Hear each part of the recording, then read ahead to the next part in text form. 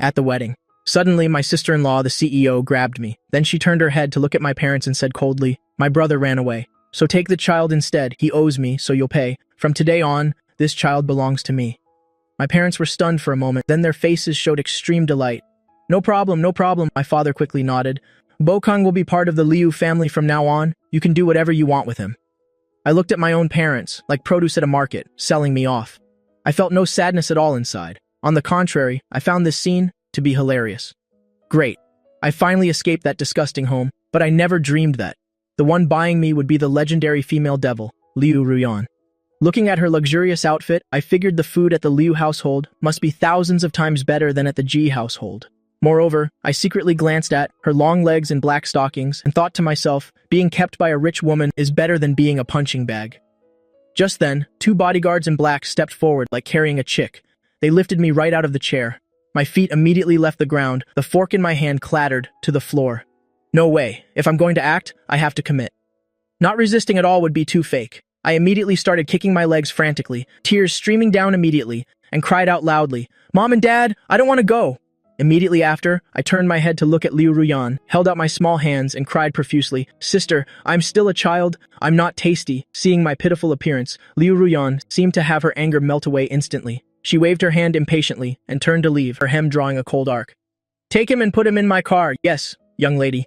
The bodyguard immediately took the order, carrying me towards the door. Outwardly, I was crying loudly, but inwardly, I was sneering. "Liu Ruyan, oh Liu Ruyan, you brought this upon yourself. When I grow up, I will definitely collect this debt with interest." I glanced one last time at the uneaten slice of cake. Goodbye, Black Forest. Welcome to being the son-in-law of a rich family. Oh no, it's a hostage life. The next second, I was roughly shoved into a stretched Rolls-Royce. The car door slammed shut with a bang. Immediately after, Liu Ruyan also got in. The atmosphere in the car seemed to freeze instantly. She took off her sunglasses, tilted her head to look at me trembling in the corner, and coldly uttered 2 words. "Come here," her voice carried, an irresistible command. I pretended to tremble and moved over, but stopped half a meter away from her. Liu Ruyan impatiently patted the seat next to her. "Come a little closer." I stubbornly moved a bit closer, my body almost touching her wedding dress. Suddenly, a hand reached out, firmly gripped my chin, forcing me to lift my head. Our eyes met in midair. She stared at my small, rosy face and suddenly smiled. That smile was like a hunter spotting its prey. "You're Bokang, right? From now on, you are my hostage. Whatever your good brother owes me, you will pay it all back." I tried to blink my big round eyes, making the tears welling on my eyelashes more apparent. "Sister, I don't have any money."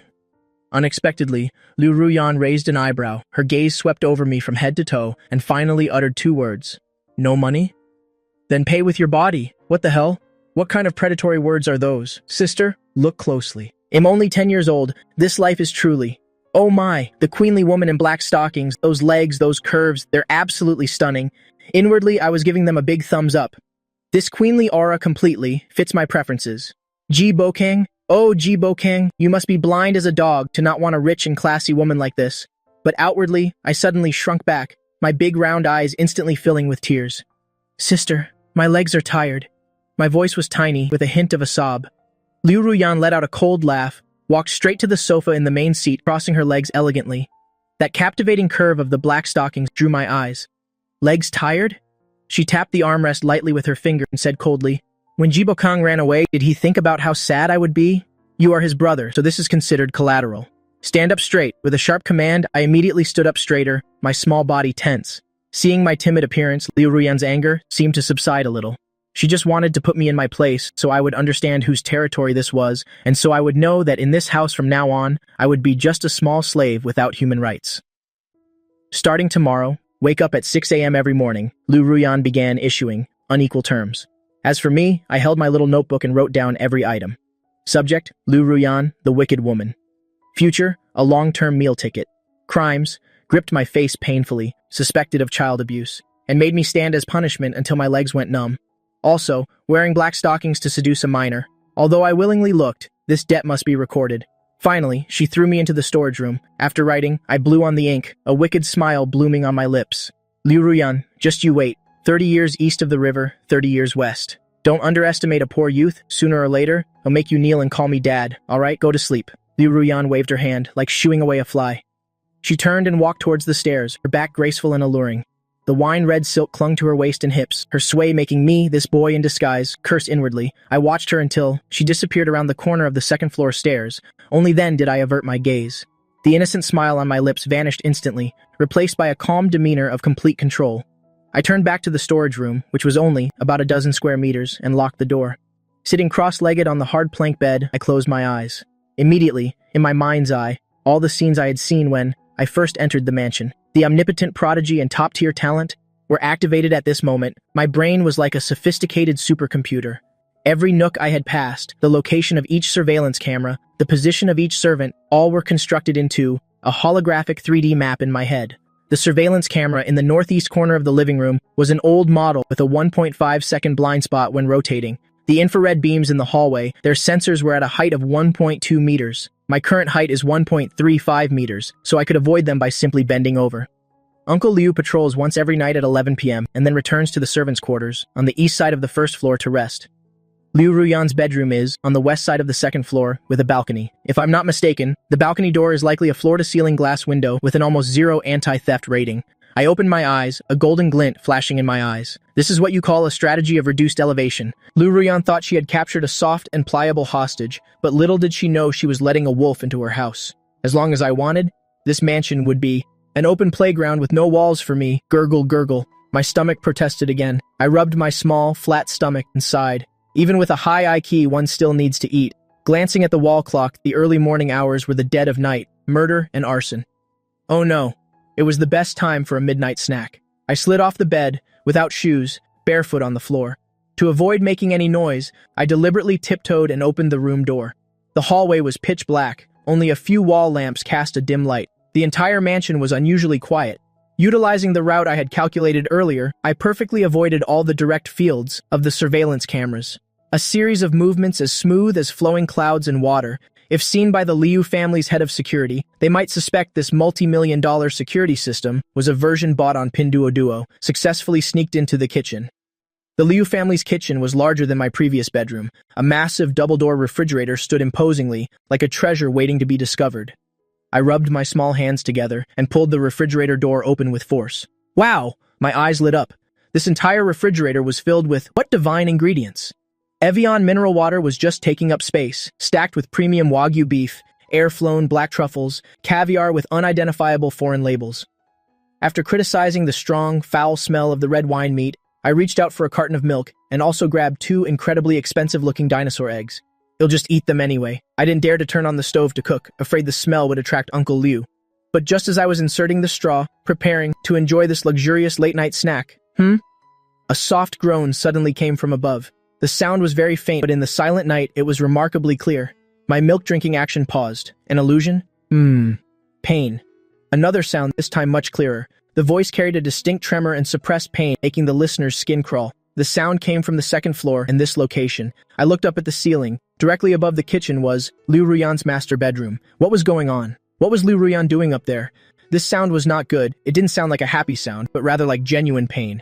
My brain whirred rapidly. Liu Ruyan. Female, 24 years old, good health. Besides being a bit neat and hot-tempered, I hadn't heard of any hidden illnesses. Could she be under attack? Impossible. If there was an intruder, all the bodyguards in the house would be in chaos. So it was a sudden illness?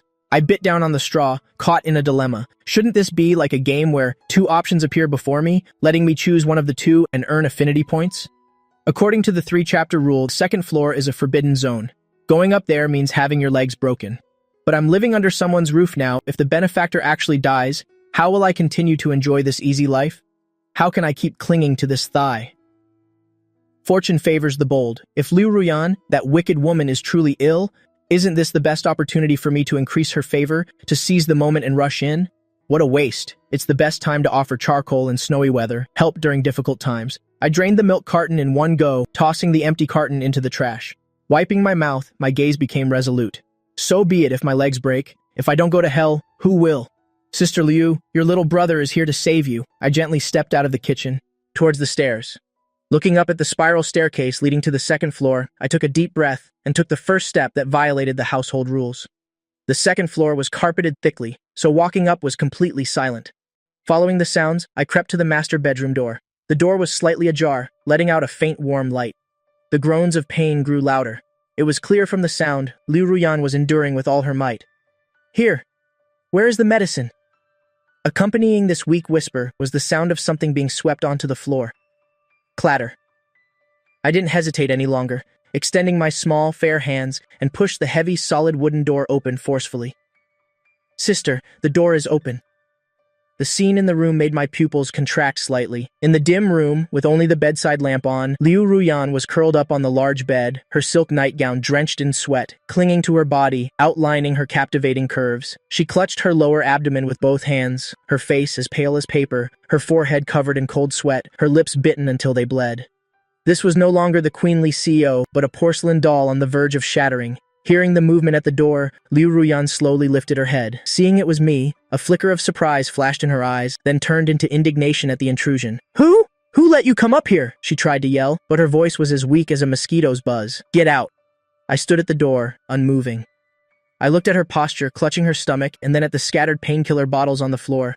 Menstrual cramps? No, menstrual cramps wouldn't hurt this badly.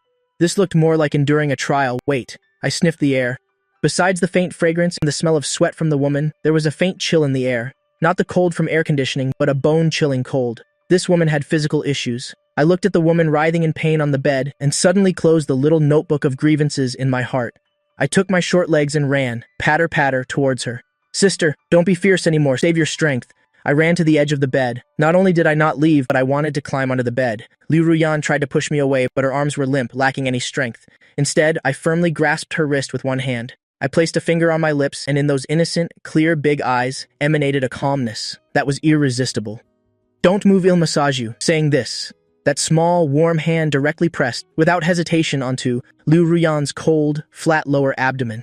The next second, Liu Ruyan's entire body suddenly trembled as if electrocuted. Her instinct to resist made her want to kick me off the bed, but immediately after, a stream of warmth flowed along my palm, unhindered, penetrating into the cold, aching region below her stomach. So warm, just like on cold winter days, being given a freshly heated, hot water bottle. The cold current and intense pain that had been wildly churning inside were miraculously suppressed. Liu Ruyan's tense body instantly relaxed by half. From get out to the edge of her mouth, the stiff, turned into a half sound. This sound was so seductive that Liu Ruyan wanted to hide somewhere. I knelt on the bed, and on my small rosy face, like carved jade, was an expression of seriousness. But I knew clearly in my heart how stimulating the current scene was. This waist is so slim, my hands could completely wrap around it. And this skin, is this the quality nurtured by wealth? While inwardly I was crazily criticizing and praising, I was also operating my top-tier gifted brain. Just in the last moment, a program flashed in my mind about traditional Chinese medicine wellness that I had previously watched on the old, worn-out TV at the Ji family's house. That traditional Chinese medicine wellness program that I had previously watched on the old, worn-out TV at the Ji family's house. I had only glanced at it then, but now, those acupoint diagrams and techniques in my mind instantly transformed into high-definition 3D projections. Guanyuan point, Qi high point, Zhongji point. Cold Qi stagnation, severe uterine cold. Combined with endocrine disorders from long-term late nights, the body looked radiant, but inside, it was truly a broken sieve. I pouted, but the movements of my hands didn't stop. With a little pressure from my thumb, pressing at a point 3 inches below the navel, I began to massage clockwise. This wasn't just random rubbing. This was the world-saving rejuvenation technique I invented myself, based on a combination of ergonomics, heat transfer principles, and my half-baked knowledge of traditional Chinese medicine. Liu Ruyan gasped, her toes curling instantly, clenching the bedsheets. Pain. But within this pain was mixed, an indescribable sense of relief. That warm current with my massage began to spread throughout her limbs. The agonizing, cramping pain that for years, every month during her period had plagued her, making her suffer immensely, was actually starting to dissipate. What technique are you using?" Liu Ruyan finally regained some ability to speak, though her voice still carried a slight tremor, sounding weak and lacking any threat. I didn't look up, still focused on the task at hand. "My old neighbor, Mrs. Wang, taught me. She specialized in treating stomach aches. I made up a story on the spot. I couldn't say I was a genius who knew the right thing to do just by looking. That would make me an easy target for dissection and study. Besides, sister, your stomach is so cold, it's like a block of ice." I looked up, my big round eyes filled with innocence and concern. "You can't eat ice cream anymore, otherwise you won't be able to have a baby." Liu Ruyan's face fell. "What do you mean I can't have a baby? What does this brat know?" She was about to scold me, but then noticed a fine layer of sweat on my forehead. To keep my palms warm, I had been silently rubbing my hands together to generate heat. For a small 10-year-old body, this was no small feat of physical exertion. Seeing the child she had thrown into the storage room earlier, now drenched in sweat helping relieve her pain, Liu Ruyan's hardened heart unconsciously softened. That feeling of being carefully protected by someone had been so long ago. It was even more so than what Jibo Kang, who only told her to drink more hot water, could offer by 1,000 times. Seeing the child she had thrown into the storage room earlier, now drenched in sweat helping her relieve the pain, Liu Ruyan's hardened heart unconsciously softened. That feeling of being carefully protected by someone had been so long ago. It was even more so than what Jibo Kang, who only told her to drink more hot water, could offer by 1,000 times. Detected emotional fluctuation in target Liu Ruyan, affinity points +5. Current affinity, 45. Although there was no system notification, I keenly noticed that Liu Ruyan's tense abdominal muscles began to relax. This was a signal of lowered guard. About 10 minutes later, I felt like my hands were about to chafe raw, so I stopped the massage. Phew. I exaggeratedly let out a long sigh, plopped down on the bed, shaking my sore wrists. Sister, does it still hurt? I asked. Liu Ruyan felt for a moment. The sharp, stabbing pain was gone, leaving only a vague discomfort. She sat up, awkwardly tugging at the hem of her nightgown. Thinking about the intimate contact just now, she truly wanted to disappear from embarrassment. She actually let me, the younger brother of, an enemy she had only just met less than half a day ago, rub her stomach, and even made noises like that. Liu Ruyan's cheeks felt a little hot. To hide her embarrassment, she quickly put on a stern face, returning to her cold and arrogant demeanor. It was just so-so. The technique was crude, barely alleviating the pain. Seeing that you were somewhat sensible, we'll allow you to sleep on the floor outside my room tonight. My eyes widened internally.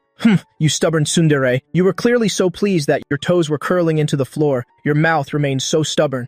From head to toe, your mouth is the most stubborn part, isn't it? Just then, a loud gurgle broke the silence of the room, shattering the cold atmosphere that had just been established. That sound came from Liu Ruyan's stomach, incredibly loud, a protest against extreme hunger. The bedroom instantly froze. Liu Ruyan's delicate, cold face, visibly, from the base of her neck, flushed all the way to behind her ears. A deathly silence, truly a death scene, descended upon the room. The CEO of the Liu Corporation, the female devil of the capital, was actually letting her stomach rumble with hunger in front of me. This was more unbearable than being killed. Liu Ruyan gritted her teeth, trying to maintain her dignity. I'm not hungry. This is just normal intestinal activity. Rumble, rumble, rumble. This time the sound was even louder, and it was accompanied by a glissando. I almost couldn't help but burst out laughing. But I'm a professional actor. I immediately shifted to an expression as if I heard nothing. I jumped off the bed, sister. When I came up here earlier, I saw there was rice in the kitchen. I'm so hungry. I want to go cook some porridge to eat. Would you like to have some too? Consider it helping me test the seasoning. This was the act of offering a ladder. As long as the ladder is offered at the right time, no arrogant young lady can resist descending. Liu Ruyan breathed a sigh of relief, her gaze drifting out the window. If you insist on doing it, then I will reluctantly help you test for poison, but my taste is very discerning. If it's not delicious, you'll surely die. All right, wait for me. I scampered out, closing the door. Liu Ruyan's entire body went limp, and she collapsed onto the bed. She buried her face in the pillow, letting out a groan of frustration. Oh, Liu Ruyan, your image today has completely collapsed. Down in the kitchen on the first floor, I stood on a small stool by the marble counter, looking at the top-tier ingredients before me, a cunning smile playing on my lips. You want porridge, don't you? Fine. This young master will show you my skills today. To win a woman's heart, you must first capture her stomach. This saying might sound cliché, but it's the absolute truth. My brain once again started operating at lightning speed. The ultimate cooking logic is loading. I took a bag of imported organic millet from the refrigerator, found some prime red apples, and a piece that looked like. When to stir, when to switch to low heat, every step was within my calculations. Even the ratio of water to millet was calculated to 2 decimal places. This wasn't cooking porridge. It was more like conducting a chemistry experiment. Half an hour later, a rich aroma of millet blended with the sweet scent of red apples wafted up the stairs, filling the entire mansion. The taste was beyond description. It was the most primal allure of carbohydrates, capable of awakening the primal desire for food deep within human genes. I scooped a small bowlful and sprinkled some dried osmanthus flowers on top for decoration. The presentation was absolutely stunning. The taste was exquisite. Except for the slight effort involved, there was nothing wrong with it. Carrying the tray, I carefully ascended the stairs to the second floor, pushing open the door to the master bedroom. Liu Ruyan was already leaning against the headboard, waiting. She held a book in her hand, seemingly reading. However, not a single page had been turned in a long while. Her eyes occasionally glanced towards the door. The moment she saw me enter, her eyes, which had a hint of gloom, instantly brightened a little, then quickly composed herself. So slow? Liu Ruyan frowned disdainfully. Did you go plant rice? I wasn't angry either. I placed the tray on the bedside table, because I had to cook it to get that nourishing rice congee oil. I picked up the bowl and stirred it a few times with the spoon. I scooped up a spoonful, brought it to my lips, and blew on it. Sister, open your mouth. Ah! Liu Ruyan was stunned. Looking at the spoon offered to her mouth, her brows furrowed into a Xuan shape. I have hands. I can eat myself. She reached out to take the bowl. I pulled my hand back, dodging. I presented my small hands to Liu Ruyan. In those pale, tender palms, there was a distinct red, swollen area. This was because when I was applying hot compress to her stomach earlier, I had rubbed it too hard, causing this. Sister, my hands hurt. I can't hold the bowl anymore. I blinked pitifully and even added, if I accidentally spill it on your expensive bed sheets, it wouldn't be good. Just let me feed you, okay? This combination of the suffering ploy and emotional blackmail completely cornered Liu Ruyan. She looked at my small, reddened hands and guilt stirred within her. This kid went through all this just to help her relieve pain. If she refused now, wouldn't that be too heartless? Once again, Liu Ruyan let out a cold snort. Don't do that again next time. After saying that, she awkwardly opened her mouth. I immediately inserted the spoon. The porridge melted in her mouth. At that moment, Liu Ruyan's pupils suddenly dilated.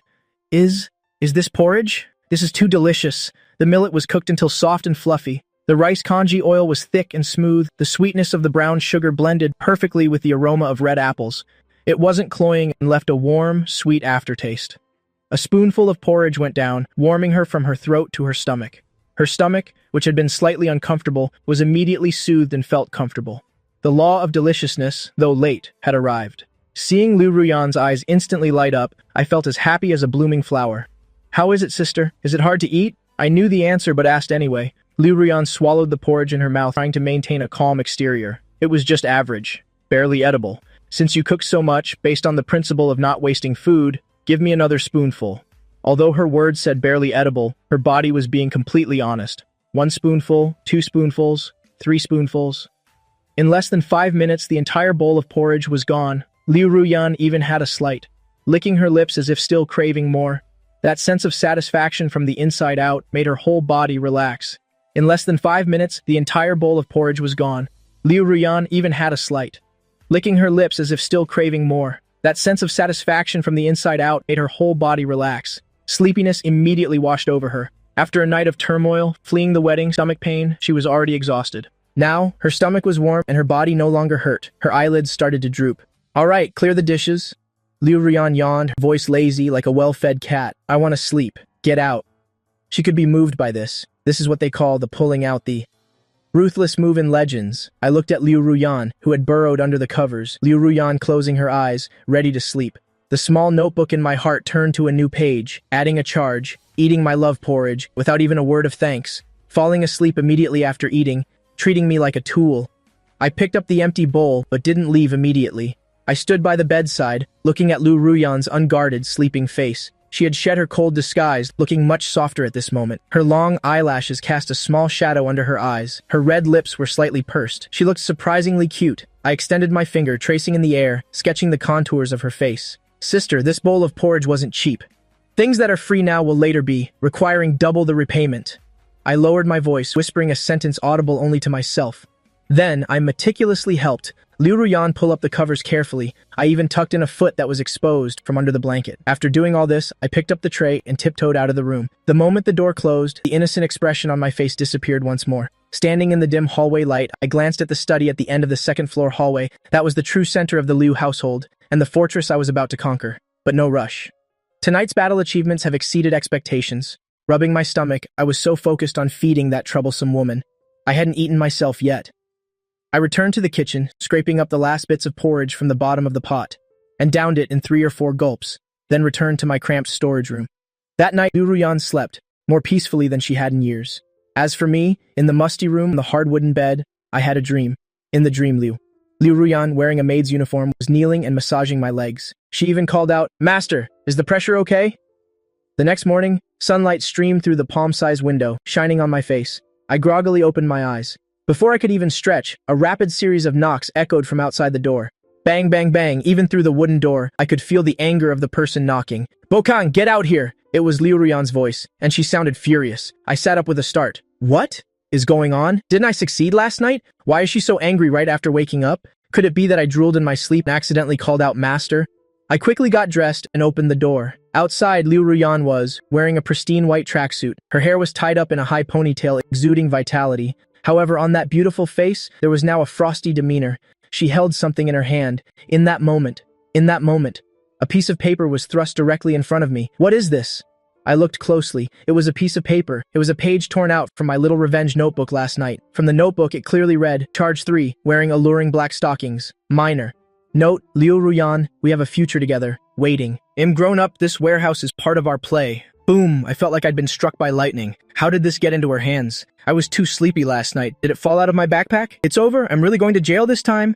Liu Ruyan gritted her teeth. Her beautiful eyes seemed to spew fire. She read the words one by one, sentence by sentence. That sentence, part of our play. Bokong, can you explain what this play means to me? Is it proper?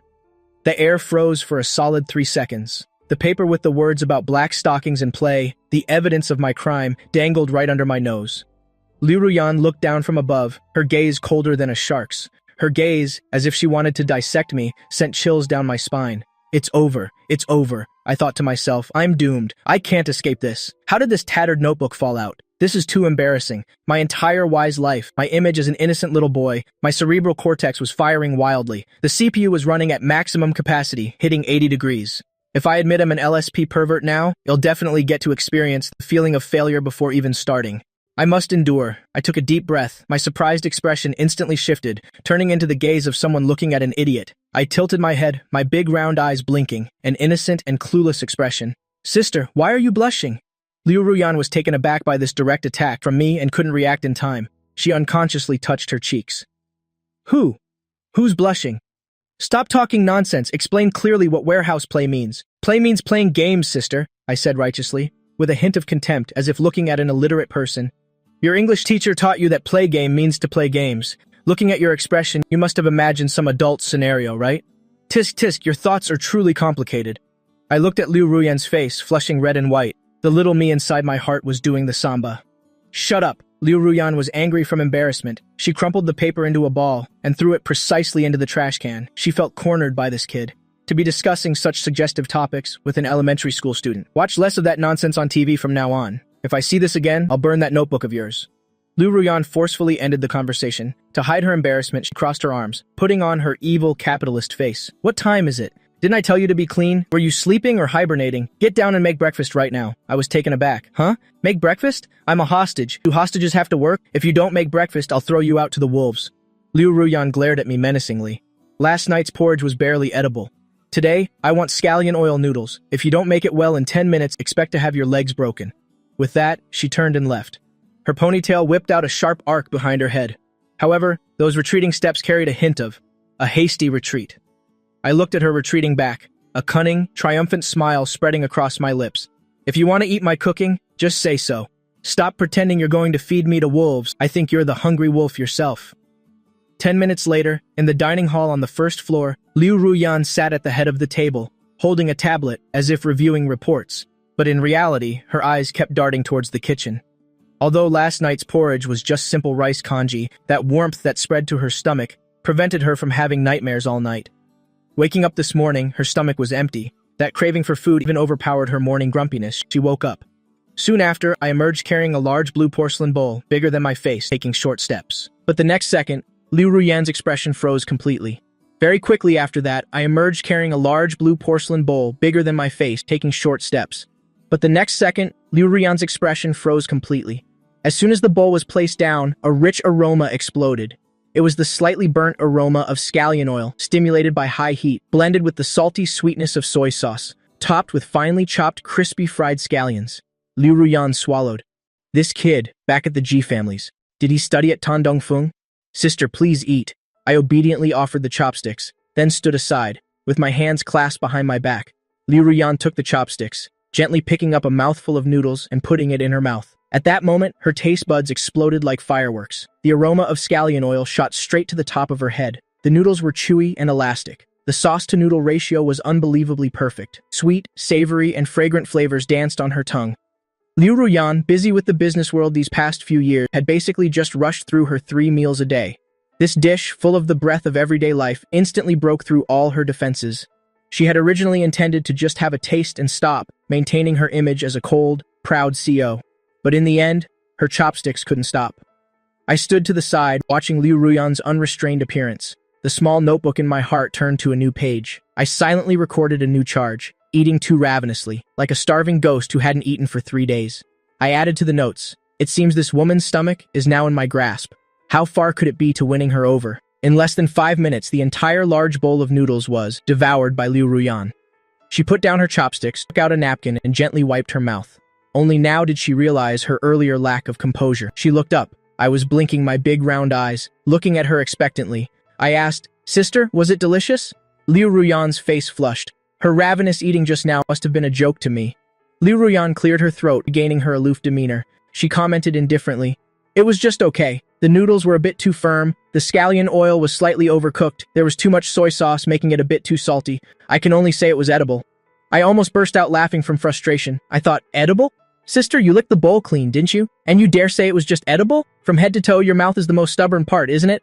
Fine, let's see how long you can keep up this pretense. I decided not to expose her. Instead, I lowered my head with a wronged expression. I said, "I'm sorry, sister. It'll definitely improve next time. There's a little left in the pot. Should I discard it?" "Discard it?" Liu Ruyan's voice suddenly rose. She immediately realized her overreaction. She quickly found an excuse. "Wasting food is shameful. Even though it's hard to eat, who else but your elder sister can bear this hardship? Only I can endure this suffering." She pushed the empty bowl forward, issuing an order with all the authority she could muster. "Go get another bowl. I'm still not full." I thought to myself, what a master. This isn't just stubbornness, it's shamelessness, to frame greed as noble righteousness. Capitalists are indeed vampires. I scurried back to the kitchen and scooped another bowl. After she finished the second bowl with satisfaction, her whole body went limp on the chair, not wanting to move anymore. She watched me clear away the dishes. Her gaze became somewhat complex. She thought to herself, "This kid isn't just handsome and knows how to give massages, but he also cooks this well. Treating him as a servant to run errands seems like a bit of a waste of his great talent. Besides, the Guy family went bankrupt, so this child won't even have any books to read anymore." Liu Ruyan gently tapped her fingers on the table. Suddenly, she spoke. "Gui ba." I grunted in response and turned my head. I was still holding the dish sponge in my hand. Liu Ruyan said, "Since you like cooking so much, from now on, you'll be in charge of breakfast and dinner in this house." Liu Ruyan stood up and adjusted her clothes a little, regaining the air of a decisive female CEO. She added, "In return, I will arrange for you to go to school. Even though you're a hostage, the Liu family doesn't raise illiterates." My eyes lit up, I thought to myself. Going to school? This is great news. It's not that I love studying, but because it's the biggest one in Kim Hai City. St. Alistairstown Noble Academy, a notorious playground for the wealthy. That's the best stage for me to stir up trouble soon. I said loudly, "Thank you, sister. You're the best." I threw the dish sponge down and ran to hug her thigh. Liu Ruyan disdainfully took a step back. She put a finger on my forehead to stop me. She said, "Don't get grease on me, and don't celebrate too soon." The corners of Liu Ruyan's lips curled into a teasing smile. She said, "That's a full-time boarding school for nobles. The students there aren't friendly at all, especially to a fallen young master like you. If you get bullied to the point of crying, don't expect me to come wipe your snotty nose."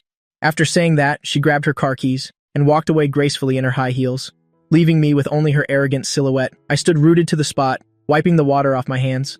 On my innocent and harmless face appeared a smile that would frighten even an adult. I thought to myself, get bullied. Oh, sister, you probably don't know. In this world, I'm the one who does the bullying. School bullying? That's my specialty. I thought again, those little flowers in the greenhouse. Are you ready to welcome your nightmare? Humming a tune, I went back to the kitchen to continue washing dishes. I calculated in my head. Since I have to go to school, it seems I'll have to prepare some new props. The peaceful benefits brought by the bowl of scallion oil noodles came faster than I thought. I had just wiped the last plate shiny. The villa's butler, Fubo, walked, with steady steps into the room. Yesterday, this old man looked at me like he was looking at a bag of non-recyclable trash. Today, his attitude did a complete 180. Fubo bowed at a 45-degree angle, his face blooming with a smile. He said, "Young master, how can a strenuous task like washing dishes be done by you yourself? Put it down, quick, put it down." I tossed the sponge away. Playing dumb, I said, "Fubo, sister said if I don't work, she'd throw me out to the wolves." "Oh my dear little ancestor, the eldest miss was just joking with you." Fubo quickly handed me a warm towel to wipe my hands. He said, "The eldest miss has given instructions. The storage room has a heavy, gloomy aura. What if you catch a cold? Then no one will cook for her. Ah no, no one will massage her." My heart was blooming with joy. I thought to myself, has she started to feel sorry for me already? She's clearly craving my cooking skills, but has to use feng shui as an excuse. Is this the highest realm of arrogance? Lesson learned. My heart was blooming with joy. I thought to myself, so she's feeling sorry for me now? She's clearly craving my cooking skills, but has to find a feng shui excuse. Is this the highest realm of arrogance? Lesson learned. Fubo led me to the third floor. He said, from now on, you will stay in this guest room. As soon as the door opened, I thought to myself, this isn't a guest room. This is a presidential suite in a 5-star hotel. The floor-to-ceiling windows took up almost the entire wall, golden sunlight pouring in as if it were free. The bed was so big you could roll around freely on it, and it looked soft enough to swallow me whole. I didn't stand on ceremony. I took off my shoes and jumped straight onto the bed. My whole body bounced twice. Fubo stood at the door, smiling gently. He said, young master, there are new pajamas in the closet. Although they're not custom made for you, they are all from major brands. Please rest first. If you need anything, just press the bell by the bed. I rolled over twice on the bed, wrapping the blanket into a ball with only my head sticking out. I pulled out from my pocket the crumpled little notebook that recorded my grudges and found a golden pen on the nightstand. I turned to a new page, the pen tip gliding quickly across the paper, and wrote down a line of scrawled text. Conquest target. Liu Ruyan. Says one thing, but means another. Event. Used a luxurious room with an ocean view, though there's no ocean, to win me over. Assessment. Although she has a sharp tongue, she is reliable in her actions. This sugar-coated bullet, this young master shall accept. Result, yesterday's hatred value. 1. Note, considering how soft the mattress is, tonight I won't silently curse her as a damn arrogant woman. After writing, I closed the notebook with satisfaction and even kissed its cover. I thought to myself, this is my secret to getting rich. Later, when Liu Ruyan falls in love with me, loves me to death. I thought again, these are all piling up love debts. I'll make her pay it all back with interest. In the back garden of Jade Dragon Bay Villa, I brought out a lounge chair, wore a pair of sunglasses I pulled out from who knows where, held a glass of freshly squeezed orange juice in my hand, and was sunbathing with my legs crossed. I thought to myself, this little life, not even a god's life, could compare. I was still wearing yesterday's washed clothes, a faded t-shirt and cheap shorts, completely out of place in this luxurious European-style garden, but that didn't stop me from treating this place as my own backyard. Fubo stood to one side, holding a large fan. Not only did he not find it strange, but the more he looked at this child, the more pleasing he found him. Fubo thought to himself, handsome and has a sweet mouth, plus he can cook.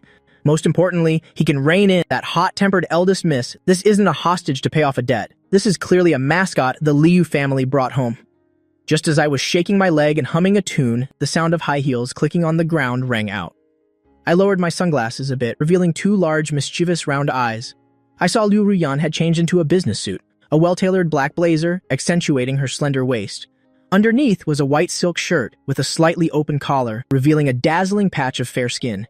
The most fearsome part was her lower body, a pencil skirt just short enough, hugging her alluring hip curves, and below the hem of the skirt were a pair of perfect long legs, tightly encased in black stockings, exuding a forbidden yet enchanting and mysterious aura. I silently exclaimed in amazement, is this the legendary Office Empress skin? I felt like I was about to have a nosebleed. I blamed myself. I am guilty. Just now I actually wanted to rip off those black stockings. Then I told myself, no, I'm a 10-year-old child. I have to be pure. I have to be innocent. Liu Ruyan walked to the garage door, about to get into her limited edition Rolls-Royce Phantom. With a glance, she happened to see in the garden me lying there like a boss, and her eyebrows immediately furrowed, especially when she saw the shirt I was wearing, the t-shirt with its frayed collar and those rather shabby-looking shorts. She thought to herself, what an eyesore! If outsiders were to see this, they'd think the Liu family had gone bankrupt, unable to even raise a child properly. Liu Ruyan spoke coldly, her voice carrying an unquestionable authority. Fubo immediately put down the fan and hurried over. He said, eldest miss, your orders? Liu Ruyan extended a finger. Disgustedly pointing at me in the distance, she said, take him out today and get rid of this raggedy outfit for me. Buy some decent clothes, school uniforms, casual wear, pajamas. They all have to be the best quality. Don't let him walk around the house dressed like that. People who don't know might think I'm abusing a child. Fubo nodded repeatedly. Yes, I'll arrange for a tailor to come immediately. No need for a tailor. Liu Ruyan cut him off, pulling a platinum supplementary card from her bag, holding it between 2 fingers. She casually handed it to Fubo. She said, just take him directly to the mall to buy ready-made clothes. A member of the Liu family going out dressed shabbily is an embarrassment to me. After saying that, she turned her head to look at me, just as I was also staring at the card in her hand. Our eyes met. Liu Ruyan snorted coldly. She said, what are you looking at? That's for Fubo to swipe. None of it is for you. Also, don't think you can do whatever you want just because you got a new room. If I come back tonight and don't see, a full Manchuhan feast.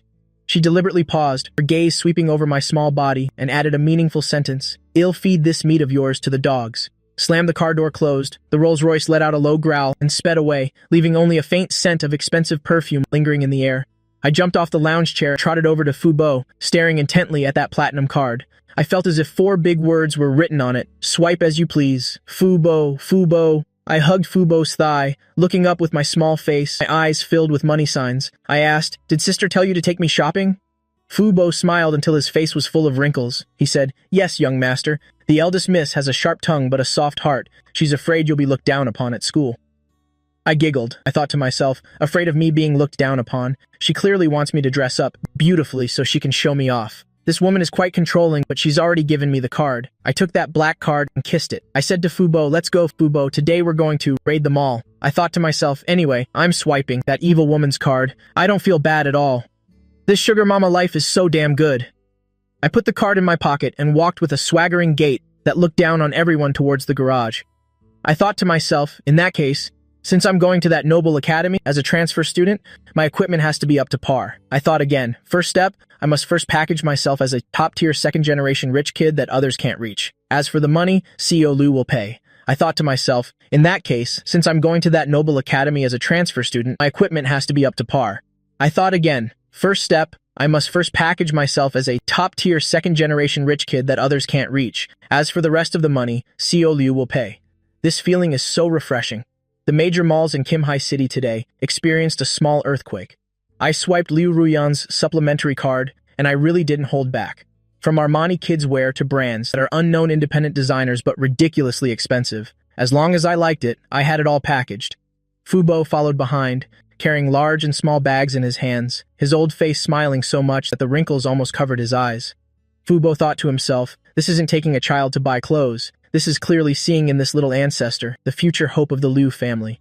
This aura, this appearance, with just a little grooming, he could debut on the spot and beat a whole bunch of young pretty boys. Returning to Jade Dragon Bay Villa, I changed into a finely tailored small suit with a stylish red bow tie at the collar, and my hair was even specially styled by a stylist.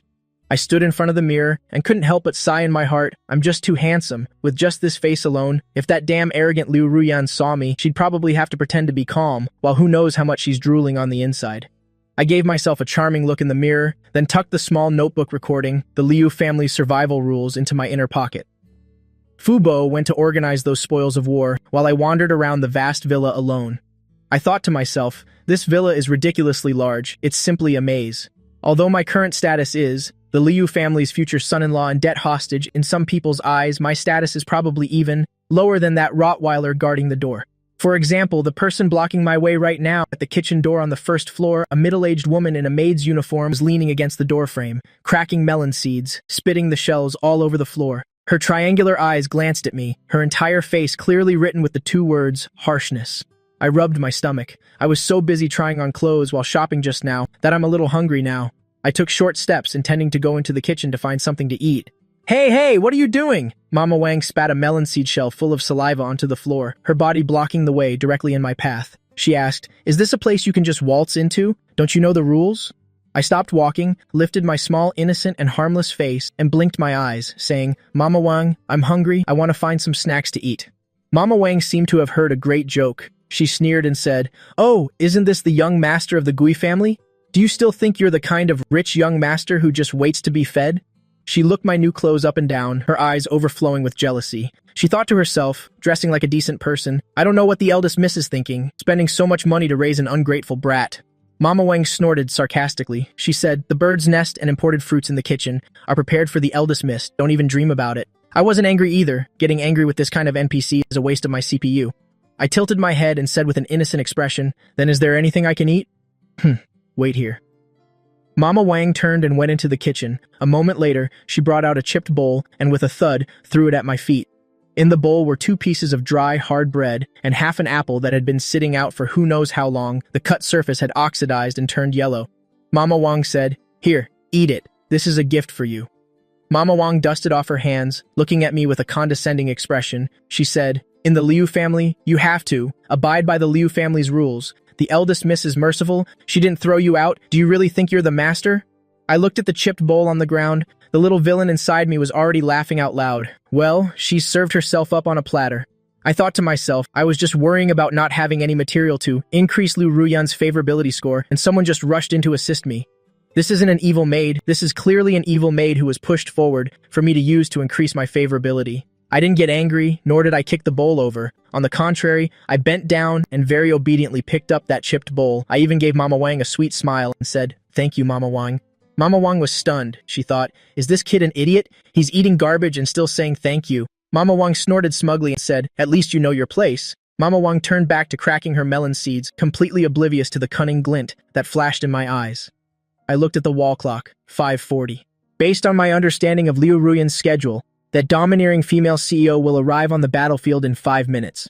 I thought to myself, I must set the stage well. I didn't go back to my room but carried that chipped bowl to the staircase connecting the living room and the entrance hall. This position was chosen perfectly, I thought. Coming in from the main entrance, you'd see this spot right away, but it's not too deliberate. Moreover, there's no carpet here. I sat on the cold marble steps. The feeling of misery was immediately pushed to the extreme. I sat on the steps, holding that dry, hard piece of bread in my hand, not eating it, but lowering my head, picking at the breadcrumbs with my fingers, my small back hunched over, a heartbreaking sight to behold. 5 minutes later, from the main door of the villa came the beeping sound of the fingerprint lock, immediately followed by the sound of high heels stepping on the marble floor, making a clear sound. Liu Ruyan pushed the door open and walked in. She thought to herself, these meetings across countries are giving her a headache. Those old fogies kept finding excuses to cause trouble during the board meeting. It made her so angry she wanted to flip the table. As soon as she entered the door, she threw the Hermes bag in her hand, the Birkin bag, onto the sofa. As she walked, she reached up to unbutton the collar of her shirt. Suddenly, her movement stopped. Her gaze fell on the small figure on the stairs. The child she had spent so much money on to turn me into a little prince was now huddled on the steps. I was holding a chipped bowl in my hands, staring at a piece of moldy bread. Hearing the door open, I suddenly looked up. Seeing it was Liu Ruyan, I frantically hid the piece of bread in my hand behind my back. My small hands nervously wiped themselves on my clothes. "Sister, you're back." My voice was as soft as a mosquito's buzz, with a slight tremble. Liu Ruyan's eyebrows furrowed tightly into a deep line instantly. She strode forward quickly, her long legs and black stockings moving swiftly. She asked, "What are you holding in your hand?" Her voice was as cold as the Siberian air. I shook my head like a rattle, saying, "No, it's nothing. I'm not hungry. I'm not hungry at all." Liu Ruyan didn't even bother to listen to my nonsense. She grabbed my wrist tightly and forcefully pulled my hidden hand out from behind my back. The piece of bread so hard it could kill someone, and that chipped bowl were thus exposed to Liu Ruyan's sight. At that moment, Liu Ruyan felt her blood pressure skyrocket. She thought to herself, this is a slap in her face. Everyone in Jinhai knows that Guiba is now her, Liu Ruyan's person. She thought again, although he's a debt, he is also her, Liu Ruyan's private property. To let her fiancé eat this thing, something that even dogs wouldn't eat. If word of this got out, then how could she, Liu Ruyan, survive in her social circle anymore? Who did this? Liu Ruyan's voice wasn't loud, but each word seemed to be squeezed from between her teeth, exuding a murderous aura that made one's hair stand on end. I shrank my neck. My eyes unintentionally glanced towards the kitchen, then quickly looked away, lowering my head without daring to speak. I said, "Sister, don't be angry. Mama Wang said this is all there is. The bird's nest is for you to eat. I'm not worthy. I'm not worthy." These 3 words were simply the final spark that lit the powder keg. Mama Wang, Liu Ruyan roared, her voice echoing throughout the entire first-floor hall.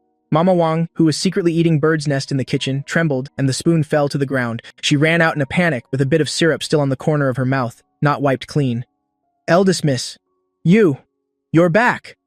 Mama Wang smiled fawningly. Liu Ruyan didn't even look at her. She directly kicked the chipped bowl at my feet. Crash! The porcelain shards shattered all over the floor. Half a rotten apple rolled to Mama Wang's feet. "Explain yourself." Liu Ruyan pointed at the mess on the floor, her gaze sharper than a knife. She asked, "What is this?" Ma Wang was so scared her legs went weak, almost falling to her knees. She trembled and said, Eldest miss. This is just some leftovers. I thought a child shouldn't waste food." "Leftovers?" Liu Ruyan let out a cold laugh and walked up to Ma Wang. She said, "I spent millions on his clothes, so he could squat on the floor and eat your leftovers? He belongs to me, Liu Ruyan. Only I can bully him. Who the hell do you think you are?" I hid behind Liu Ruyan, watching the usually arrogant Ma Wang now trembling like a soaked dog, and I was ecstatic inside. I reached out my small hand, secretly grabbing the hem of Liu Ruyan's clothes and pressed my face against the side of her thigh. Feeling the warmth from her leg, Liu Ruyan stiffened slightly but didn't pull away. She turned her head to look at Butler Fu, and in a tone that allowed no argument, she said, "Butler Fu, pay her wages and get her out of here. Also, inform all the housekeeping agencies in Jinghai that whoever dares to hire her will be making an enemy of me, Liu Ruyan. Blacklist her completely." Mei Wang completely collapsed to the floor, wailing and begging pitifully. "Eldest miss, I was wrong. I was truly wrong. Please consider the many years I've served the Liu family. Drag her out." Liu Ruyan didn't even bother to look at her again. 2 bodyguards immediately stepped forward and dragged Mo Wang out like a dead dog. Liu Ruyan took a deep breath and calmed herself. She looked down at me, still hugging her thigh tightly. The little brat was looking up, his big round eyes glistening with tears, filled with admiration and emotion. I said softly, "Sister, you're amazing." My voice was a little stuffy from my nose. I said, "I was scared to death just now. I thought I was going to have to starve today." Liu Ruyan looked at me, and her heart suddenly softened. She snorted, thinking, "So now you know who's the boss, huh?" That cowardly look from before really disgraced the Liu family. Although she thought that, she still squatted down and somewhat awkwardly reached out her hand to help me fix my slightly messy tie. She said, "Next time something like this happens, just let Butler Fu handle it directly. Don't you have a mouth? You get bullied, and you don't even know how to tattle?" Liu Ruyan's tone was still fierce, but the movements of her hands were surprisingly gentle. I took the chance to nuzzle her palm and said, "Because I knew you would definitely protect me. You're the best sister in the world." Liu Ruyan felt as if she'd been burned and abruptly pulled her hand back. She said, Don't flatter me." She stood up, and to hide her embarrassment, she deliberately put on a stern face and said, "Who wants to protect you? I just don't want my private property to be damaged." She added, "Also, if you're hungry, then hurry up and go to the kitchen to cook. I want to eat sweet and sour pork ribs, and they better be 100 times more delicious than that broken bowl. Otherwise, you can get out too." After speaking, Liu Ruyan walked upstairs as if she were fleeing. Halfway up, she stopped again, and with her back to me, added another sentence. "There are some imported snacks in the kitchen. If you're too hungry, you can eat something first." She continued, "Don't get the wrong idea. I'm just afraid you'll faint from hunger, and then there'll be no one to cook for me." With a slam, the second-floor bedroom door closed. I stood on the spot, looking at the tightly shut door. The innocent smile at the corners of my mouth gradually disappeared, replaced by a sly, triumphant smirk. I leisurely took out that little notebook from my pocket and recited silently in my heart. Arrogant Empress Liu Ruyan, furious for the sake of a pretty boy. Cleaning up the household. Protectiveness index, 5 stars. A typical case of someone who is hard on the outside but soft on the inside. Although it's cliché, it's really satisfying. Favorability increased. It seems my status in her heart has been upgraded from a dog to a pet dog. Tonight's sweet and sour pork ribs must have lots of sugar. It'll sweeten her to death. I put the notebook away, humming a little tune as I walked into the kitchen, thinking, this soft rice tastes better and better. However, I glanced at the broken bowl that was tossed on the floor. My eyes grew a little cold as I thought, it seems the Liu household's internal affairs aren't exactly rock solid. The waters of this wealthy clan are indeed murky, but it's easier to fish in murky waters. I tied on an apron and took out a premium black pork rib from the fridge. I thought to myself, the game has only just begun. Half an hour later, waves of captivating aroma wafted from the kitchen. The sweet, sour, and fragrant scent of the ribs drifted up the stairs to the second floor. Liu Ruyan had just finished showering and changed into a loose silk nightgown. Her damp hair was casually draped over her shoulders. Her makeup-free face had lost some of its sharpness, adding a touch of pure charm. She smelled the aroma in the air, and her stomach growled in response. She thought to herself, this kid. Liu Ruyan bit her lip, her eyes a little hazy. She thought again, could it be that I've really picked up a treasure? She picked up her phone, wanting to browse the news for a bit to distract herself. As a result, as soon as the phone screen lit up, a trending topic popped up directly. Mysterious tycoon in Jinghai keeps a handsome young boy, suspected that the eldest daughter of the Liu family is hiding a pretty boy. The accompanying photo was of Butler Fu taking me on a crazy shopping spree at the mall this afternoon. Although it was just a photo from behind, my straight posture and Liu Ruyan's supplementary black and gold card still caused a stir across the internet. Liu Ruyan looked at the news and frowned slightly, thinking, it's already trending? It seems that Pei Yuan, that woman who loves chaos, is at it again. As expected, the next second, a flood of WeChat messages from Pei Yuan arrived. Liu Ruyan, holy crap, sis, are you for real? Who is that kid? Who dares to max out your supplementary card like that? His back looks a little familiar. Could it be that kid from the Gui family? If it's that top-tier little handsome boy, you have to leave a piece for me. I want to play the raising game too. Liu Ruyan looked at the brazen words on the screen and replied with 2 words. Dream on. That's my chef, and also my private property. You want to steal him? Not a chance. Before Liu Ruyan could continue messaging, the wafting aroma made her lose interest in her phone. She got up and went downstairs, walking over to the dining table. I was just bringing out the food. Liu Ruyan glanced at the dishes on the table, and even though the smell was already making her mouth water, she still opened her mouth and said, It's just okay, looks edible. I looked at the still stubborn Liu Ruyan and just placed the food on the table, saying with my head down, I'm sorry, sister. I know I'm not a good cook. I will definitely try to learn more in the future. Pfft, I mumbled to myself. She's complaining on the outside, but in reality, that little mouth of hers has never stopped eating. I just stood aside and watched Liu Ruyan pretend, while continuously shoveling food into her mouth. Why are you still standing there like a log? Come here and eat, otherwise rumors will get out that I'm abusing you. Seeing me standing there motionless, Liu Ruyan unhappily tapped her chopsticks on the table. Yes, sister. I put on a sweet smile again, ran into the kitchen to get a bowl and chopsticks, then came back and sat down. Liu Ruyan didn't bother with me anymore, just left a sentence. After you're done eating, go rest on your own. After a few bites, she stood up and went upstairs. I replied sweetly, okay. Rest early, sister. Definitely don't overwork yourself. Only when Liu Ruyan's figure was out of sight did I softly mutter, what's there to complain about? She's eaten almost everything. Butler Fu, who was nearby, saw that the two of them were almost finished eating and waved for the servants to clear the dishes, afraid I would snatch the job if he were a step too slow. I didn't try to take the job, thinking Liu Ruyan is already back in her room, so I can't increase my favorability points now. It's better to go back early and think about how to play the role of a little green tea bitch later.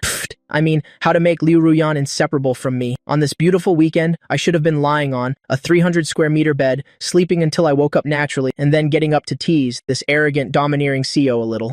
That would have been the golden time. But instead, an extremely flashy Ferrari barreled recklessly through the villa gates, an incredibly arrogant drift, and it came to a steady stop beside the fountain. The car door swung open upwards, and a foot in a red-soled high heel was the first to touch the ground. Immediately after, a pair of long, fair, gleaming legs emerged. I was squatting in the garden, watering an orchid. Looking up, I exclaimed in my heart, "Whoa, who's this? What an entrance!" A woman stepped out of the car with wavy curls cascading casually, sunglasses covering half her face, wearing a tight-fitting red slip dress that S-curve was truly defying gravity. Pei Yuan took off her sunglasses. Her enchanting almond eyes swept across the courtyard.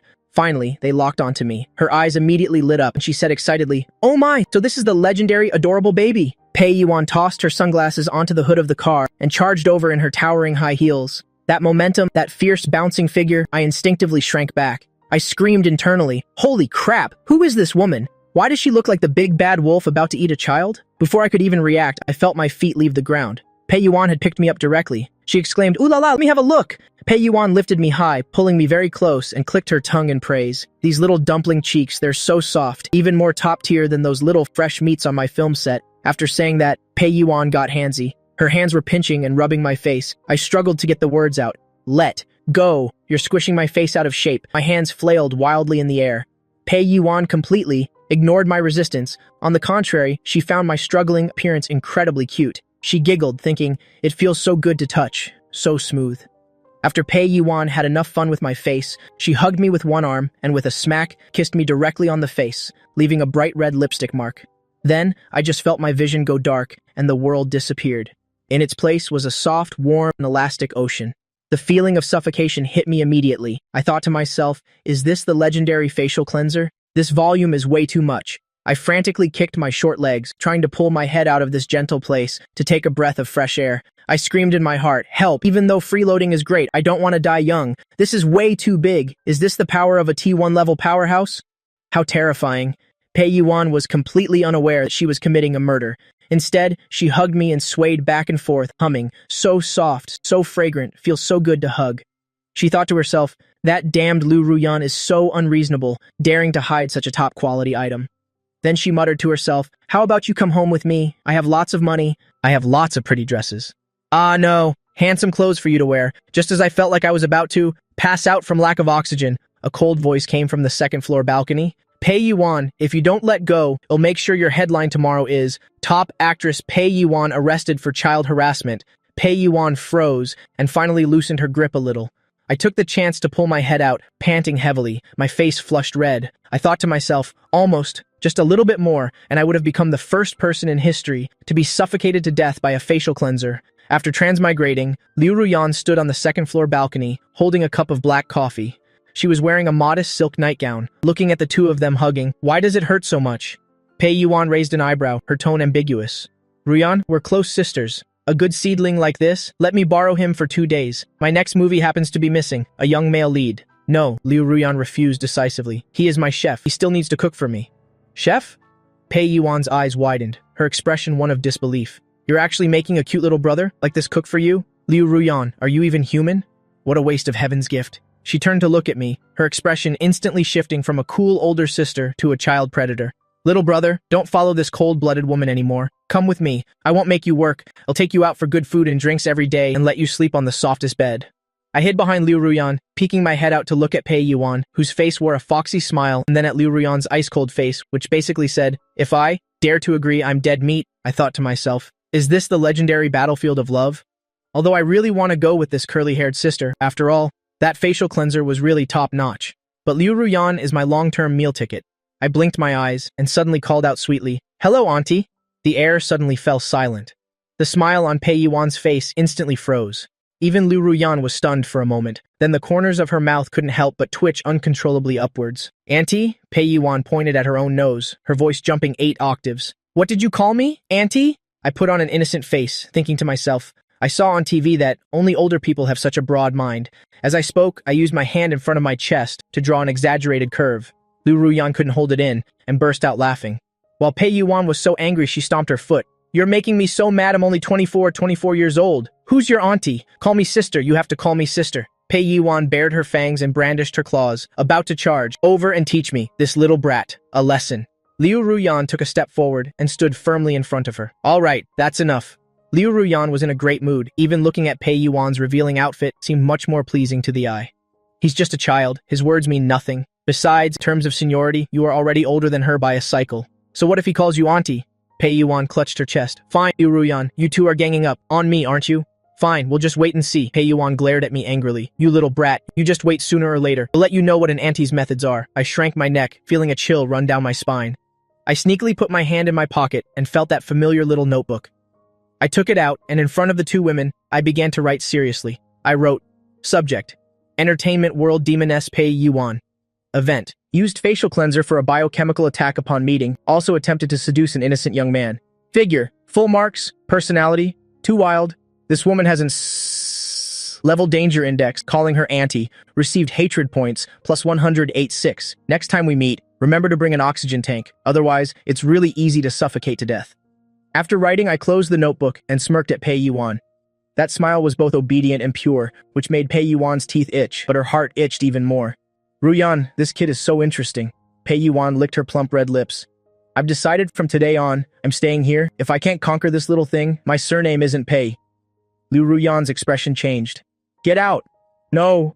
Pei Yuan pushed Liu Ruyan aside with one hand and swaggered into the villa. "Butler Fu, prepare a guest room for me. I want to stay next to my little baby."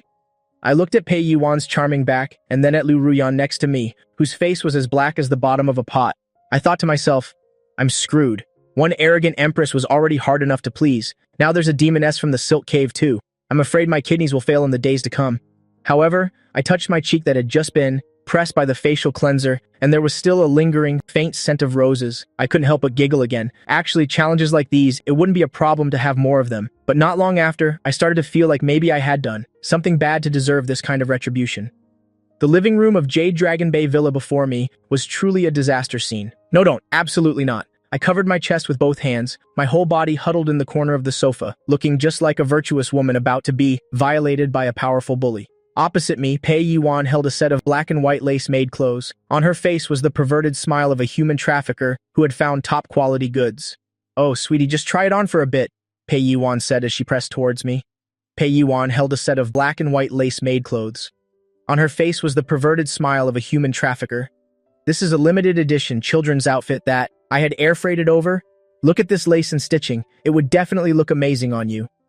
As she spoke, Pei Yuan took the maid outfit and held it up against me. She also waved the cat ear headband in her hand. "Look, there are cat ears too. If you put this on and call me master, even my life will be yours." I rolled my eyes, speechless, almost fainting from anger, thinking, is this gangster woman crazy? I'm a real man, I've got the proper equipment, and you want me to wear a maid outfit? Is this the kind of weird thing a normal person could think of?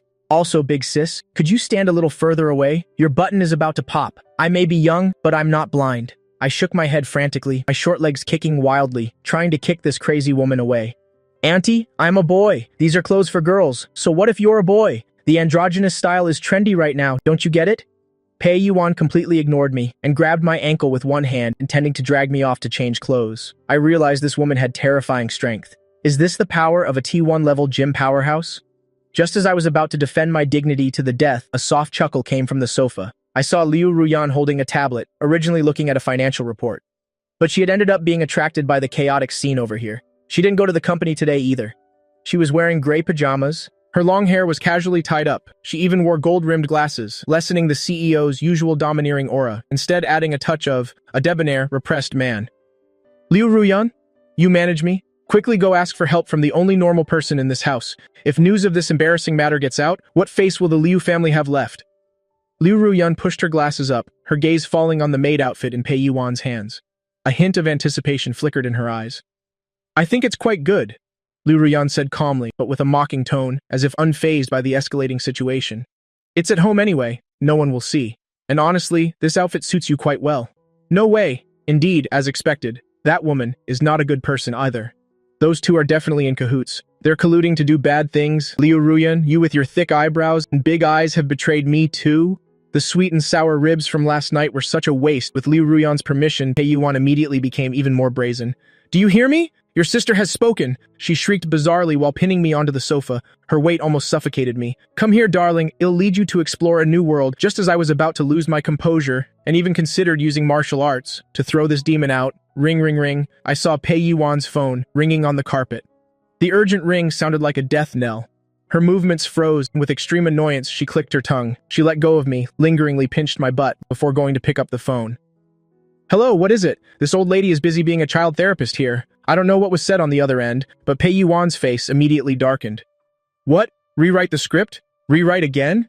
Is that idiot screenwriter insane? I've been practicing this crying scene for 3 days and he wants to rewrite it just like that?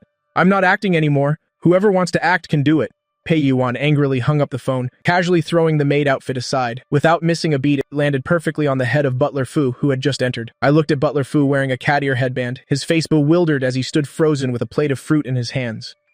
That bald old Chen, damn it. I'm so mad. Pei Yuan slumped onto the carpet, grabbing the script, wanting to tear it but unable to, so she furiously punched a cushion instead. Liu Ruyan put down her tablet, raising an eyebrow. What's wrong? Is there trouble with your award-winning lead role in the competition? Don't even mention it, Pei Yuan frantically ran her hands through her hair, transforming from a vixen to a madwoman in an instant.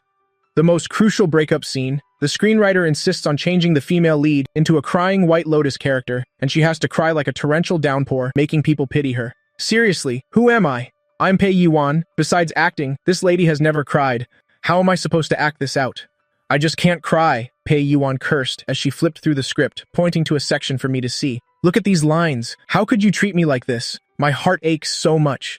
Are these lines someone would actually say? Seeing these lines made me want to laugh, and they expect me to cry too.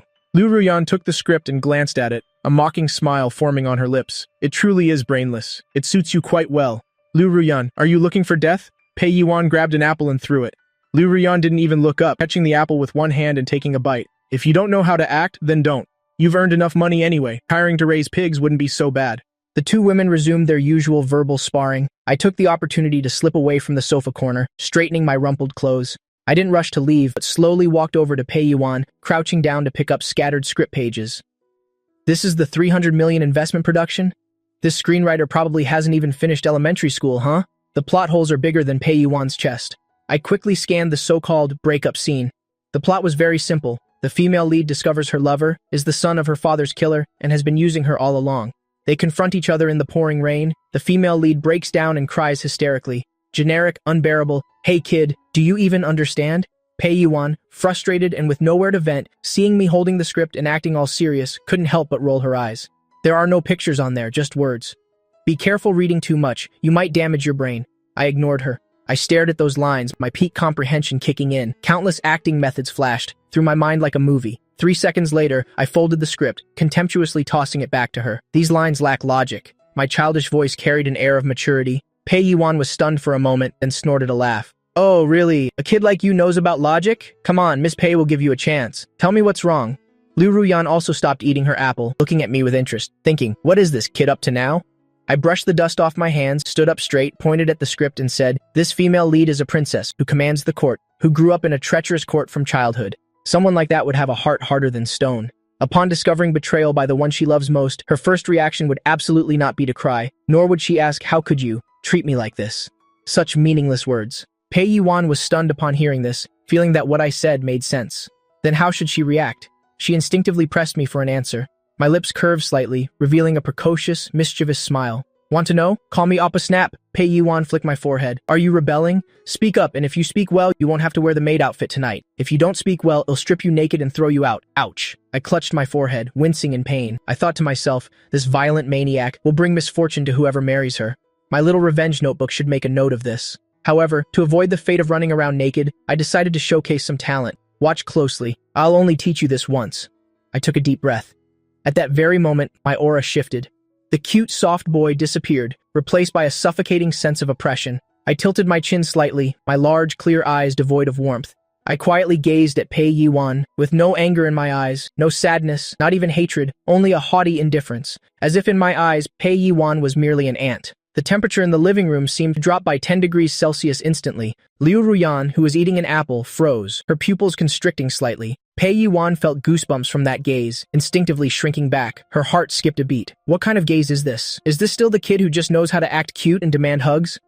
I slowly spoke, not using the cheesy lines from the script. "How could you treat me like this?"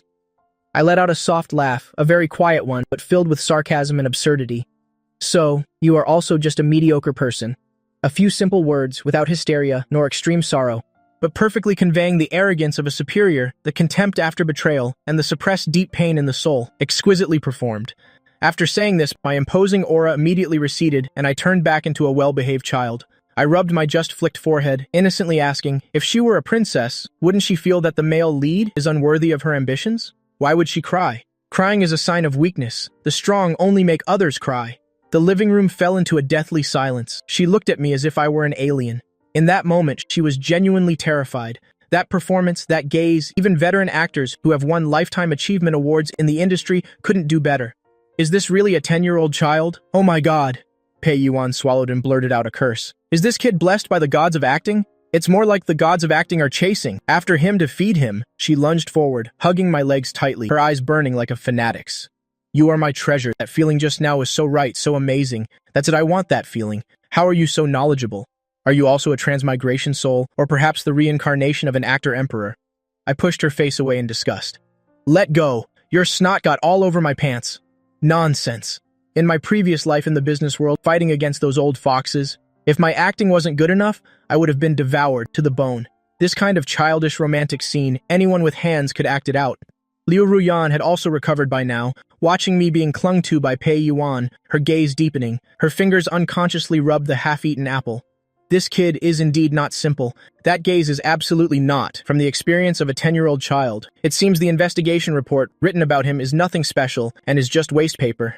Pei Yuan, pull yourself together, Liu Ruyan coldly interjected, cutting through Pei Yuan's frenzy. Since the issue has been resolved, put away your ragged clothes and don't stain my living room. Pei Yuan got up from the floor, brushing off dust excitedly and holding her phone to send a voice message to the director. Mr. Wang, rewrite the script. Rewrite it as I say. What? No, this old lady's withdrawing her investment. After sending the voice message, Pei Yuan turned around, looking at me with adoring eyes. Little G, you are my lucky star. Tell me, what reward do you want? As long as it's something I have, except for that woman nobody wants, Liu Ruyan, you can choose anything else. My eyes lit up. I was waiting for precisely this. I took out the small notebook from my pocket, turned to a new page, scratch, wrote a series of numbers, then tore it out and thrust it into Pei Yuan's hand. Cash payment, this is my bank account number. Since I'm your acting coach, charging by the minute isn't too much, is it? Those 5 minutes just now cost you 500,000, a friendly price. Pei Yuan looked at the paper in her hand, her lips twitching. 500,000? Why don't you just rob a bank? I blinked, my expression innocent. Miss, your salary is 80 million, and I'm only asking for 500,000. This is more ethical than the discounts on Pinduoduo. Besides, I pointed at the maid outfit on the floor. If you don't pay, I'll tell the reporters that the award-winning actress Pei Yuan has a peculiar hobby of forcing minors into maid outfits. Tell me, is this hot search worth 500,000? This isn't a docile puppy, it's clearly a greedy little devil who devours people whole, and a greedy little devil with a dark heart. Pei Yuan gritted her teeth and took out her phone to transfer the money. Fine, you're a shrewd one, don't let me catch you again. Ding, my phone beeped. Your account has received 500,000 yuan. I looked at the numbers, my eyes squinting with a smile. I thought to myself, this money came too easily. Indeed, forcefully taking what's yours is the true way. I put away my phone and waved to the two women. Since the transaction is complete, I'll head back to my room now. Oh, right. For dinner, I want Australian lobster. Please ask Auntie Pei. No, Miss Pei to ask Butler Fu to prepare it. Saying this, I walked upstairs with an aloof air. Leaving in the living room, two women with assets worth hundreds of billions looking at each other. Pei Yiwan pointed at my retreating figure, her expression complex. This child, if you can't manage him, I fear the Liu family might as well change their name to Ji. Liu Ruyan looked at the small, retreating figure, a meaningful smile playing on her lips. Change to the Ji surname? Well, see if he has the capability to escape my grasp first. She picked up her phone and sent a message to her secretary. Check all of Bokang's past school records. Also, encrypt and back up all in-house surveillance footage and send it to my private email. Trying to play the pretend to be a pig to eat the tiger game with me? I've eaten more pigs than you've ever seen tigers. Let's wait and see. The room on the second floor. As soon as I closed the door, the smile on my face vanished. I leaned against the door and let out a soft sigh. What a relief. Phew. I think I might have overacted just now. Liu Ruyan's gaze must have become suspicious. However, looking at my phone balance and then out the window at the Liu family's luxurious garden, if I want to stand firm in this world, relying solely on acting cute won't be enough. I think it's important to appropriately demonstrate my value, to secure this soft rice meal more firmly. Only when they feel that I am a stock with potential worth investing in can I borrow their influence to reclaim what belongs to me. I walked to the desk, opened the highest-spec Alienware computer, and skillfully typed in a string of code. Into a secret dark web forum. On the screen, countless green characters flickered. I typed Liu family into the search bar, pressed enter.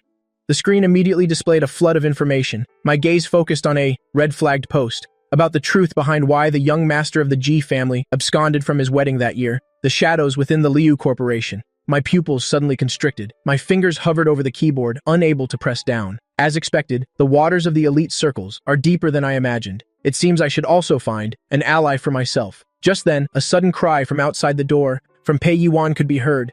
Little G, open the door. I bought you the latest game console. Let's play online games together. The kind where you have to undress if you lose. I heard this, and my lips twitched. This vixen still won't give up? Wait a minute. Losing the game means undressing?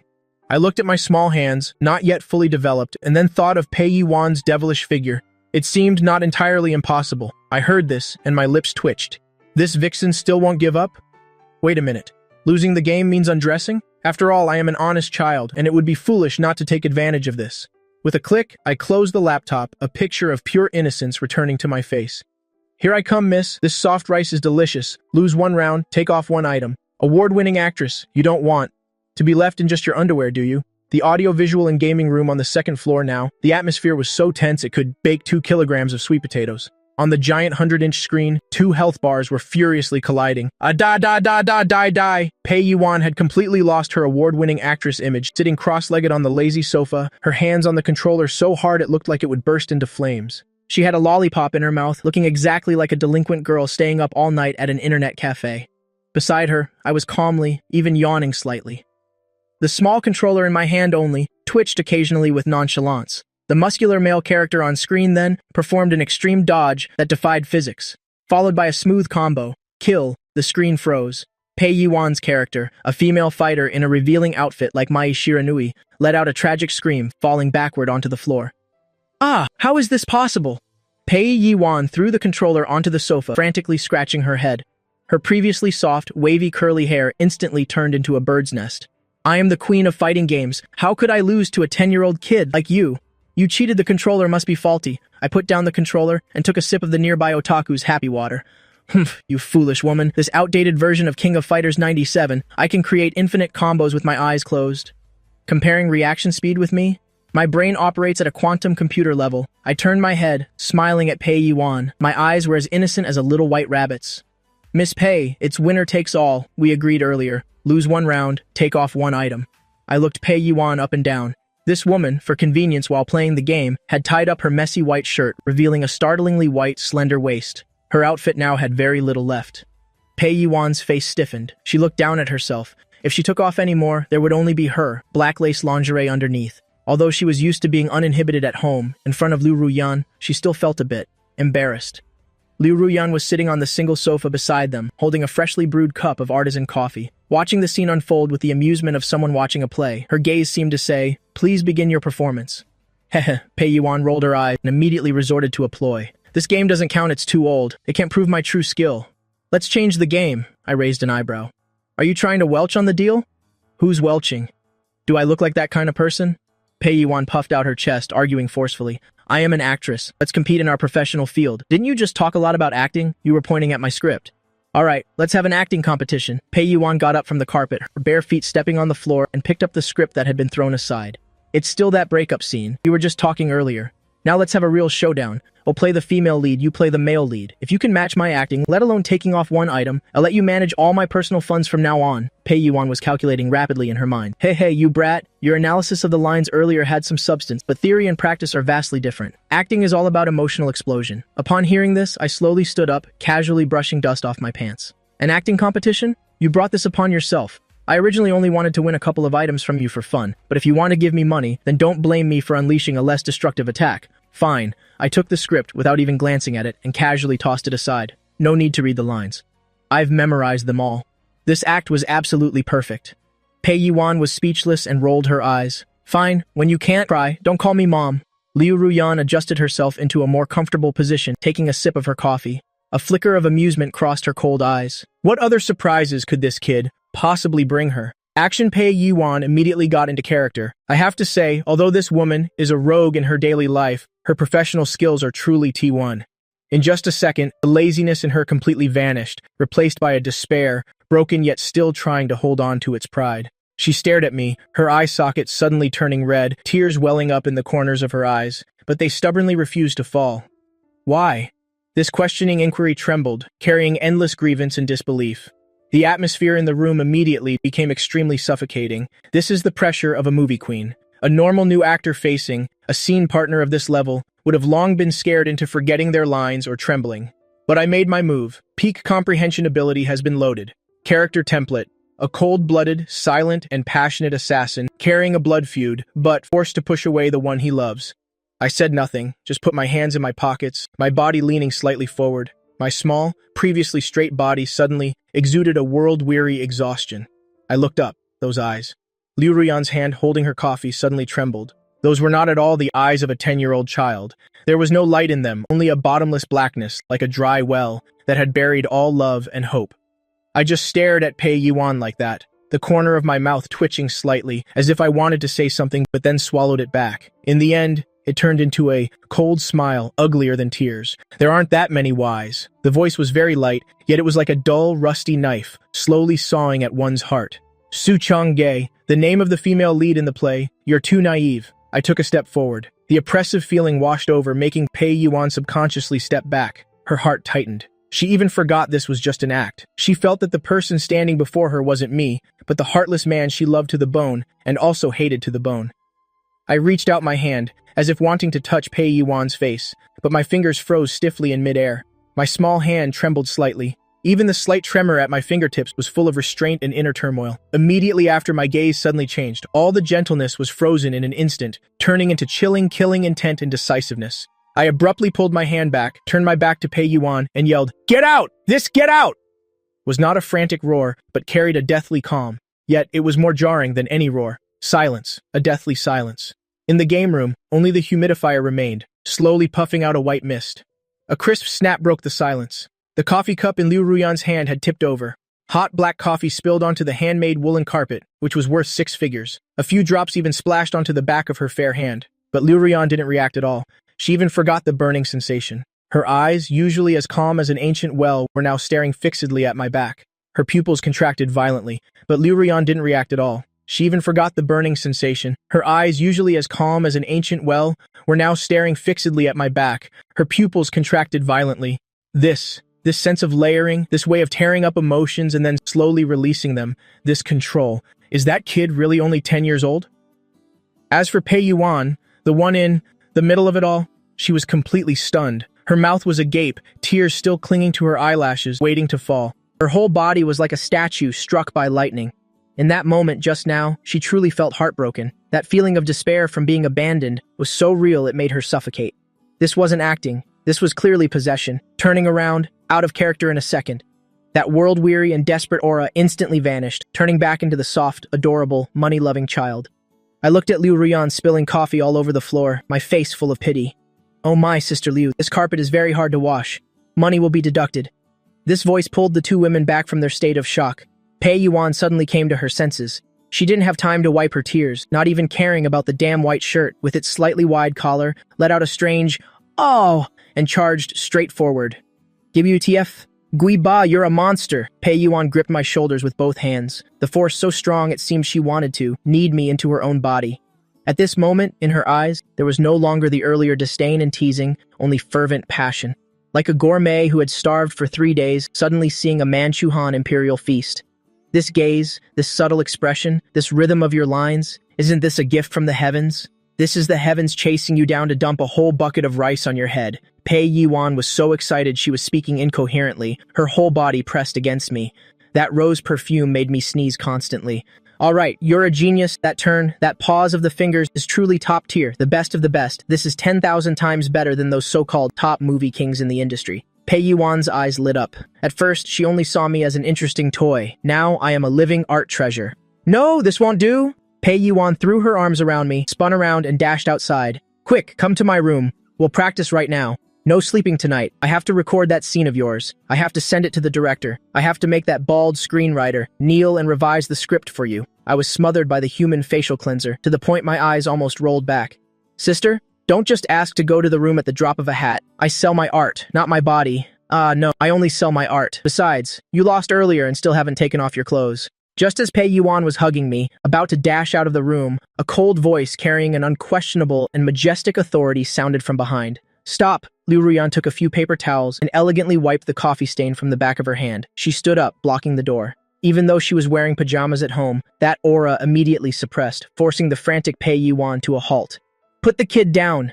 Liu Ruyan stared coldly at Pei Yuan. What time is it? The kid has to go to school tomorrow. And Liu Ruyan's gaze fell upon my small, innocent face, the corner of her mouth curling into a meaningful smile.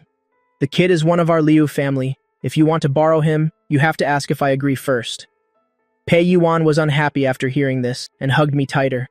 Liu Ruyan, cut it out. For a talent like this to be a cook at your house is a complete waste. I want to bring him into the entertainment industry. I want to make him the youngest best actor.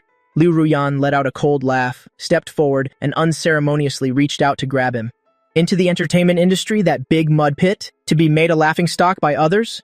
Gui Ba, come here. Liu Ruyan grabbed my wrist, applying a bit of force, and pulled me behind her. That protective mother-hen stance was even more intense than before. The scene just now, the hidden secrets on this kid, are definitely not just a few. For such a talent to be led astray by Pei Yuan, this madwoman, would be a loss for my Lao family. At this moment, I spoke up. I want to use my pocket money to make an investment. The money isn't much, just enough to replace the screenwriter who wants to write, that sweet and naive female lead. Liu Ruyan's hand, cutting a steak, paused.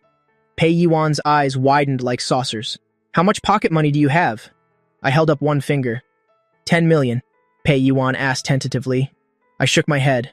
I pulled a black bank card from my pocket, the very supplementary card that Liu Ruyan had given me. I have this card, along with, I pointed decisively at my head, a brain that can make this movie's box office revenue increase tenfold. So, Sister Pei, want to make a deal with me? Let's play a big game. The atmosphere in the dining room froze for 2 seconds. Liu Ruyan's steak knife stopped in midair, her gaze darting back and forth between the black card and my small face. Pei Yuan's mouth was wide open in an O shape, looking like she could fit a chicken egg in it. Using Liu Ruyan's money to invest in her sister's mortal enemy, and even helping Pei Yuan make money. Liu Ruyan threw her knife and fork onto the plate, making a crisp clatter. She crossed her arms and leaned back in her chair. The smile at the corner of her mouth made one's hair stand on end. Gui Ba, this talent of yours for catching bandits empty-handed, were you born with it? I blinked my big, round eyes, fully utilizing that innocent expression. Sister Liu, this is called resource integration. Your money just sits idle in the bank. It's better to invest it. Besides, think about it. If Sister Pei makes money, won't she no longer need to ask you for pocket money? This is called expanding income sources, saving expenses. It's a win-win. I'm truly a business genius, using magic to defeat magic, using the capitalist money to make the capitalist money. In the end, the real money still flows into my pocket. Liu Ruyan snorted coldly. Fine. However, she extended her long, slender finger and lightly tapped twice on the table. I want 70% of the profits. Consider this 10 million alone from me. Interest will be calculated at the bank's highest rate. Pei Yuan wouldn't have it after hearing that, and slammed the table, jumping up. Liu Ruyan, you cheapskate. Do you have any humanity left? You'd even scam a 10-year-old's money? 70%? Why don't you just go rob a bank? So what if I rob one? Is there a problem? Liu Ruyan raised an eyebrow. If you don't like it, fine, give me back the card. Pei Yuan was immediately silenced. She could only turn and hug me, wailing. Look at this evil woman. When we make money in the future, we won't give her a single cent for her retirement. I calmly tucked the black card into Pei Yuan's hand. Deal. 70%. Heh. When the movie becomes a hit, I'll transfer this money into my overseas account and then just say it was a loss. After all, I'm still a child. What can you do to me? Could you use my pile of dolls to repay my debt to you? Just as everyone was outwardly happy, but in reality were secretly scheming, with a click, the electronic lock of the villa gate sounded, and immediately after, a very peculiar scent wafted in from the entrance hall. Not the smell of perfume, not the smell of food, but the pungent, nose-assaulting smell of disinfectant mixed with an indescribable cold medicinal scent. Pei Yuan, who was struggling with an Australian lobster claw, smelled this scent, and her expression immediately changed. This feeling made my heart suddenly tighten. I thought to myself, oh no! I saw Pei Yuan suddenly throw down the lobster, grab a napkin and wipe her mouth frantically, trembling and muttering, the female devil is back, I immediately wondered. Female devil? In this house, besides Liu Ruyan, who else could scare Pei Yuan? This madwoman into such a cowardly state? I immediately wondered. At this moment, a woman appeared at the door wearing a white lab coat and carrying a medical box in her hand. Looks like everyone's here? I heard the woman speak. Since everyone is having dinner, that's great, saves me the trouble of looking for each of you. As soon as she finished speaking, she placed the box on the dining table. Hearing a click, the sound wasn't loud, but it made my eyelids twitch non-stop. My intuition was blaring alarms. Ah, second sister, you're back? Pei Yuan forced a smile, her body subconsciously shrinking behind me. Finished work so early today? No need to work overtime at the lab? That second sister pushed up her glasses, staring at Pei Yuan with a radiant smile. Originally, I did need to work overtime, but I heard there's an interesting little guest at home, so I came back early. As soon as she finished speaking, her gaze swept past Pei Yuan and locked precisely onto me. In that gaze, there was no kindness, nor was there malice, only the excitement of a scientist. So this is the young master of the Gui family? Anki said, while putting on medical rubber gloves. I heard your physique isn't bad. You were even able to play games with Yuan just now. Anki walked straight up to me and slowly bent down. Little brother, this is our first time meeting. I'm Anki, a doctor. You can call me Sister Anne or Dr. Anne. I swallowed nervously. I decided to use my undefeated cute act to get by. I immediately lifted my small face, revealing 2 small canine teeth, my voice sickeningly sweet. Hello, sister, and you're so beautiful. Have you eaten, Sister Anne? This lobster is delicious. Should I peel one for you? This sugar-coated bullet of mine, which had always been unfailingly effective against Pei Yuan, was unfortunately completely ineffective against Anki. The gentle smile on Anki's face didn't change at all. She used a finger to lift my chin, turning my head left and right. Bone structure is well developed. Pupils react quickly. Skin has a high luster. Truly an excellent material. I screamed internally. Sister, do you have any humanity left? I'm a living person. Your gaze isn't that of someone looking at a person. It's clearly looking at a prime cut of pork belly, and Ki let go, turned and opened the silver case. I saw that inside was a dense array of test tubes and syringes of all colors, and even a few cold, sharp scalpels. Since you've come to our home, we're family now. As your sister, I don't have a proper welcome gift. Anki took out a blue syringe from the box, flicked the syringe lightly, and squeezed out a drop of clear liquid. This is the latest product I've researched, a health-enhancing brain tonic, version 8. Although some insignificant side effects appeared in the white mice, like hair loss, excitement, or temporary amnesia, you look much stronger than a white mouse. Come on, be good and roll up your sleeve. Just one shot, and I guarantee you'll be absolutely brilliant in the future. I stared at the needle as thick as my little finger, my whole body pressed against the back of the chair, both hands clutching my arms tightly. I thought to myself, do you want me to be absolutely bald? I strained my neck and shouted, no! I decisively chose to concede. I'm very healthy, I don't need a shot. I'm also exceptionally smart, really. Sister Liu, save me. I slid down on my knees, scrambled right under the table, and hugged Liu Ruyan's thigh tightly. Liu Ruyan looked down at me, hugging her thigh, and the corner of her mouth imperceptibly curled into a curve. So this kid gets scared too. Where did that arrogant, bossy attitude from just now go? Anki, put your junk away. Liu Ruyan picked up her napkin to wipe her mouth, her voice calm but full of unquestionable authority. The kid is here to pay off a debt, not to be your lab rat. If you break him or even make him stupid, who will be responsible for this debt? Anki sighed regretfully. She put away the syringe, but her eyes still lingered on me. What a pity. Such a perfect specimen, if I could just slice. Take a little blood for testing. Who knows, it might be able to solve some of the world's major medical problems. Hiding under the table, I broke out in a cold sweat, listening to her. Slice?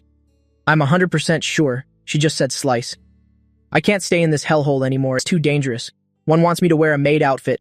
One wants to slice me up for research, and another just wants to squeeze out my remaining value. I've decided. I'm running away from home. Right now, immediately, this instant, and Key took off her gloves, gracefully sat down at the dining table, instantly returning to her gentle, intellectual appearance. It was as if the person holding that perverted syringe just now wasn't her. She poured herself a full glass of red wine and gently swirled the glass. Since eldest sister has spoken, so be it. However, and Key took a sip of wine, her gloomy gaze shooting straight at me under the table. Little Guai, I see your face is a little flushed, and you have faint dark circles under your eyes.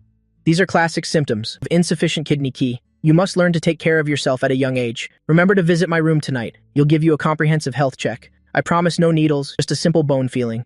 This technique of mine is a family heirloom, very professional, you know. Pei Yuan at the side was winking frantically at me. Don't you go, you'll lose your life if you go. Last time I just had a stiff neck and went to her, and she almost disassembled and reassembled me. I stuck half my head out from under the table, my face full of vigilance. I'm not going. My kidneys are very healthy. Their function is very powerful. Besides, men and women should keep their distance. The smile on Key's face deepened. It's fine in a doctor's eyes. There are only organs, not gender. Besides, don't you want to live more comfortably in this family? Offend eldest sister, and you'll lose your fortune. Offend third sister, and don't even think about acting. What if you offend me? And Key stuck out her tongue and lightly licked the wine stain on her lips. Her voice was low and enchanting. In the future, if you get sick, no one will treat you. Or ill-prescribe you some, especially bitter medicine, so bitter that it could make you bitter enough to go mute. A threat? This is a blatant threat, I thought to myself. Is this the legendary smiling tiger? Is this the highest level of black and white reversal? I gritted my teeth. This woman is many levels above Pei Yuan, that sweet simpleton. This is definitely a tough opponent. It seems I can't get by just by acting cute. I must show some real ability to let her know I'm not weak either. I took a deep breath. Peak comprehension ability, activate for me, scan target, and Key. Profession, doctor of medicine and head of an underground laboratory, analyzing weaknesses. 3 seconds later, I crawled out from under the table and calmly dusted off my knees. I didn't hide anymore, walked straight up to Key, pulled out a chair and sat down leisurely. I picked up a clean highball glass and poured myself a full glass of orange juice. Then, imitating Key's posture, I gently swirled the glass. Sister Anne. Actually, I also know a little about medicine. I saw you walking just now. Your left foot touched the ground 0.3 seconds lighter than your right. You must have been injured in an experiment before, right? There's fluid retention in your ankle. Also, although you smile very gently, the faint vertical wrinkle between your eyebrows betrays you. This proves you often suffer from migraines. Moreover, it's a neurological headache that even medicine can't alleviate. Is it true that whenever it rains, your temples feel like they're being pricked by needles? And Key's hand, which was swirling her wine glass, suddenly stopped. For the first time, a crack appeared in the smile on her face. Her once distracted eyes instantly became incredibly sharp, locking tightly onto me. And Key's hand, which was swirling her wine glass, suddenly stopped. For the first time, a crack appeared in the smile on her face. Her once distracted eyes instantly became incredibly sharp, locking tightly onto me. These were all her old ailments and extremely private secrets. Besides Liu Ruyan, even Pei Yuan didn't know. How could this kid, who has been in the house for less than a day, see through it all instantly? Keep talking. Key put down her wine glass, her body leaning slightly forward. This time, the way she looked at me was no longer like looking at a lab rat, but the gaze of someone sizing up an opponent. I smirked slightly, revealing a cunning smile that seemed to be in control of everything. Not only can I see it, I can also cure it. How about it? Sister Anne, let's make a deal, shall we? I'll help you cure your headache, and you revise the formula for the brain-boosting tonic to enhance your health. Get rid of the side effects and turn it into a real enhancement drug. I think this is probably much more interesting than dissecting me for research, right? The three sisters were all thrown off. The atmosphere in the restaurant, which was just a moment ago a tense business negotiation, now instantly turned into a biochemical terror scene. And Key, this woman, changes, her expression faster than flipping a book. A moment ago she was still planning to slice me up for research, looking like a mad scientist. After hearing my intimidation about the migraines and improving the medicine, oh no, after hearing my professional analysis, her gaze immediately changed. It was a gaze mixed with the feeling of finally finding a soulmate, combined with the discovery of a high-grade experimental subject. Deal. And Key drained her glass of red wine, her gesture as hearty as if she were downing a bottle of ergotu. She stuck out her tongue and licked the corner of her mouth, her smile still gentle, but no matter how you looked at it, it was creepy. As long as you cure my headache, forget just improving the formula, I'll even give you the entire lab to play with. But, and Key's tone suddenly changed. Her white-gloved hand again touched that silver box. Since we're partners, a health check is still necessary. Don't worry, I won't dissect you this time. Just one tube of blood. This request isn't too much, is it? I looked at the blood-drawing needle, shining in Key's hand, the corner of my mouth twitching violently. I screamed internally, "Sister, you call this not too much? A tube of blood like this, my small 10-year-old body, would probably become anemic on the spot. Besides, your gaze clearly wants to see if my blood is green or not." I was just about to use my trick of creating a diversion when Liu Ruyan, who had been silent, suddenly spoke up. "Take it." Liu Ruyan wiped her mouth with a napkin, her tone as calm as if she were discussing what to eat for dinner. "I also want to know, when the Guy family threw you out, what condition this body of yours is actually in. If there are any hidden illnesses, it's better to cure them early. It would be bad luck if you died in my house later." Though her words were harsh, I understood that this empress-like sister actually wanted to give me a general checkup. "Well, all right, the creditor has spoken. It seems I have no choice but to donate this blood." I sighed, putting on a look of heroic sacrifice, and held out the small arm I had used to catch lobsters. "All right, Sister N, please be gentle. I'm scared of pain." Pei Yuan stood beside me, her face full of worry. She even covered her eyes with her hands, but couldn't resist peeking through the gaps between her fingers. "Second sister, please be steady. Absolutely don't rupture the blood vessel." "Shut up," Enki replied without turning her head. She skillfully took out a tourniquet, tied it tightly around my upper arm, then used an alcohol-soaked cotton ball to wipe my elbow. The cold sensation gave me goosebumps. Enki pushed up her glasses, staring at that delicate blood vessel, a flash of fanaticism in her eyes. "The blood vessel has good elasticity. Are you ready, my little pet?" The sound of the needle piercing the skin was unusually clear in the quiet restaurant. Pei Yuan was so scared she gasped, as if the needle had pierced her own skin. However, I, as the person involved, didn't even twitch an eyebrow. I even mumbled to myself, "This is nothing. It's not even as painful as the amateur nurse, who only knew how to use brute force when she gave me injections in my past life." In the past, when I fought for territory, I was stabbed 3 times and could still laugh and chat happily. This pain is just like scratching an itch. I calmly watched the bright red blood flow through the tube into the collection vial, my expression as calm as if I were watching a boring cartoon. In Enki's eyes, which always held a fake smile, a trace of genuine surprise finally appeared. "Doesn't it hurt?" she asked tentatively.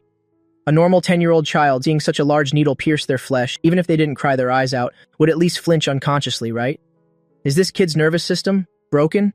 Or does he have analgesia? It's a little itchy. I answered honestly. Enki's eyebrows furrowed. This reaction isn't right. It's completely wrong. As a doctor, her occupational habit immediately kicked in. "I see your veins are a bit deep.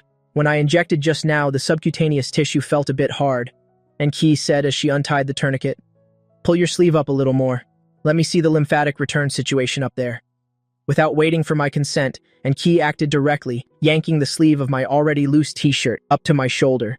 Whoosh! The sleeve was rolled up, my entire arm was exposed under the crystal chandelier's bright light. The next second, crash! The blood vial in Enki's hand almost fell to the floor. Luckily, she reacted quickly and caught it, but her whole body was as if someone had pressed the pause button, frozen on the spot, staring intently at my arm. Pei Yuan, who had been covering her eyes and screaming in fear beside me, was no longer screaming. Her mouth was agape, a gurgling sound coming from her throat, as if someone was strangling her. Even Liu Ruyan, who always maintained a cold and arrogant demeanor, at this moment her hands, which were used to holding $100 billion contracts without trembling, suddenly clenched the tablecloth, her knuckles turning white. Because on the supposedly fair and soft arm of a 10-year-old child like me, there wasn't a single patch of intact skin, it was all wounds. Old ones, new ones, scabbed ones, faded ones, densely packed like an ugly spiderweb, crawling all over that skinny arm. Near the shoulder, there was a round, dark red scar. It was a burn from a cigarette butt. A little further down were several long stripes. Though they had faded, you could still tell they were bruises from a belt, whipping. There were even a few crescent-shaped scars, as if someone had used their fingernails to fiercely claw at me, so deep they were indented. This could no longer be described simply by the two words abuse. This was torture. The restaurant was dead silent. The air seemed to have solidified into cement, so heavy that it was hard to breathe. I looked down at my arm and thought to myself, oh, how careless. The previous owner of this body was nothing but a punching bag in the Guy family. That wicked stepmother, when she had nothing better to do, liked to poke him with needles. That cheap father of his would whip him with a belt when drunk. Even the maids in the house dared to secretly pinch him. I almost forgot about this myself. My heart was completely calm. I even felt this was an excellent opportunity to play the victim. But before I could even start acting, did the Guy family do this? Pei Yuan's voice trembled, not the kind of trembling from acting, but trembling from genuine anger. Her beautiful peach blossom eyes were now full of red veins, tears streaming down. Those animals, how could they be so cruel? Is this even their own son? This is clearly an enemy! Pei Yuan rushed over, wanting to hug me, but was afraid of touching my wounds. Her hands trembled in midair, not daring to touch me at all.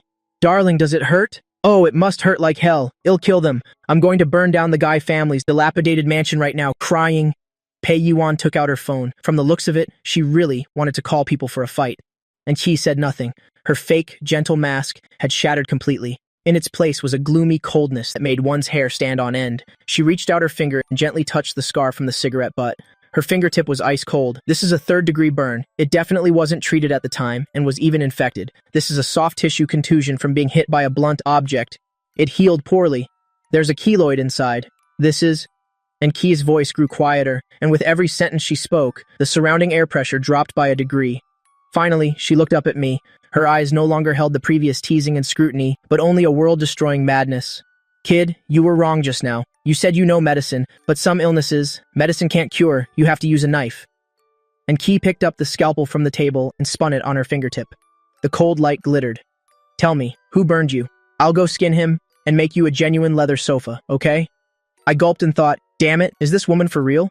Although it's very satisfying, but sister, in this lawful society, can you not, at the drop of a hat, threaten to skin people?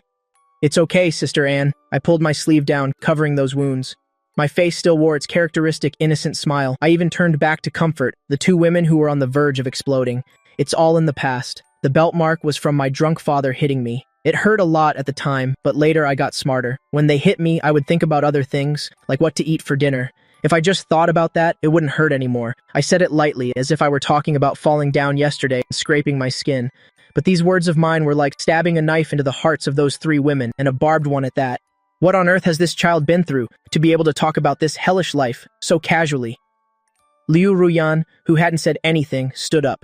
The chair scraped against the floor, making a harsh sound. She walked in front of me, looking down at me from above. I thought this empress-like sister would offer some grand opinion, or perhaps complain that the scars all over me were too ugly. As it turned out, Liu Ruyan bent down, her hands that had never touched kitchen work, gently adjusted my collar. The gesture was surprisingly gentle. From now on, Liu Ruyan's voice was very cold, but this time it wasn't cold towards me. In this house, no one is allowed to touch a single hair on your head. Whoever touches you, I will cut off their hands. After saying that, she turned around, picked up the phone from the dining table, and dialed a number. The other end picked up immediately. CO Liu, it's late. Do you have any instructions? Liu Ruyan walked to the floor-to-ceiling window, looking out at the pitch-black night outside. Her tone was bone-chillingly cold. Notify the legal department, the finance department, before the stock market opens tomorrow morning. I want to see all the negative news about the Guy Corporation topping the trending searches. And suspend all cooperative projects with the Guy family. Send the debt collection letters immediately. Tell the banks, whoever dares to lend money to the Guy family is making an enemy of me, Liu Ruyan. The assistant on the other end was so scared he almost knelt. CEO Liu wants to declare all-out war? What for? Liu Ruyan turned her head and glanced, seeing me being held and sobbed over by Pei Yuan, while Qi was feeding me candy with a gloomy face. To clean up the trash. Hanging up the phone, Liu Ruyan threw her phone onto the sofa and looked at me. This is just the interest. Kid, since you've called me sister, I will take on your grudge. I looked at the three women whose styles had suddenly changed. One crying a river, one smiling like a psychopathic killer, and one so domineering she wanted to bring down an entire corporation. I silently lit a candle for the Guy family in my heart.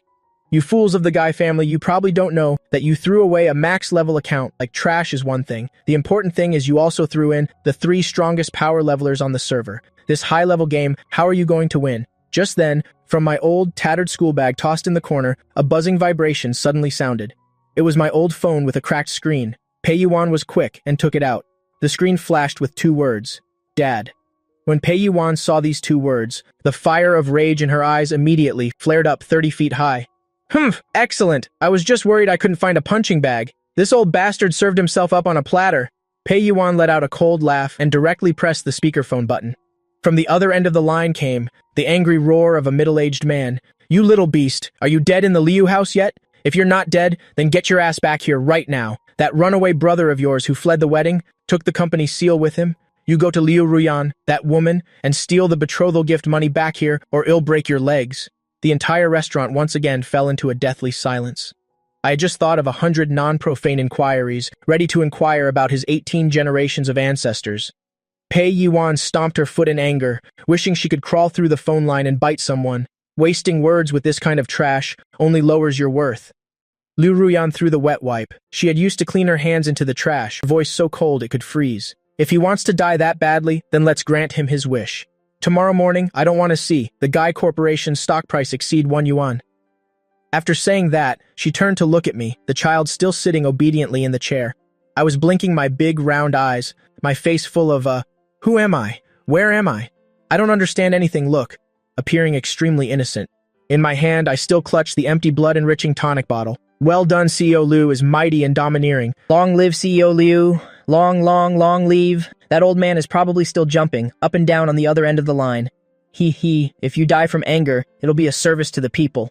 The little person inside me was clapping wildly, but on my face, I showed a look of fear and confusion.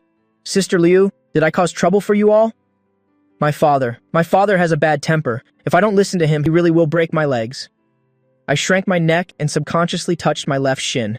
This small action was precisely caught by the three women. And Qi pushed up her glasses, the wanting to dissect someone aura from before immediately retracted. In its place was a professional calmness, but beneath that calmness, a fire was suppressed. Come sit on the sofa. And Qi picked up the silver case and nodded her chin towards the living room. Take off your shirt, roll up your pants. Since you're the experimental patient I've already reserved, I won't allow this body to have any flaws. I obediently did as I was told. I thought to myself, this is a once-in-a-lifetime opportunity to play the victim. Oh no, a good opportunity to win sympathy. I must seize it. I took off the ill-fitting t-shirt, revealing a scrawny, bony upper body. Then I rolled up my pant legs. On my supposedly fair skin, there were patches of blue and purple mixed with old scars, like a piece of porcelain that was broken and then carelessly glued back together. The moment Pei Yuan saw this sight, the tears she had just held back burst forth again.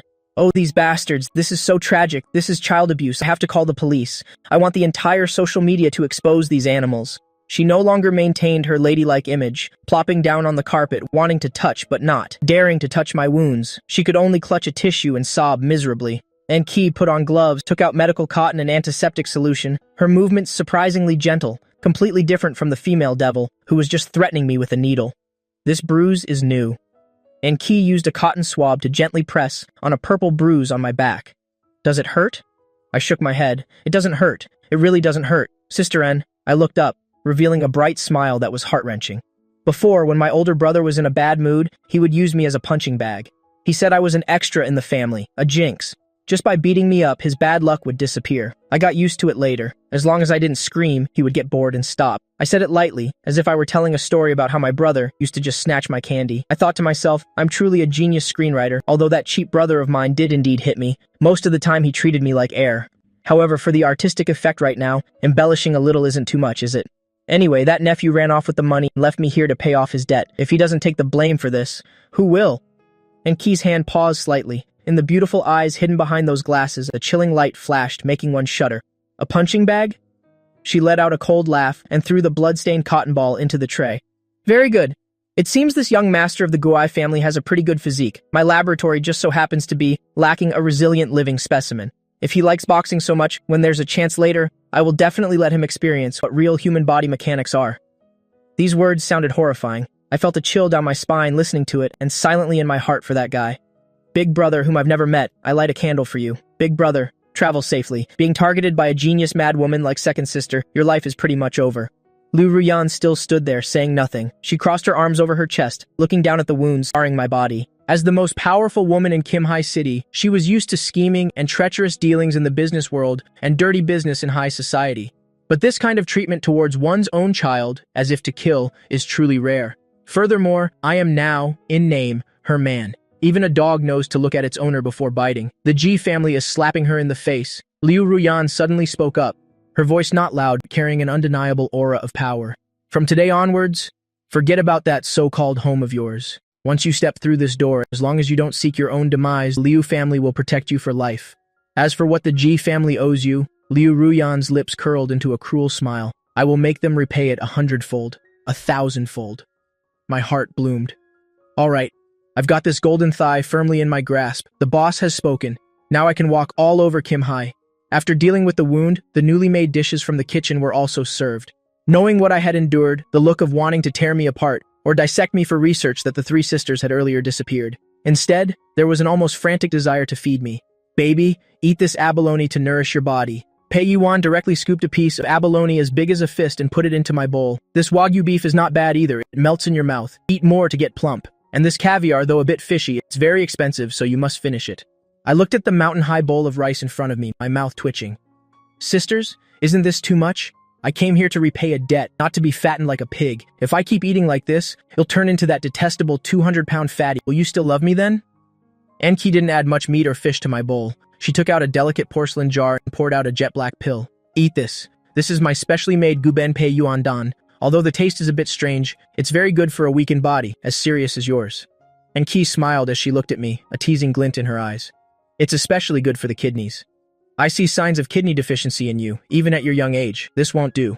She leaned close to my ear, her breath as gentle as orchids, her voice so low that only we could hear. When you grow up, we will be counting on your help. If you're already crippled now, it would be such a pity. Pfft, I almost spat out the piece of abalone in my mouth. Sister 2, what are you saying? I'm only 10 years old. 10, I thought to myself. She's driving, right? She must be driving. I felt like those wheels had run over my face. My face flushed red, and I quickly swallowed the pill. Damn, it's so bitter. It was so bitter that my face contorted. I thought to myself, so bitter. And Kia's smile grew brighter, and she reached out to pat my head. Bitter medicine cures illness. Be good. Taking medicine will make your body strong. This way, no matter what we do later, cough, no matter how we examine you, you'll be able to endure it. This meal, I ate it with both suffering and joy. On one hand, I enjoyed the service of 3 stunning beauties. On the other, I had to endure the teasing and malicious nurturing from them. After dinner, a short family meeting was held in the living room. There was only one topic, the matter of ownership of this child. I think he should sleep with me. Pei Yuan was the first to raise her hand, her reasoning forceful. I'm still missing a cuddle pillow.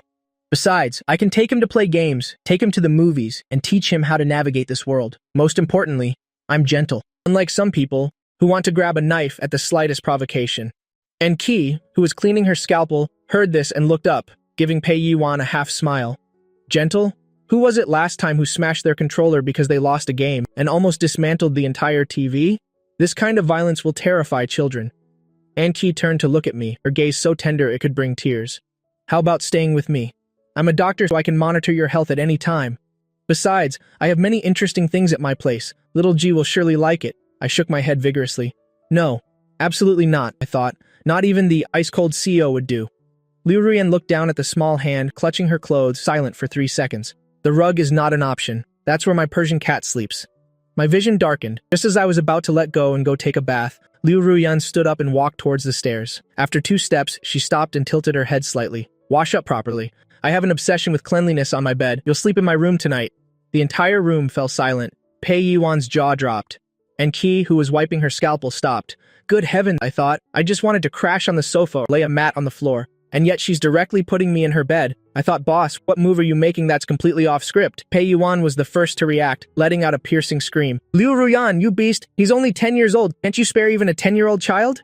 I'll fight you to the death. Liu Ruyan stood on the stairs, looking down at the bristling Pei Yuan, a faint, mocking smile on her lips. What? Do you have a problem with that? Liu Ruyan stood on the stairs, looking down at the bristling Pei Yuan, a faint, mocking smile on her lips. After speaking, Liu Ruyan looked at me, who was still stunned. Why aren't you following? Do you want me to carry you? I shivered and scurried after her, repeatedly saying, coming, as I passed Pei Yuan. I didn't forget to give her a sympathetic glance. Sister Pei, I'm truly sorry. Although I would love for you to be my cuddle pillow. That's the Empress bed, Liu Ruyan's. That was the pinnacle of power, a symbol of wealth, just by sleeping on this bed in this house. From now on, I would be second only to one person. Above thousands, I walked in slippers, shuffling close behind Liu Ruyan. Suddenly I felt that this soft meal didn't seem so hard to swallow after all. In fact, it was quite delicious. Early in the morning, I was awakened by a strong scent. Not the smell of food, but the smell of money. I groggily opened my eyes, only to find myself sprawled on the bed in a starfish position. The space beside me had long been empty. A faint, cool scent still lingered in the blanket. Sigh, another day of being forced to work. Last night, although I successfully sneaked into the boss bed, I paid a heavy price. This woman slept so soundly she didn't move all night, which made me afraid to move recklessly. I rubbed my sleepy eyes and sat up in bed.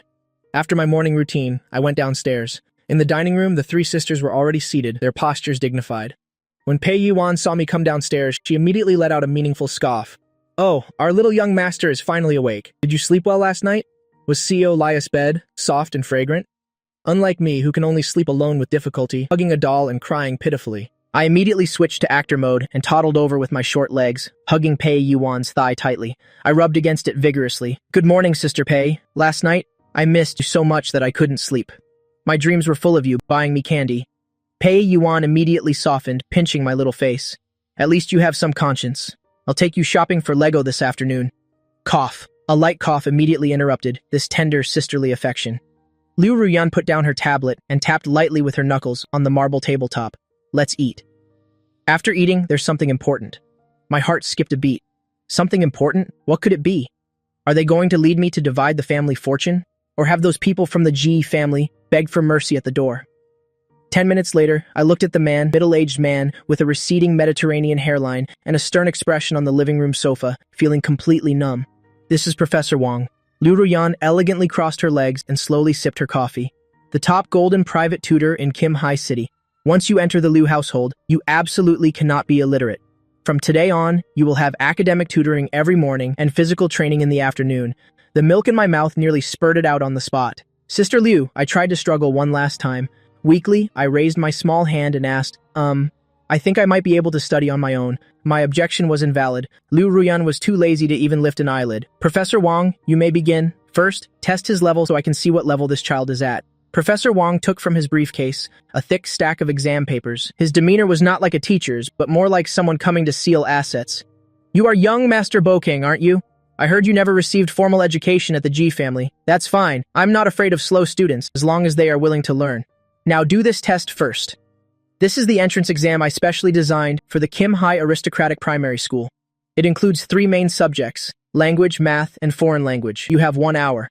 I looked at the densely printed exam paper before me, speechless. Isn't this an insult to my IQ? This kind of question, Da Huang, the dog who guards the door, could figure out. But I can't appear too intelligent. If I get a perfect score immediately, finishing this paper in seconds, these 3 sharp-as-monkey sisters would surely become suspicious. I might even be taken by Enki for brain dissection research. I must act, and act well. I must act as if I have a poor foundation, but unusual thinking and innate talent. I need to make Liu Ruyan feel that her money is well spent, without letting them see me as a monster.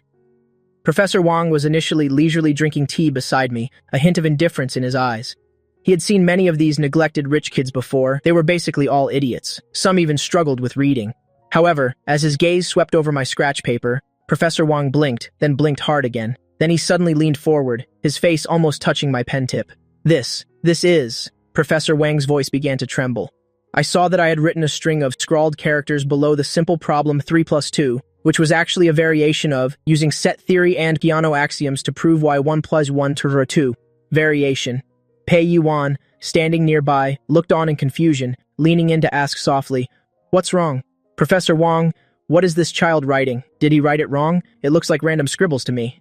I stopped writing, biting the pen tip. With an innocent face, I looked at Professor Wang. "Teacher, this problem is too difficult." I thought, and it seems to be. 4,999,999. Did I calculate it wrong? Pfft. Liu Ruyan almost choked on her coffee. Professor Wang's reaction was even more dramatic. He directly took off his glasses and frantically wiped them with his sleeve. Then he put them back on and stared at the number 4,999,999. Although the answer was wrong, my method of solving it, the reasoning formula I just used, was clearly limit theory that second-year math students were just beginning to learn. CO Liu, this isn't a poor foundation. This is truly a rough, unpolished gem, the future hope of mathematics. Liu Ruyan raised an eyebrow and put down her coffee cup. So, didn't he get 3 plus 2 wrong? Professor Wang spoke excitedly and incoherently, gesticulating with the scratch paper. A wrong answer is a minor issue. Look at this thinking. It's like using an atomic bomb to kill a mosquito. Although the mosquito might not die, this genius is heaven sent. Pei Yuan and Enki looked at each other, and Qi pushed up her glasses, her gaze towards me becoming more fervent. I knew it. My intuition is never wrong. This child's brain must surely be much deeper than a normal person's. I really want to open his skull and take a look. I fearfully drew back my neck. Liu Ruyan looked at Professor Wang with an expression of someone who had never seen such a thing before, her lips curling slightly. All right, since he has talent, then teach him well. I need a mind that can understand the financial reports of the Liu Corporation. Professor Wang immediately stood at attention. CO Liu, please rest assured, I will definitely do my utmost to teach him. Entrust this child to me, not in 3 years, no, just 1 year. I will make him capable of participating in the International Mathematical Olympiad. I silently rolled my eyes. Get real. I have no desire to participate in any mathematical Olympiad. I just want to quietly live the life of a pampered young master enjoying a life of leisure every day. Wouldn't that be nice? Professor Wang, please don't arbitrarily add drama to my life. At this moment, my little revenge notebook opened another page in my mind.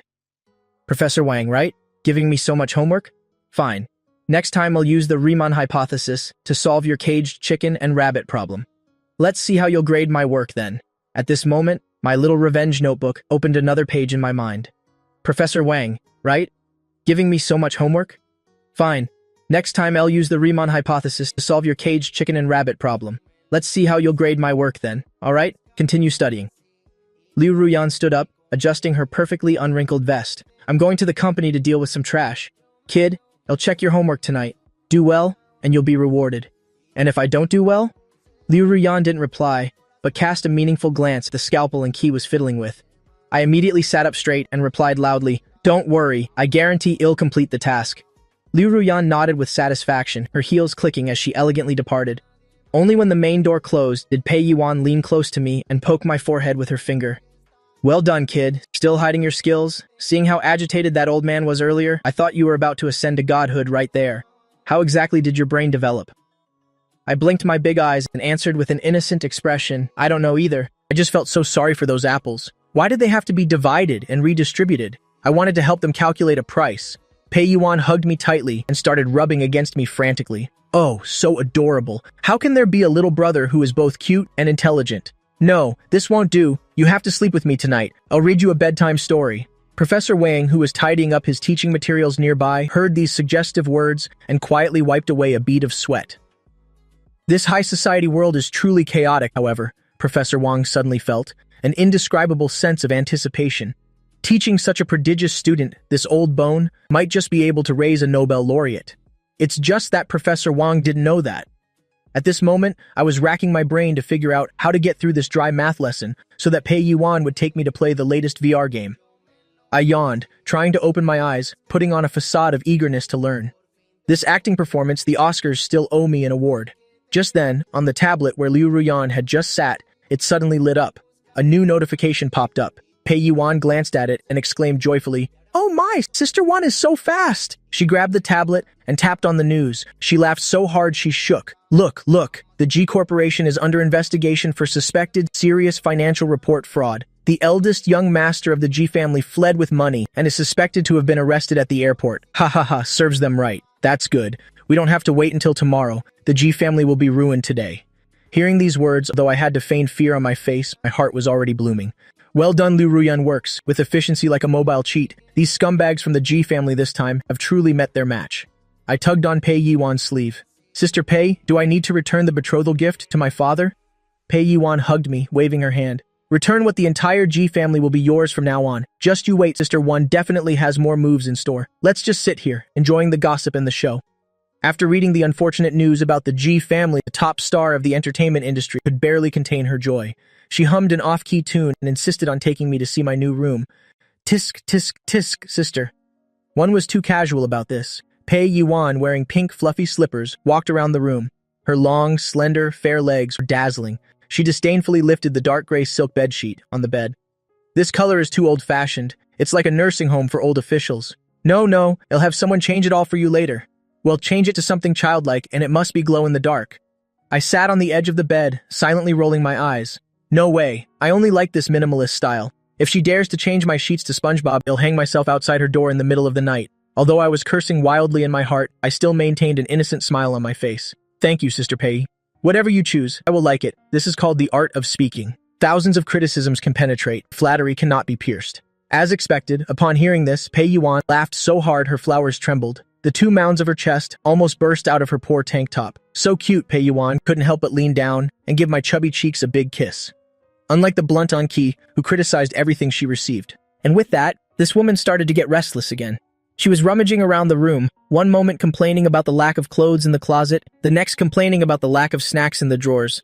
That intense sense of territory and desire for control is more terrifying than a destructive husky. Suddenly, Pei Yuan's eyes fell upon A large, fluffy pillow on the headboard. Underneath the pillow, a corner of a black book cover was showing. That was my life's treasure, the small notebook that recorded all the wrongdoings of these three women and my revenge plan for the next 10 years. My heart skipped a beat. Damn it, I was careless. The first page already recorded the revenge plan. Make her peel crawfish for me every day at home, and if she doesn't finish, she doesn't get to eat. If this were to be discovered, let alone peeling crawfish, that crazy Pei Yuan would surely, on the spot, skin me alive and make spicy rabbit head with it. Seeing Pei Yuan's jade-like hands, painted with red nail polish, slowly reaching for the pillow. What's this? Pei Yuan blinked her big, curious eyes. Is it a diary or a love letter? Could our little darling brother, still so young, already have a girl he likes? Her fingertips had touched the edge of the pillow, only 0.01 centimeters away from the small black notebook that could cause my social death. This was truly a matter of life and death. My mind was racing frantically. In that instant, I couldn't snatch it away, as that would reveal my guilt. Even less could I cry out, as that would only incite this woman's rebellious nature. I had to use a stratagem. Just as Pei Yuan was about to lift the pillow, I acted, lunging straight into Pei Yuan's arms. The call of Sister Pei was so pleading, uniquely sweet. The sugar content must have been at least level 4. Pei Yuan was startled by this sudden embrace, leaving her stunned. Her hand movements immediately stopped. Oh my goodness! She instinctively hugged the soft ball of fluff in her arms. Looking down, she saw me looking up with big dark eyes, sparkling, filled with clear tears. My small mouth pouted, looking as if I had just suffered immense injustice. What's wrong? Pei Yuan's previous curiosity immediately vanished. It was replaced by overwhelming pity. Who bullied you? Tell me, and ill twist his head off. I buried my face in the soft and full chest of Pei Yuan. This feeling was truly supreme, worthy of being called Kim Hai's #1 beauty. I snuggled closer. I miss my mom so much. My mom was also as beautiful as Sister Pei and smelled just like you. When I saw Sister Pei tidying the bed just now, I thought my mom had come back. The killer move, feigning, pity combined with flattery, a 2-in-1. This move, against a woman like Pei Yuan, with her maternal instincts and extreme narcissism, was a devastating blow. Oh, my little darling. Pei Yuan scooped me up with one arm, hugging me tightly. The force was so strong it nearly suffocated me. There, don't cry, don't cry. From now on, it'll be your real mother. Humph. We don't need that heartless mother anymore. From now on, I'll love you. Whatever you want to eat, whatever you want to play, just say the word, and I'll pluck the stars from the sky for you. I buried my head in Pei Yuan's shoulder, pretending to sob while secretly glancing at the pillow. Thank goodness, it was still in place, not discovered. Phew, that was a close call. This was more thrilling than defusing a bomb. To completely divert this woman's attention, I decided to add fuel to the fire. I sniffled. Sister, your movements just now were so beautiful. I've seen you on TV before. You're the most beautiful person on there. This flattery was spot on. In her life, Pei Yuan loved hearing others praise her beauty the most, especially when praised by a cute little boy like me. The sense of accomplishment felt even better than winning the Best Actress award. She giggled so hard she couldn't close her mouth, reaching out to pinch my nose. Does this little mouth spread honey? It seems you have good taste. Since you're so good with your words, I must give you a reward. Pei Yuan put me down on the bed, then turned to rummage through her Hermes Birkin bag, completely forgetting about the pillow. Found it? She took out a vinyl record and dangled it in front of me. Ting-a-ling, ting-a-ling, this is the master copy of the vinyl record that I haven't even released yet. There's only one in the entire world. I was originally going to give it to that music godfather or something as a birthday gift, but now it's yours. I looked at the vinyl record, my mouth twitching slightly. A bank card would have been more practical. But I pretended to have found a treasure, taking the record with both hands. I will definitely take good care of it. It will be my family heirloom. Pei Yuan was so flattered that her heart bloomed. All right, put it away. Let's go. Come downstairs with me. Earlier, Liu Ruyan, that inhuman capitalist, messaged to say, there's a party tonight, telling us to get ready and go. A banquet? My heart stirred. A banquet at the Liu family's residence? It definitely wouldn't be a normal meal. It would be the best stage for me, the abandoned child of a wealthy family, to make my official debut. Yes, sister, I obediently jumped off the bed, and while Pei Yuan was turning to check her reflection, I swiftly snatched the small black notebook from under the pillow and tucked it into my waistband. Hey, Pei Yuan, right? You almost suffocated me earlier, didn't you? And you wanted to be my mother, right? As I walked out, I silently opened a new page in my mind's small notebook. Enemy, Pei Yuan. Additional crime, nearly exposing my core secret and trying to bribe me with a useless vinyl record. Additional revenge. Not only will she have to peel crawfish, but also wash my socks, by hand. The next morning, I stood before the large mirror, looking at the child wearing a red and black checkered British-style uniform in the mirror, lost in deep thought. This darn capitalism, this isn't a uniform, it's clearly money on the move. What are you spacing out for? Do you want me to carry you to the car too? A cold voice echoed from the doorway. Liu Ruyan was wearing today a pure black business suit. Her Ice Queen aura, unapproachable, could freeze anything within a 10-meter radius. I immediately switched to a docile expression, scampering over, looking up and extending my tiny hand to grasp Liu Ruyan's fingertip. You look so beautiful today. This outfit perfectly accentuates your aura, like a celestial flower descending from the heavens. Liu Ruyan looked down at my flattering little mouth, her lips twitching imperceptibly. She didn't pull her hand away. Instead, she firmly grasped my chubby little hand. This feels nice. Stop the sweet talk. Liu Ruyan led me outside. The car is waiting outside. Remember, don't cause trouble at school, but also don't let anyone bully you. If I hear you've been crying at school, I'll send you back to that bankrupt Jai family. I immediately shook my head like a rattle drum. No, are you kidding? It's a miracle if I don't bully others. Who would dare bully me? This young master is bringing his max-level intelligence to the beginner village to wreak havoc, okay? Parked outside was a long-wheelbase Rolls-Royce Phantom.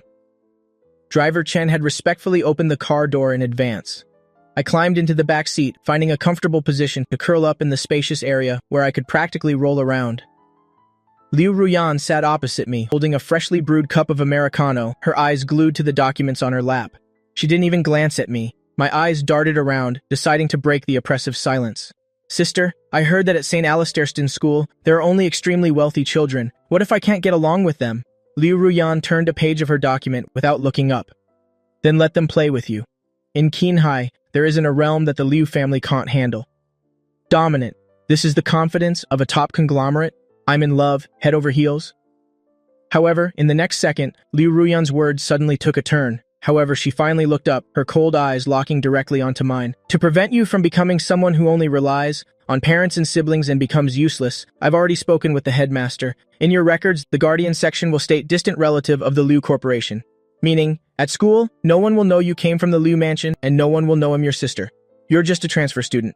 I knew it. How could this woman be so kind? Shouldn't the male protagonist in a power fantasy story reveal their identity from the start and then show off their dominance? Why did she directly disable half of my cheat like this? The smile on my face froze, my mouth twitching uncontrollably. Sister, isn't this a bit too humble? What if those rich young masters look down on me and ostracize me? Liu Ruyan put down her coffee cup, leaning slightly forward. She extended her slender index finger, gently lifting my chin. If that happens, it just proves you're useless. The Liu family doesn't raise trash. If you can't even handle a bunch of toddlers who are still breastfeeding, how will you survive in the dangerous Qinghai? Remember, true strength doesn't need to rely on the 3 words Liu Ruyan to make others kneel, she said, retracting her hand. She leaned back against the seat. Outside the car window, a majestic European palace-like complex gradually appeared before my eyes. The giant gilded nameplate, St. Alistair's, glittered under the sun. Parked at the gate were all kinds of limited edition luxury cars. Compared to this place, the so-called aristocratic schools I had seen in my previous life were no different from slums. Outside the car window, a majestic European palace-like complex gradually appeared before my eyes. The giant gilded nameplate, St. Alistair's, glittered under the sun. Parked at the gate were all kinds of limited edition luxury cars. Compared to this place, the so-called aristocratic schools I had seen in my previous life were no different from slums. The Rolls-Royce slowly stopped at the school gate. The headmaster and a group of homeroom teachers had been waiting for a long time, bowing respectfully to welcome us. CEO Liu, welcome. It is truly our honor. The balding headmaster smiled so much that the wrinkles on his face gathered. The car window slowly rolled down. Liu Ruyan had no intention of getting out of the car. She just tilted her head and indifferently glanced at the headmaster. I have brought the person. Just do as I said earlier. No special treatment. Just treat them normally. The headmaster nodded repeatedly, his back bent at a 90-degree angle. Yes, CEO Liu, please rest assured, we will enforce strict discipline. That's good. Liu Ruyan turned to look at me, a barely perceptible hint of expectation in her eyes. Go on, don't embarrass me. I slung the heavy school bag over my shoulder, took a deep breath, pushed open the car door, and jumped out. Fine, a transfer student is a transfer student. If you want to play this game of disguise, then I'll play along. This act of playing the weak to catch the strong, I'm a professional at this. I stood beside the car door, waving my small hand at Liu Ruyan, a pure and innocent smile on my face. Sister, goodbye, I'm going to school. Liu Ruyan nodded slightly. Watching the taillights of the car disappear, the smile on my face vanished instantly. It was replaced by a cold expression. I'm very displeased. I turned around, looking at the headmaster who was still wiping his sweat. Mr. Headmaster, which class do I need to go to?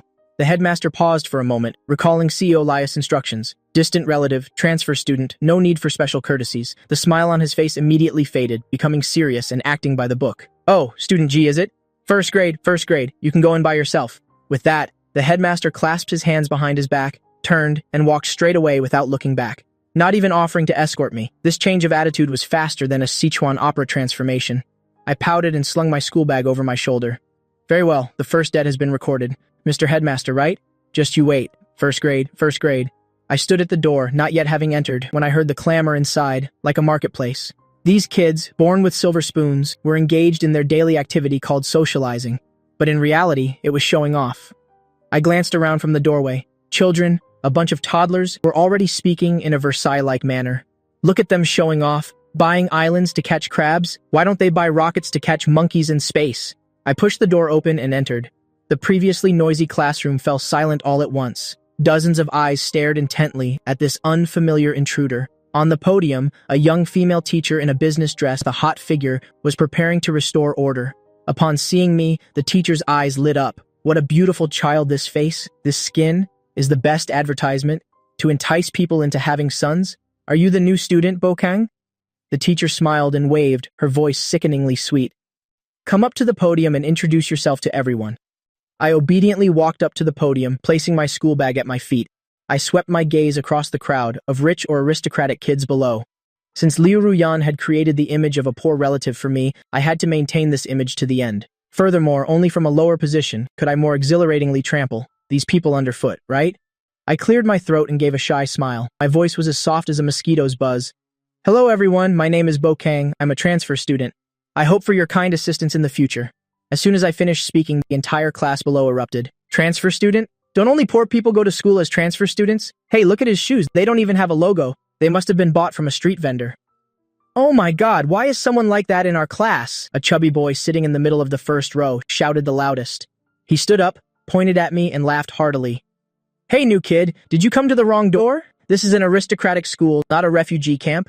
If you don't have money for food, call me Big Brother. This young master will treat you to a sausage. The whole class burst into laughter. The teacher's face showed a hint of embarrassment, about to intervene, but then she saw that I wasn't angry at all, not even a trace of fear. I quietly looked at the chubby boy, a harmless smile slowly forming on my lips. My hand sneakily went into my pocket, feeling the small black notebook. Excellent on the first day of school. I've already got a perfect score coming to me. You fat kid, you've walked into a dead end. I didn't plan to open for business so quickly, but since someone rushed to offer me achievements, I can't help it. I won't indulge him, tilting my head and staring. You sound quite wealthy. Why don't you invite me to Michelin star dining? Is your allowance only enough to buy a single sausage? What a pity. Also, there's a foul smell. It seems to be coming from your mouth. Could you be so hungry that you have to go into the restroom to eat strawberries?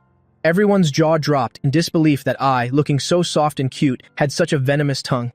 The chubby boy's face immediately turned as red as pork liver. What did you say? How dare you scold me? He grabbed an eraser from the desk and threw it forcefully at me. Go to hell, you poor beggar. I didn't dodge because I saw at the classroom door, the headmaster who had left not long ago was passing by with another important figure. If I were to be hit by it now and then dramatically fall to the floor and shed a couple of tears. Oh, the scene, tisk, tisk, tisk. Bring it on, eraser. This will be the most glorious moment of your life. If you miss, I'll despise you even more. That eraser, carrying the force of a child's throw, drew a less than graceful parabolic arc through the air. Its target was locked onto my priceless head. With my current abilities, not to mention an eraser, even a bullet. Alright, perhaps not a bullet, but this slow-moving object I could catch with 2 fingers even with my eyes closed. But I didn't move, because from the corner of my eye, I saw, outside the classroom window, the balding headmaster, who moments ago was, bowing respectfully to me, was leading a portly, middle-aged man, dressed in a neat suit, walking by. Judging by the proud gait of that middle-aged man, he was either a board member or a high-ranking official from the Education Bureau. Heaven has helped me. I was worried about not having a reason to deal with these unruly brats when they came offering themselves up. You fat kid, this throw of yours might just cost your father half his fortune. My lips curved slightly, almost imperceptibly, then immediately retracted. Just as the eraser was about to hit my forehead, I acted, but not to dodge, but to proactively lean my head forward just a tiny bit. Thwack, a crisp sound rang out, and immediately after, my whole body felt as if hit by a strong punch, staggering back 2 steps, even swaying exaggeratedly in the air, before finally falling with a crash, collapsing onto the classroom floor. Ow! This pathetic cry, tragic, drawn out, full of helplessness and horror. The raucous laughter of the entire class suddenly ceased, falling into dead silence. The chubby kid with the gold chain, who had been shouting for a sausage reward, still held the throwing pose, his face blank with confusion. I didn't even use much force? He looked at his hand, then back at me lying motionless on the floor. A staged accident. This is definitely a staged accident. Just then, bang! The classroom door was violently pushed open. The headmaster, who had been putting on a show outside earlier, now had a deathly pale face, dripping with sweat as he rushed in. Behind him was that portly man, also looking utterly shocked. What's going on? The headmaster's roar cracked. The person Liu Ruyan personally brought was a distant relative of the Liu Corporation. Even though CEO Liu said no special care was needed, if he really believed that, then there was something wrong with his head. He had been in class for less than 5 minutes, and someone had already cracked his head open right under my nose. If word of this reached the ears of Liu Ruyan, that female devil of Jinhai, then this headmaster could be applying phone screen protectors under a bridge tomorrow. Student guy, are you okay? The beautiful homeroom teacher Lai reacted the fastest. Her long legs and high heels reached the side of the podium in just a few steps. She squatted down, helping me up with a panicked look on her face. Because the movement was too big, a sliver of pristine white at the collar of her uniform quivered slightly. Even though I was seriously injured at this moment, as a person with a mature soul, I still politely took another look. The teacher's figure is truly befitting of an educator. This scent isn't bad either. Probably Chanel? Number 5. Thinking that in my heart, on the outside, I held my forehead, my eyes welling up with tears, as if about to fall but not yet falling. I looked extremely pitiful. I tremblingly let go of my hand. On my fair forehead there was indeed a small red patch. Actually, I had taken the opportunity to rub it red myself. Wah, teacher, I'm so dizzy. I weakly leaned into Teacher Li's soft embrace. Teacher Li looked heartbroken. Such a beautiful and well-behaved child, bullied to this extent on his first day. She snapped her head up, her beautiful eyes wide, glaring at that fat kid. Wang Jinbao, what are you doing? This is intentionally harming a classmate. Call your parents to come here right now, immediately, right this instant. That fat kid named Wang Jinbao was used to being arrogant in class, relying on his family's few coal mines. He didn't even respect the teachers. But the scene today, the headmaster and the board of directors were all here. He was also startled. I was just joking with him. Wang Jinbao was stubborn, still arguing stubbornly. Who told him to call me a moron? The headmaster was so angry his hair was about to fall out. He rushed over in a few steps and pointed at Wang Jinbao's nose. Hitting someone with an object is called a joke? Do you know that boy's identity? The headmaster was startled as soon as he finished speaking. CEO Liu had instructed him to act discreetly, so he had to swallow my identity back down. However, although that fatso Wang Jinbao was stupid, his memory was unusually good. He squinted his narrow phoenix eyes, staring intently at my face. Suddenly, as if he had discovered a new continent, he abruptly pointed his finger at me and shouted loudly. I remember now. I was wondering why you look so familiar. I just watched the news last night. Wang Jinbao was extremely excited, as if he had grasped some fatal weakness of mine. Instantly going from panicked to arrogant, he scanned the room and yelled loudly, "Everyone, don't be fooled by him. He's not some visiting student. He's that wild kid, Gui Ba from the Gui family. Last night's news exposed everything. His scumbag brother ran off with several $100 million, causing misery for so many investors. Last night my dad was even cursing that no one in their Guy family is any good. They're all big-time scammers." This shout was like a clap of thunder. The little girls who had just felt sorry for me, their gazes towards me instantly changed. The classroom, which had been dead silent just a moment ago, was instantly filled with whispers and contemptuous looks. The girls who had praised me for being handsome before were now holding their noses in disgust. I looked at all of this, my heart cold. These children raised on money had long learned to fawn over the strong and trample on the weak. Wang Jinbao saw the tide turning and became even more arrogant. He put his hands on his hips, shook his leg, the large gold chain on his neck swayed, making people dizzy. "Headmaster, on what grounds did you let the younger brother of a scammer into our school? My dad donated money to the school so I could make high-class friends, not to hang out with the relatives of this kind of criminal. If I lose something in the future, am I supposed to blame him for everything? Hurry up and expel him from the school." "Yeah, expel him," a few of Wang Jinbao's lackeys also chimed in. The headmaster was so anxious that cold sweat poured down. This situation isn't good. These little brats simply don't know who they've offended. The Guy family may be bankrupt, but this boy is now under Liu Ruyan's protection. Just as the headmaster was about to forcefully suppress these little devils, I reached out with my small, cold hand and gently tugged on the headmaster's hem.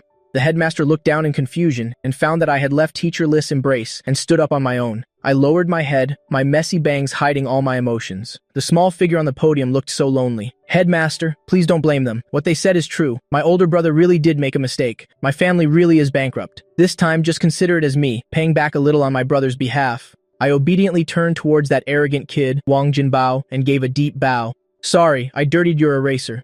As soon as I said these words, the whole room once again fell silent. Teacher Li's eyes turned red.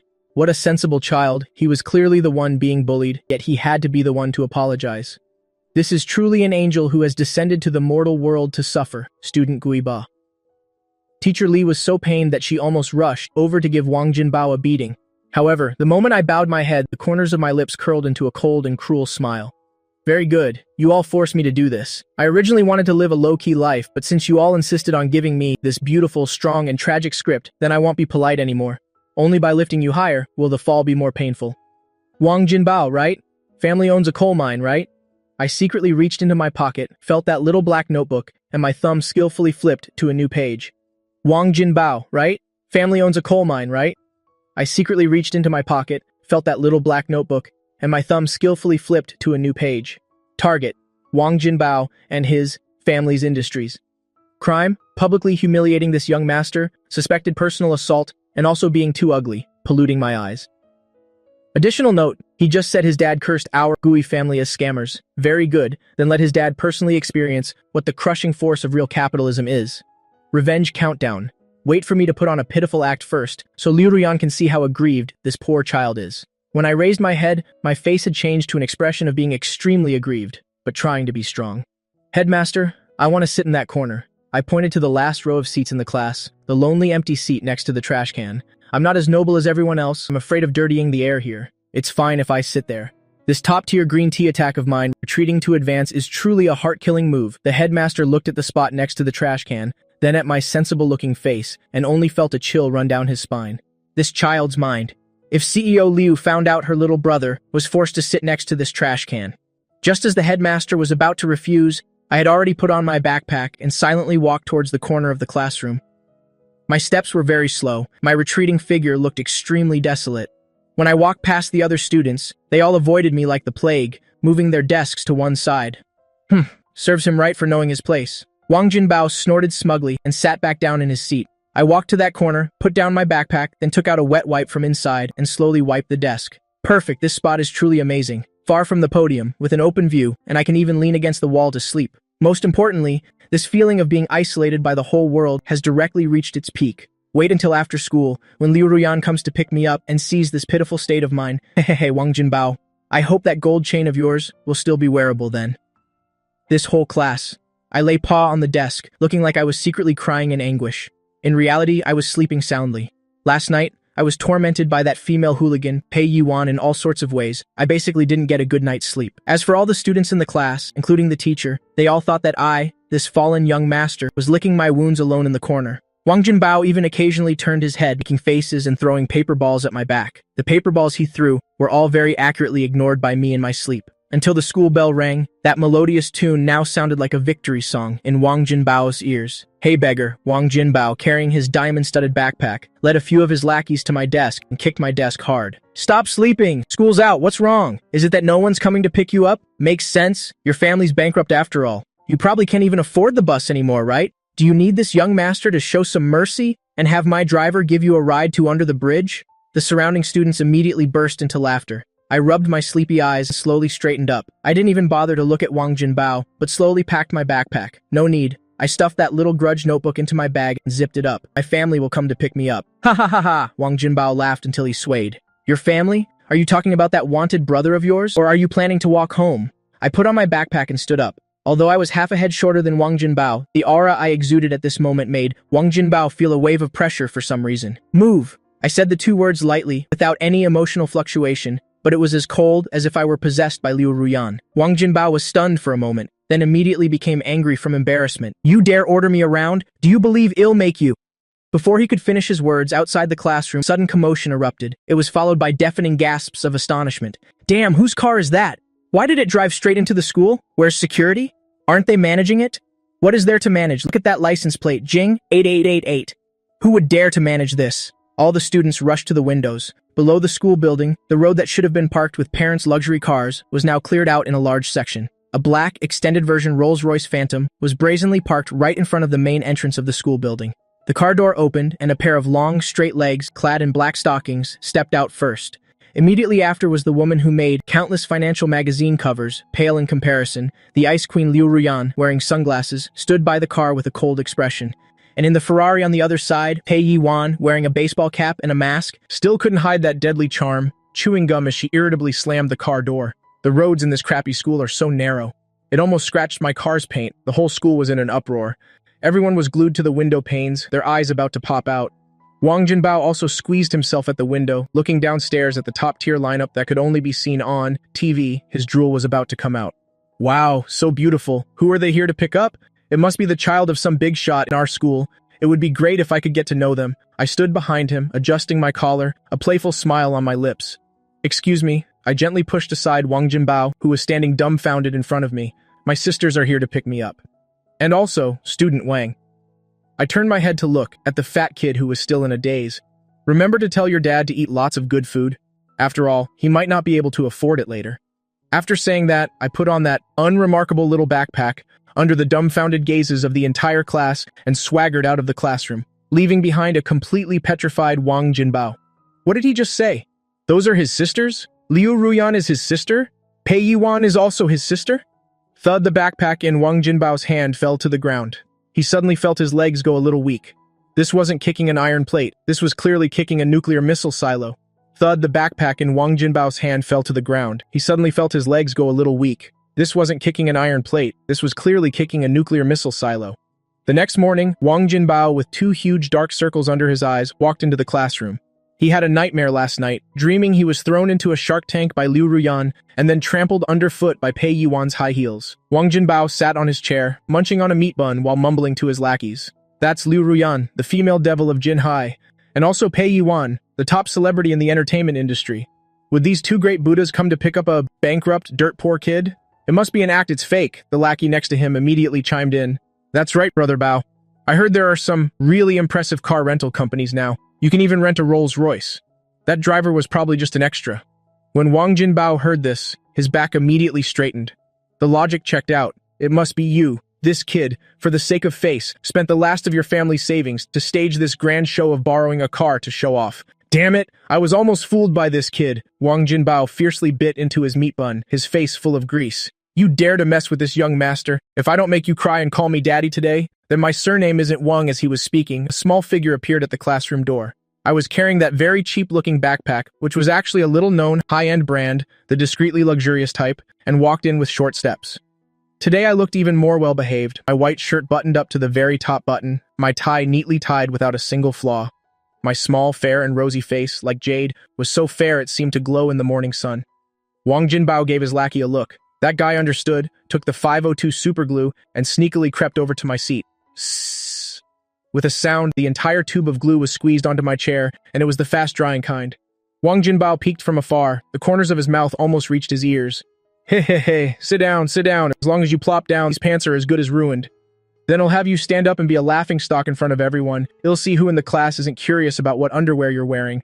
I walked to my seat. My radar-like eyes scanned the chair in 0.1 seconds. Ha!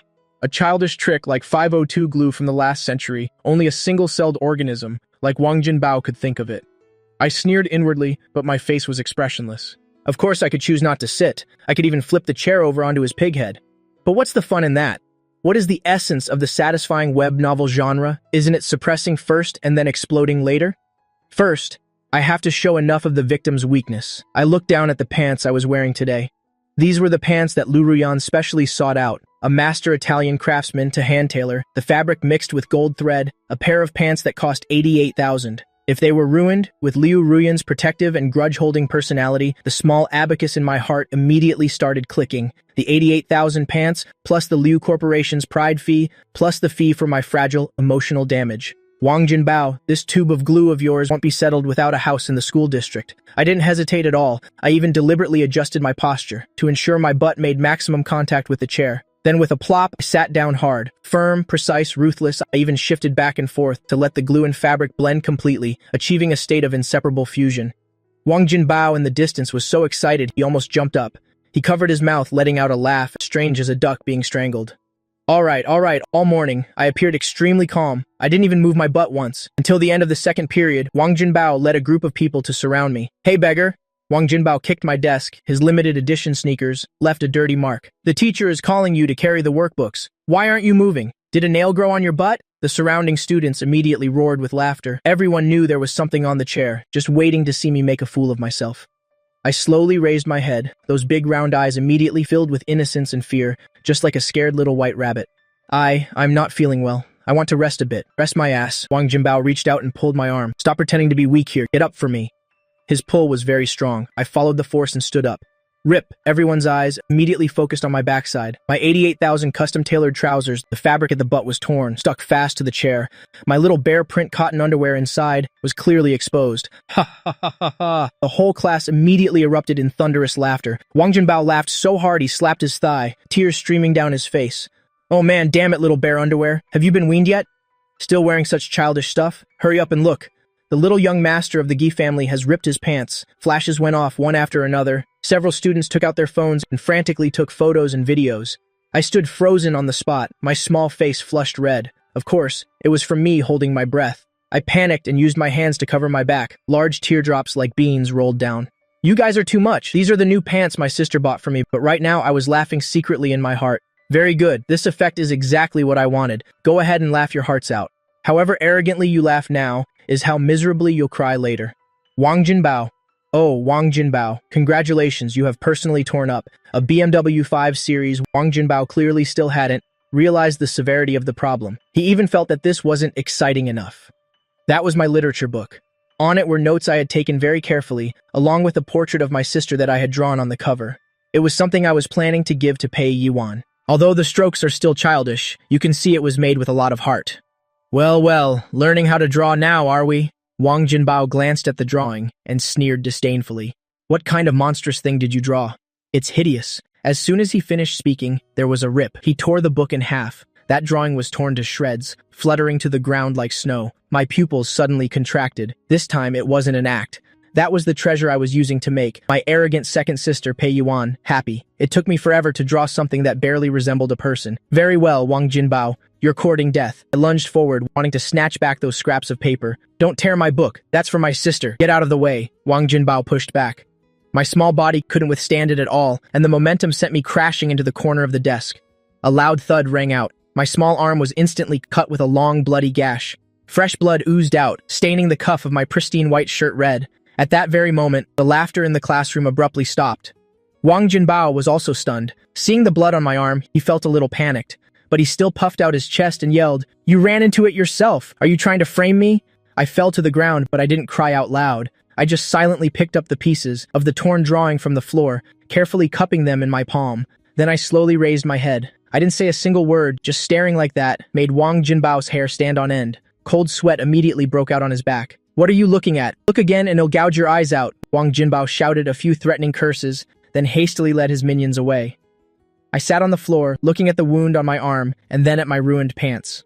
The corners of my lips slowly curled into a ruthless smile. Taking out the small black notebook, I added the following record. Criminal Wang Jinbao, charges upgraded. 1. Ruined a pair of custom-tailored trousers, personally chosen by Liu Ruyan. Value, 88,000. Suggested compensation for emotional distress, 10 times the amount. 2. Tore up a portrait meant as a gift for superstar Pei Yiwan. Art is priceless. Suggest calculating damages based on Pei Yiwan's appearance fee. Starting price, 2 million. 3. Intentional injury, causing harm to this young master's precious body. Conclusion. Recommend directly applying for the Wang family's bankruptcy and asset liquidation. The school bell rang. The school gate was still bustling with luxury cars. I didn't wear my school bag. The strap was broken. I hugged that pile of scraps, dragging my feet and pants with a huge hole torn in them, and limped outside. The blood on my arm had dried. A dark red streak on the shirt looked terrifying. I looked like a little refugee boy who had just escaped from a POW camp, in stark contrast to the rich kids, shining brightly around me. Hey, isn't that Gui Ba? How? Did he end up like this? Serves him right. Who told him to provoke Brother Bao? The surrounding chatter was incessant. Suddenly, an engine's deep, fierce roar, a fiery red Ferrari sped straight into the school square. Pei Yiwan took off the sunglasses that covered half her face, revealing a stunning face that could make every young man in the country go crazy. Who is Gui Ba? Pei Yiwan's voice was very loud, carrying a defiant air that bowed to no one. The surrounding students and parents were all stunned. Pei Yiwan, oh my god! It's really her, even more beautiful than on TV? Pei Yiwan completely ignored those screams. Her eyes scanned the crowd, and finally, saw the small figure huddled in a corner. She saw the tattered pants, saw the half-exposed underwear, and moreover, that blood-stained arm. The cute, soft little boy who, when leaving the house this morning, had hugged her leg calling her pretty sister, was me. Now he was being bullied so miserably. She took long strides, quickly walking up to me. Slowly, she knelt down, looking at me as I hung my head, not daring to look at her. Who did this? Her voice deepened considerably. Large tears fell right on cue. I held up the scraps of paper in my hand to her, my voice choked with sobs. Sister, I'm sorry. I ruined the drawing for you. I couldn't protect it. Looking at this pile of scraps, and then at the wounds all over my body, and I was still apologizing. Pei Yuan's eyes instantly turned red. She pulled me into her arms, hugging me tightly. She didn't care at all if the filthy glue stain would dirty her 10,000 yuan leather jacket. Silly boy. Who cares about that torn drawing?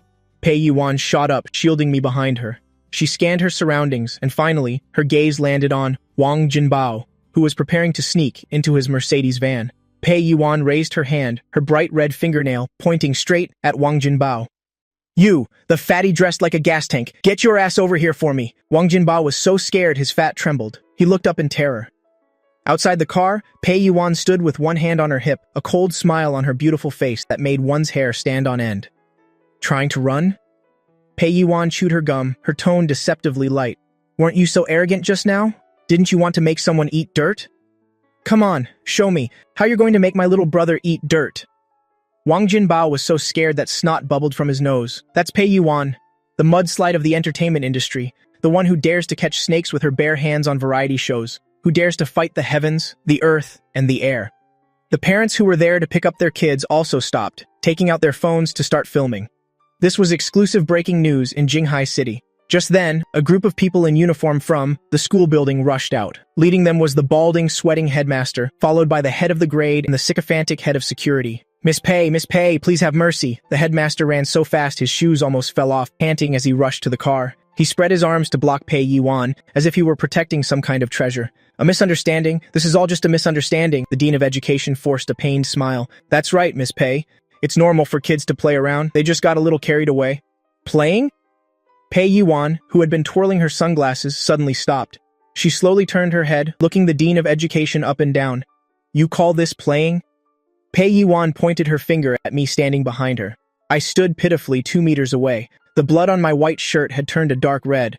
The large hole in the back of my pants fluttered in the wind, vaguely revealing a tiny bottom wearing cartoon bear underwear. And the bruise on my arm was from hitting the corner of the desk just now. Ah, let me play with you for a bit then. Pei Yuan suddenly took a step forward, scaring the Dean of Education 3 steps back. I'll pull your pants down and glue you to a chair, then I'll cut your arm and let it bleed. After that, I'll say it's to strengthen our bond. Would you be happy? The Dean of Education's face turned green, stammering without being able to say a word. Miss Pei, this is not the same. How is it not the same? Pei Yuan pressed relentlessly. Is it because his father owns a mine? Or do you think my little brother is easy to bully? At this moment, the head of the grade who had been silent until now pushed up his glasses, his expression impartial. Miss Pei, although your brother is slightly injured, according to our understanding, it was because he himself was not careful. Before he could finish speaking, I reached out my small, cold hand and timidly tugged the hem of Pei Yuan's expensive leather jacket. Pei Yuan looked down, just in time to see my small, tear-streaked face looking up at her. My big, round eyes were filled with tears, about to fall but not yet falling. My eyelashes were still trembling slightly. It was as if the word aggrieved was written all over my face. Sister, don't be angry. I sniffled, my soft voice thick with a nasal tone. The teacher is right. It's because I wasn't careful. It was because I wasn't looking where I was going that I bumped into classmate Wang's hand. It was also because I was careless that my pants got glue on them. That's right, I thought to myself. For this reverse victim-blaming move, I have to give myself full marks. With Pei Yuan's explosive temper, she'll definitely detonate on the spot after hearing this. I lowered my head, my 2 small hands twisting together. My voice got softer and softer. And then, classmate Wang's family is very rich. Even headmaster uncle is afraid of his dad. Sister, please don't offend people for my sake. It really doesn't hurt, really. As I spoke, I deliberately and clumsily hid my injured arm behind my back. This gesture, this demeanor, it's truly a textbook-level green tea performance. The gossiping parents watching from the sidelines heard this, and their hearts all broke. Oh my God, this child is so sensible. He was clearly bullied, but still has to speak up for others. What kind of school is this? So corrupt. When Pei Yuan heard my words, she just felt a surge of hot blood rush straight to her head. She felt like her lungs were about to explode with anger. Pei Yuan immediately swore. She pulled me in front of her and knelt down. Her wild eyes were now bloodshot. She reached out her hand, wanting to touch the wound on my arm, but was afraid of hurting me. Her hand hovered in midair, trembling slightly. "Who taught you to say such nonsense?" Pei Yuan's voice seemed to be trembling. "What do you mean you bumped into it yourself? What do you mean don't offend people for my sake? Listen up." Pei Yuan suddenly stood up, yanked off her designer silk scarf, and roughly wrapped it around my bleeding arm to stop the bleeding. Although her movements were rough, they exuded a panicked carefulness. In this Jinghai city, only others fear us. There is no reason for us to fear others. She suddenly turned around, glaring at the headmaster and the dean, who were scared stiff. "Is this what you call an aristocratic education? Is this what you collect? Millions in tuition fees to teach? I think this school shouldn't even be open. Turn it into a pig farm. After all, it's just a bunch of pigs anyway." The headmaster wiped his cold sweat, his legs trembling. "Miss Pei, we will definitely handle this matter seriously." "Handle my ass." Pei Yuan wasn't listening at all. Her anger meter was full at this point. She had to find a place to unleash her ultimate move. Besides, this matter was too big. It wasn't satisfying enough for her to be angry alone. She had to summon the true ruling deity. Pei Yuan took out her phone, but she didn't dial a number, but yelled directly at the Rolls-Royce Phantom that was still parked motionlessly not far away. This yell was full of power. Its penetrating force was explosive. "Liu Ruyan, are you hatching an egg in that car? Your little brother's been bullied so badly his pants are ripped, his butt is showing, and he's bleeding all over. Are you going to do something about it? If not, I'm taking him with me, and from now on, his last name will be Pei." The entire school fell dead silent. I stood behind Pei Yuan, the corners of my mouth twitching uncontrollably. "Big sister, your voice is truly a portable megaphone, but this move to summon the divine beast is absolutely brilliant. Liu Ruyan, that proud woman, probably wanted to continue acting cold, waiting until Pei Yuan was done, to come out and dominate the scene. But now, great. She was directly put on a frying pan by Pei Yuan. If she doesn't come out right now, this label of not caring about her brother's life or death will be impossible to remove." Sure enough, the next second, the back door of the black Rolls-Royce Phantom, which looked like a fortress, slowly opened. Liu Ruyan casually took off her sunglasses. Her cold gaze swept lightly over the crowd. The noisy school gate immediately fell silent. She took long, unhurried strides. The crowd unconsciously made way for her. Even Wang Jinbao, who was so arrogant moments ago, was now so scared he was curled up in the car, trembling. He didn't dare to breathe loudly. Liu Ruyan walked up to Pei Yuan and me. She first glanced at the headmaster slumped on the ground, her gaze as cold as a knife. Immediately after, her gaze fell upon me, from my torn school bag to the blood-soaked silk scarf on my arm, finally stopping on the 88,000 yuan custom-tailored trousers with a large hole torn in the butt, revealing the cartoon bear underwear. Liu Ruyan's eyebrows furrowed almost imperceptibly. She had personally used a measuring tape to custom-tailor these trousers for me last night. That old Italian tailor even praised my beautiful leg shape. Now they were in such a tattered state. Who did this? Liu Ruyan's voice was deceptively light. Pei Yuan crossed her arms and jutted her chin towards the Mercedes. "They're that gas tank who locked himself in the car, along with this bunch of useless, sycophantic teachers." "Oh, right." Pei Yuan seemed to suddenly remember something and added another blow. "This brat also boasted that his father owns a mine, saying what's the big deal about the Liu family. Liu Ruyan, he is openly challenging your status in the industry." I lowered my head, my shoulders shaking uncontrollably, trying to hold back laughter. I thought to myself, the ability to instigate of Pei Yuan is truly top-notch. Wang Jinbao basically never said what's the big deal about the Liu family, but it doesn't matter anyway. After all, those mines of the Wang family will have to be named Liu from today onwards. After hearing this, Liu Ruyan just slightly raised an eyebrow. She didn't look at Wang Jinbao cowering in the car at all. She turned around, her gaze landing on the profusely sweating headmaster. Her tone was as calm as if she were discussing the weather. "Headmaster Zhang, I recall the Liu group donated a library and 2 laboratories to your esteemed school last year, correct?" The headmaster nodded tremblingly. Yes, thank you, CO Liu. Then tear them down." Liu Ruyan's voice was as cold as water.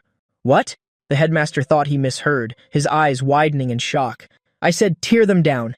Liu Ruyan elegantly adjusted her cuff and casually added, "Since this school cannot even guarantee the most basic safety for its students, then these facilities no longer need to exist." Also, she raised her wrist to look at her watch, notify the board of directors. An emergency meeting will be held in 10 minutes. There is only one item on the agenda, regarding the complete purge of the management of St. Alisterston School. And Liu Ruyan paused for a moment, her gaze finally turning towards the Mercedes. "Terminate all cooperation with the Wang's Mining Company and immediately conduct a compliance check on the Wang's Mining Company's capital chain." After speaking, Liu Ruyan turned around, ignoring everyone else. She walked straight up to me, looked at me still holding my bottom, and suddenly, she bent down under everyone's astonished gazes. She picked up the filthy me without any disgust. I was domineeringly picked up by her with one arm, my body instantly suspended. The unique cold cedar scent on her body wrapped around the tip of my nose. Let's go home. She only said these two words, then carried me in her high heels towards the Rolls-Royce. Behind, there was only a mess and a group of unlucky people about to go bankrupt. I lay on her shoulder, secretly opened my eyes to look at Wang Jinbao, who had fainted from fear, and the ashen-faced headmaster. My small hand hugged her neck tightly, the corners of my lips curling into a wicked, triumphant smile. I felt incredibly refreshed. This is the treatment of a cool story's main character, but I suddenly felt my butt getting cold. Her hand was perfectly positioned to support me through the small bare underwear, and I could still feel the warmth from her palm. I complained wildly in my heart. Big sister, your hand placement is a little off, and me, my butt is really cold right now. 30 minutes earlier, top floor of the Liu Group headquarters, Jinghai City CBD. On both sides of the conference table were industry elites, including a few blonde-haired, blue-eyed partners. On the table was a $3 billion cross-border merger. The only sound in the air was the rustling of flipping documents. Liu Ruyan sat at the head of the table, spinning a Mont Blanc fountain pen in one hand. CO Liu, regarding the profit distribution of the third clause. The foreign representative opposite had just opened his mouth when he fell silent. Liu Ruyan didn't even bother to raise her eyelids. There's a problem with the third clause. Rewrite it in 3 minutes. Just as everyone was holding their breath, afraid of angering this female devil, buzz, buzz. Her private phone, which had been silent for 10,000 years, vibrated. The entire meeting room fell dead silent. All the senior executives silently mourned for the person on the other end of the line. Liu Ruyan frowned slightly, glancing at the caller ID. That troublesome actress, Pei Yuan. Her eyebrow twitched violently. Although the two of them lived under the same roof, it was always a case of two kings not meeting, unless something had happened to me at home. Liu Ruyan didn't hesitate. Under everyone's astonished gazes, she answered the call and put it on speaker. Liu Ruyan, where's that egg you're hatching? The piercing roar of Pei Yuan echoed throughout the meeting room. Your little brother's been beaten until his pants ripped, his butt is showing, and he's bleeding all over. Are you going to do something? If not, I'm taking him with me. And from now on, his last name will be Pei. A snap. The Mont Blanc fountain pen in Liu Ruyan's hand broke in two. The meeting room was dead silent. The foreign representative was even more bewildered. Although he didn't understand Chinese, he knew the severity of the situation. He suddenly bent down. The hands that had signed billions in contracts reached out slightly. Amidst everyone's surprise, Liu Ruyan slowly stood up and coldly uttered 2 words. Meeting adjourned, Miss Liu. Kyo Liu, this is a $3 billion project. All it needs is a signature. Before the assistant could finish speaking, she cut him off. Do you not understand human language? Liu Ruyan glanced coldly, casually tossing the priceless contract straight into the paper shredder. Get the car. She strode out quickly in her high heels. At the door, she stopped. She thought, during rush hour, the traffic in Jinghai would be maddeningly congested. No. She turned back, a hint of madness in her eyes. Get the helicopter ready. Where are we going? Xiaju asked subconsciously. St. Alistairton Elementary School. 5 minutes later, a black private helicopter with the Liu Corporation logo roared as it took off from the top of the building under everyone's astonished gazes. The massive roar tore through the tranquility of Jinghai City. Liu Ruyan sat in the cabin, wearing noise-canceling headphones, her hand tightly gripping that phone. Pei Yuan's words echoed in her mind. Torn pants, bleeding, Wang Jinbao. She looked out the window, the clouds rushing past. Very good, it seems the Liu family has been too low-key lately. All sorts of riffraff dare to climb on our heads and act presumptuously. Back to the present. In the spacious rear cabin, which was like a palace, the Rolls-Royce Phantom, the atmosphere was suffocatingly strange. I was in an extremely embarrassing position, lying face down on Liu Ruyan's lap. There was a large tear in the back of my pants. To avoid exposure and touching the wound, Liu Ruyan forced me to maintain this position, while her hand was still supporting my little butt. Help, is this workplace harassment? Although I volunteered to be a kept man, this is taking it too far. Also, Liu Ruyan, aren't you a germaphobe? My pants are covered in dust and glue. Don't you find it dirty? I buried my small, blushing face into the genuine leather seat, wriggling my body, trying to escape that devilish hand. Don't move. Liu Ruyan's cold voice came from above. If you move again, I'll throw you out. I immediately became obedient.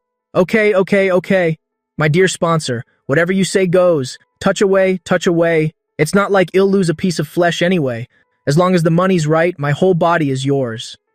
Just then, the car door was yanked open. Scoot over a bit. Without a word, Pei Yuan squeezed right in. Her long, leather-clad legs almost kicked Liu Ruyan's expensive trousers. Who let you in the car? Liu Ruyan frowned, her eyes filled with disdain. This car is practically a powder keg now. Hey, I'm talking to you, Liu Ruyan. Do you have any shame? Pei Yuan took off her sunglasses, flicking her voluminous curly hair. A moment ago at the school gate, you were pretending to be a decent person, and now you close the car door wanting to have him all to yourself? Get your claws off him? Is that a place you should be touching? That's not mine. That's our little brother's private area. You're a germaphobe, have you forgotten? Aren't you afraid of getting an infection and dying? Not only did Liu Ruyan not let go, but she even applied more pressure, pushing me back down. She gave Pei Yuan a cold glance, her eyes holding 30% mockery, 30% coldness, and 40% indifference. I am the boy's first legal guardian. I'm checking his wound. What about you? Liu Ruyan looked up and down at Pei Yuan's wild leather outfit, dressed like a bar dancer. Aren't you afraid of corrupting a child? What's wrong with a bar dancer? It's fashion. It's trendy. What the hell do you know? Besides, I want to check the wound too.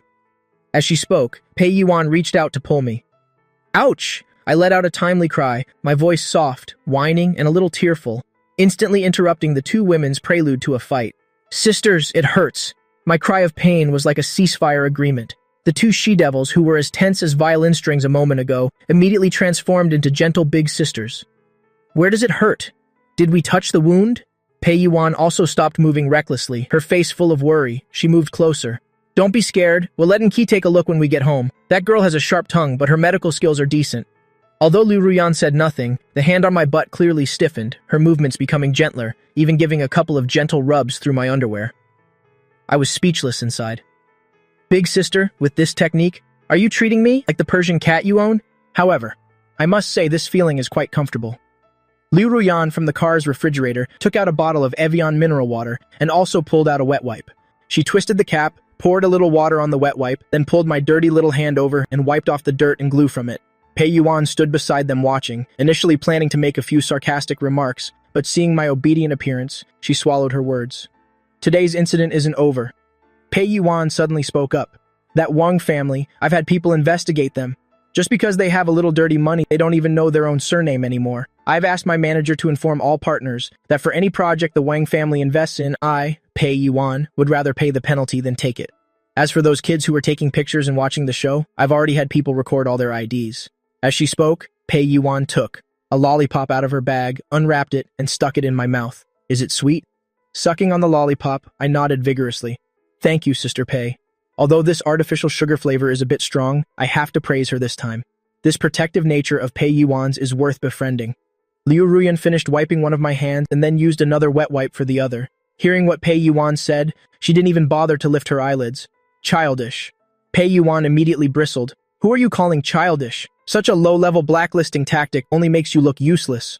Liu Ruyan threw the used wet wipe into the trash. The capital chain of Wang's mining subsidiary depends on loans from 3 banks. I've already instructed the finance department to suspend the Liu Corporation's major savings accounts at 2 of them, the 2 banks, to apply pressure. Furthermore, I've had someone send to the Bureau of Land and Resources a report about their illegal mining. Around tomorrow morning, the Wang family will receive from the court a summons and notice of asset seizure. After Liu Ruyan finished speaking, she pulled a document from her briefcase. It was the backup copy of the $3 billion merger that had been torn up. She casually placed the document under my knee so my skin wouldn't get scratched on the genuine leather seat. Pei Yuan was stunned upon hearing this. Although she was extremely unwilling to admit it, when it came to destroying someone's entire family, Liu Ruyan was indeed more professional than her. Pei Yuan pouted, muttering resentfully, "You're truly vicious. But that school must be demolished. It's an eyesore just looking at it. The engineering team has been arranged." Liu Ruyan replied coolly. "Tomorrow they will start. It will be converted into a racecourse." A racecourse? Pei Yuan's eyes lit up. That's a great idea. I can take our little brother horseback riding in the future. Lying on her lap, listening to these 2 women casually decide the downfall of a wealthy clan and the fate of a century-old prestigious school. As soon as the car stopped, without waiting for the driver to open the door, Liu Ruyan directly carried me out of the car, still in that domineering one-armed hold. Pei Yuan followed behind, carrying my torn school bag, humming a little song as she walked to the villa gate. I saw a woman in a white lab coat, wearing gold-rimmed glasses, leaning against the door frame. The moment that woman saw me, her eyes lit up. She pushed up her glasses, a meaningful smile playing on her lips. "Oh, it seems the injury isn't light. Your butt has blossomed. Come here and let Big Sister see if it needs to be amputated." Amputated? I was instantly dumbfounded. "Big Sister, it's just a minor scrape. Are all you women missing a screw?" Liu Ruyan walked over coldly. "Not that scalpel. And Qi, put away your perverted tricks. Treat the boy's wound, if it leaves a scar. Liu Ruyan paused for a moment, looking down at my trembling self. I will cut off the second half of the year's funding for your research institute. The scalpel in Qi's hand spun beautifully. As you command, my dear sponsor. She came to stand in front of me and reached out a hand that reeked of disinfectant to pinch my cheek. Her eyes sparkled with the same excitement as when seeing a lab rat. Little brother, don't be scared. My injections hurt a lot. Right now, her gaze was not at all like she was looking at a patient, but more like she was looking at a piece of fresh, juicy, premium steak. Sister and Qi. I shrank my neck, trying my best to burrow into Liu Ruyan's embrace. I think I can still be saved. There's no need for amputation, right? Help this woman is definitely a pervert. That look she just gave me made my kidneys ache. Liu Ruyan, stop playing dead, save me, as if she heard my inner plea. Liu Ruyan. She shifted slightly, subtly blocking in Qi. That invasive stare. Don't scare the boy. Liu Ruyan's voice was still cold, but it carried a hint of warning. As if she heard my inner plea. Liu Ruyan. She shifted slightly, subtly blocking in Qi. That invasive stare. Don't scare the boy. Liu Ruyan's voice was still cold, but it carried a hint of warning. Coward, coward. Qi chuckled softly and put away her scalpel. She walked closer, her high heels clicking as she reached out to lift my chin. Her fingers were cold and smelled of disinfectant. So timid, yet you dare to fight at school? So timid, yet you dare to make that 300-pound fatty faint from anger? Kid, I've seen the video Pei Yuan posted, and Qi leaned close to my ear, her warm breath brushing against my sensitive earlobe. Not a bad performance, little green tea. My whole body instantly froze. Damn it, does this woman have mind-reading powers? Or was my acting too over the top? Whatever, as long as I play dead, no one can wake me up. I decisively buried my face, hugging Liu Ruyan's neck tightly, and even threw in a couple of shivers for good measure. Just then, a screech of brakes tore through the tranquility of the villa area. I saw a yellow Maybach arrogantly speeding towards the gate, almost crashing into Liu Ruyan's Rolls Royce. The car door opened, and a bald man, twice the size of Wang Jinbao, rolled out of the car. I recognized him. It was Wang Dafu, Wang Jinbao's father, the big shot of the family. He was sweating profusely. He must have received a call saying the Liu Corporation had gone crazy and was launching an all-out assault on the Wang family's industries. Wang Dafu was scared out of his wits and sped here. CEO Liu, please wait. I watched Wang Dafu scramble and crawl his way over, but he was blocked by two towering bodyguards.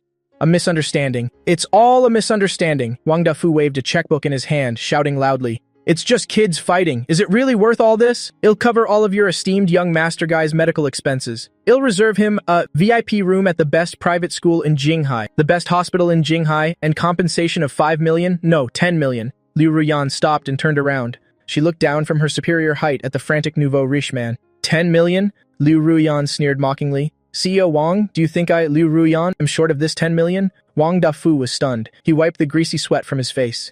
CEO Liu, one should always leave a way out so we can meet again in the future. For a kid from a bankrupt family, is it really worth going against our Wang family? Wang Dafu pointed at me, his tone turning contemptuous. Everyone knows about this brat. He's the younger brother of that useless runaway fiancé from the Gui family. The Guy family has already gone bankrupt and been liquidated. He's just an unwanted item used to pay off a debt. There's no need for you to do this over something like him. A sharp slap cut off Wang Dafu's babbling. I realized it wasn't Liu Ruyan who hit him, nor was it Pei Yuan. It was Qi who had been watching the show from the side, and Qi who was just elegantly playing with a scalpel moments ago. Now, from who knows where, she had produced a brick or some kind of medical plaster block in her hand. In any case, its hardness was terrifying. With this one blow, half of Wang Dafu's face immediately swelled up like a pig's head. Wang Dafu clutched his face, screaming in agony. You dare to hit me? Your mouth stinks. Just helping you disinfect it.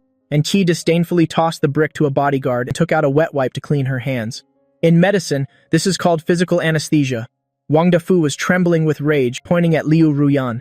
Liu Ruyan, is this how you treat your guests? For an outsider? For an abandoned child of the Guy family? Do you really want to sever all ties with me? Liu Ruyan adjusted me slightly in her arms. The movement was gentle, but when she looked up, she fixed her gaze on Wang Dafu. An outsider?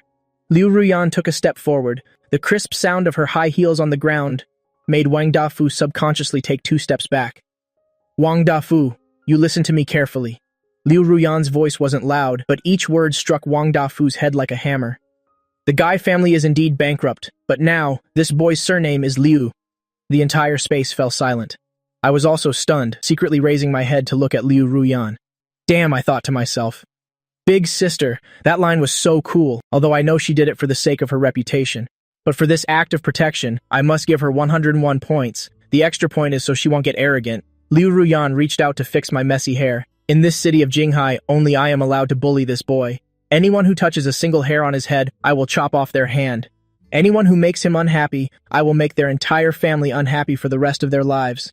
After saying that, I watched Liu Ruyan, without turning back, wave towards the bodyguards. Throw him a little further away, don't dirty the ground at the gate. Also, inform the legal department to add a few more lawsuits. I want the Wang family within 1 month to completely disappear from Jinghai City. Yes, young miss.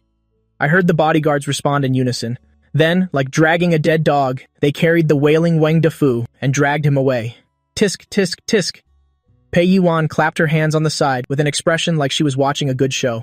That's some serious boss energy. This line from CEO Liu is even more satisfying than my female lead movie scripts. However, Pei Yuan glanced at my still bleeding knee. Shouldn't we take this little ancestor inside first? If we don't treat it soon, the wound is going to heal on its own. Ann Qi pushed up her glasses. That's right. Let's go, little brother. I'll take you for a physical examination. I could hear that she intentionally emphasized the word examination and the word physical. Instantly, a cold chill shot up from the soles of my feet to the top of my head. No, I'm not going. I feel like I can still be saved. So where's Wang Dafu? Don't go. Let's talk about that 5 million again. However, my protests were useless. I was carried by Liu Ruyan straight through the luxurious living room and taken directly to the private clinic in the basement. Put him on there. And Qi wore sterile clothing and put on rubber gloves. Liu Ruyan placed me on the bed. Lie on your stomach. Take off your pants. I clutched the waistband of my pants with both hands. My face was filled with horror as I looked at the 3 women surrounding the bed. Liu Ruyan stood watching coldly. Pei Yuan was holding her phone, ready to take a commemorative photo, and Qi was holding a large pair of scissors, gesturing menacingly towards my pants. Can we be a little more civilized about this? I tried to reason with them. It's just a scraped knee. Why do I have to take off my pants?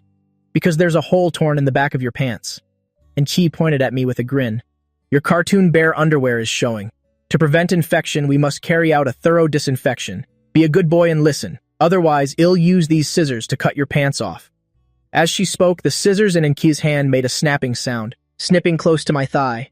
Damn it, you crazy woman. This is attempted murder, I thought to myself. So this is the legendary life of the rich and powerful. I want to go home. I want my mom. From the villa's basement came my miserable scream. 10 minutes later, the clinic door opened. I limped out.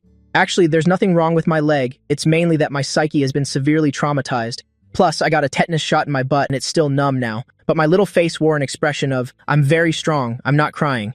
In my hand, I clutched a lollipop that Enki gave me. Alright, stop pretending. Pei Yuan came over, putting an arm around my shoulder. Let me take you to eat something delicious to calm your nerves. What do you want to eat? A Manchu-Han imperial feast or a grand French banquet? As long as it exists on this earth, I can get it for you. I sniffled and looked up at the 3 big sisters who had just tormented me. Although these 3 women were each abnormal in their own way, but just now Liu Ruyan stood at the door, shielding me. She said the words, the boy's surname is Liu, in front of me. I felt a sense of security. I thought to myself, oh well, since they protect me like this, I guess I'll reluctantly continue to live this life of a freeloader. Anyway, I glanced at the text message that just popped up on the phone. Your account ending in 8888 has received a transfer of 1 million yuan. Note, pocket money. My eyes instantly lit up. All the previous grievances and horror vanished into thin air because of this string of zeros. I immediately switched to a deathly sweet smiling face, turned around and hugged Liu Ruyan's thigh tightly. Sister Ruyan is the best. I like Sister Ruyan the most. I want to eat braised pork belly tonight. Can you make it for me? Liu Ruyan looked down at me. The corner of her mouth twitched slightly. Cook?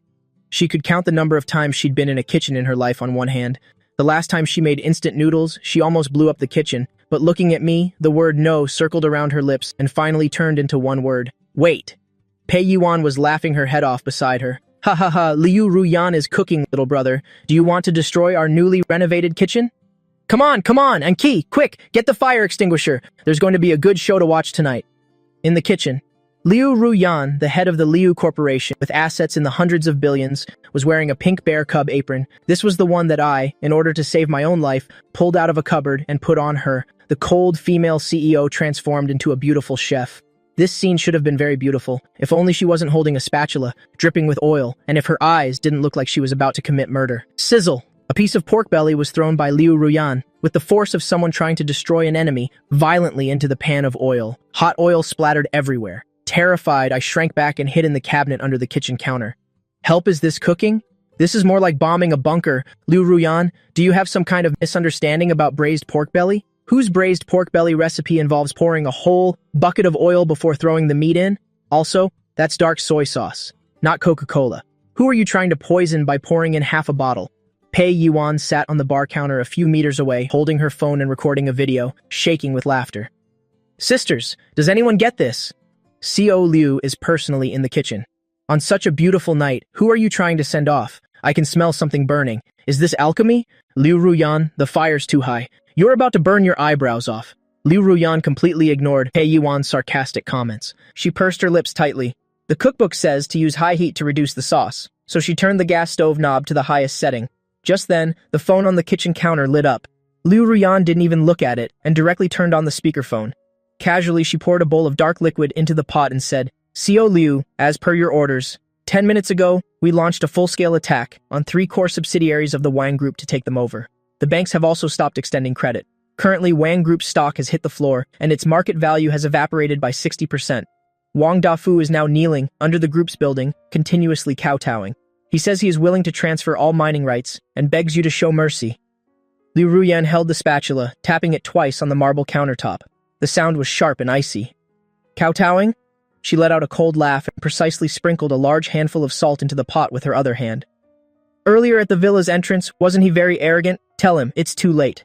Since the weather has turned cold, let the Wang Group go bankrupt. Post a notice to Kim Hai's business community. Whoever dares to save the Wang family is picking a fight with me, Liu Ruyan.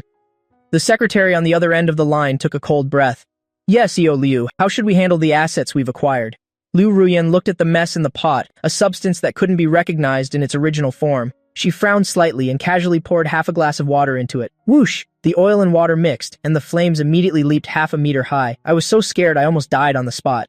Liu Ruyan didn't even blink, calmly instructing on the phone, package it, divide it, and sell it. All the proceeds are to be transferred to a private account under the name Jiba. Consider it pocket money for the child to buy candy. With that, she directly hung up the phone. I squatted by the cabinet, my heart pounding wildly as I listened. Oh my god, this was the cold weather event. The legendary bankruptcy of the Wang Group. The Wang family had at least tens of billions in assets, and it just vanished like that? And all of it transferred as pocket money for me? A sugar mama. Gulp. I immediately felt that even if this pot of braised pork was made of arsenic, I would have to eat 2 large bowls with tears in my eyes. This isn't braised pork. It's clearly bricks of gold. Ring, ring, ring. The phone rang again less than 10 seconds after being hung up. This time it was the headmaster of the prestigious St. Alistairton school, that usually arrogant and domineering old man. Now his voice was as subservient as a grandson's. Co Liu, this is Xiao Zhang. I heard you want to buy the school. This. Our board of directors just had an emergency meeting, and we've passed all the votes. You can name your price. As long as you're happy, we can even gift you the school. It's just that about turning it into a horse racing school. Can we discuss it further? After all, there are still many students. Liu Ruyan turned off the stove. She took a wet cloth and wiped the oil splattered on the back of her hand. Who said I wanted to turn it into a horse racing school? I poked my head out. Oh, did Sister Liu change her mind? She's not going to destroy the school anymore? Liu Ruyan scooped the food onto an expensive antique porcelain plate. A horse racing school would be too noisy. It would disturb my little brother. Replace the entire board of directors and find some sensible people. As for Wang Jinbao's homeroom teacher, why keep such a greedy little person? As for the school's atmosphere? Liu Ruyan carried the plate, turning to look at me squatting on the floor. From now on, the school will have only one rule. Whatever Jiba says, that is the rule. The headmaster on the other end of the line was so scared he almost lost his soul. Yes, I understand. From now on, young Master Ji is our sky. He is our only guiding principle. The call ended. The kitchen immediately became so quiet that you could hear a pin drop. Pei Yuan could no longer laugh, staring at Liu Ruyan with wide, astonished eyes. Liu Ruyan, are you crazy? Are you raising a little brother or a deity? Aren't you afraid of spoiling the child? Liu Ruyan slammed the plate of braised pork onto the dining table, pulled out a chair, and sat down. My Liu Ruyan's little brother, even if he pokes a hole in the sky, I will mend it for him. If he wants the stars in the sky, I will pick them down for him. After speaking, she looked at me, still stunned, her finger lightly tapping on the table. Come and eat. I stared at the plate of meat, braised pork emitting a strange burnt smell, my throat involuntarily swallowed. Can I even swallow this? If I eat this, I might as well meet my great-grandmother. Although this meal was worth tens of billions, the price to pay was too heavy. But seeing Liu Ruyan's slightly expectant eyes and thinking about the enormous sum of money about to arrive in my account, I gritted my teeth, determined to risk it. For the great cause of freeloading, what's a little poison? I walked heavily as if I were about to die, climbing onto the chair in front of the dining table. Picking up my chopsticks, I grabbed a piece of meat that didn't look too black. Wow, it smells delicious. Thank you, Sister Ruyan. Sister Ruyan is the best. I closed my eyes and stuffed the piece of meat into my mouth. At that exact moment, the 4 flavors of bitter, salty, sweet, and spicy exploded in my mouth. This isn't braised pork, it's clearly a biological weapon, but I still tried my best with my award-winning acting skills, holding back tears, forcing the brightest smile onto my face. It's so delicious, this is the best braised pork I've ever eaten. Hoo-hoo! I'm so touched. The food you make tastes like Mom's. Pei Yuan, standing nearby, looked on and pouted. Tisk, what a little flatterer. She also reached out with her chopsticks. Is it that amazing? Let me taste a bite. No, I suddenly shouted, desperately protecting the plate of food. Sister, don't do anything rash. I'm forced to do this for survival. What are you trying to be greedy for? Do you think your life is too long? Of course, such delicious food is all mine. No one can fight me for it. While shouting, I frantically shoved meat into my mouth. Liu Ruyan watched me eat ravenously, gently reaching out to stroke my head. Eat slowly. No one is going to fight you for it. If you want to eat it later, I'll make it for you every day. Ugh. As soon as I swallowed a piece of meat, I almost spat it out after hearing her say that. No, please, 1,000 times no. Once was more than enough for me. A few more times and he'll surely die. And Key, save me, bring the gastric lavage machine over here quickly. I feel like I can still be saved. In this bizarre yet cozy atmosphere, the villa door was suddenly pushed open forcefully, and Key, wearing a white lab coat, strode in. In her hand, she held a freshly printed DNA test report, her expression looking extremely peculiar. Liu Ruyan, don't rush to poison your little brother. I have good news and bad news. And Key shook the report in her hand. Guess what I discovered from the blood sample of the child's wound? Liu Ruyan frowned. Just say it directly. And she curled her lips into a teasing smile. The good news is that this child has extraordinary physique. That wound has completely healed, leaving no scar. The bad news is... And she suddenly changed her tone, her eyes immediately sharpening. In its gene sequence, there's a segment that's artificially coded. In other words, this child's biological parents might not be at all the useless couple from the G family. Little brother and Key walked to the dining table. What kind of little monster are you? With meat in my mouth, my whole body stiffened. What the heck? Gene coding? Didn't I grow up here? Does the owner of this body have a hidden storyline? Also, Sister Liu, don't look at me. Like a lab rat. Scared, Liu Ruyan suddenly stood up, pulling me behind her, blocking in Key's view. And Key, curb your curiosity. No matter who it is, once they step through this door, it is a member of my Liu family. This report, destroy it, if a 4th person finds out. Liu Ruyan said no more. And Key shrugged indifferently, and in front of Liu Ruyan, she took out a lighter and burned the report. Fine, fine, fine, you're the patron. You have the final say. But... And Key looked at me hiding behind Liu Ruyan, shivering in fear. Such an interesting specimen. If you get sick later, you must come to me first. I will be very gentle. I was internally lamenting frantically. I will never get sick in this lifetime, definitely, but after eating this plate of braised pork, I felt my stomach starting to churn. Liu Ruyan's braised pork, biological weapon, had a much greater destructive power than I imagined. At this moment, I was lying incapacitated on the priceless Italian genuine leather sofa in the living room. Help! I think my great-grandmother is waving at me. That piece of meat must have been raw. It's doing Muay Thai inside my stomach. Liu Ruyan sat opposite me, holding a cup of tea, watching me writhe in discomfort. Want some more? Liu Ruyan said in a nonchalant tone, pointing at the plate of masterpiece with only one bite missing.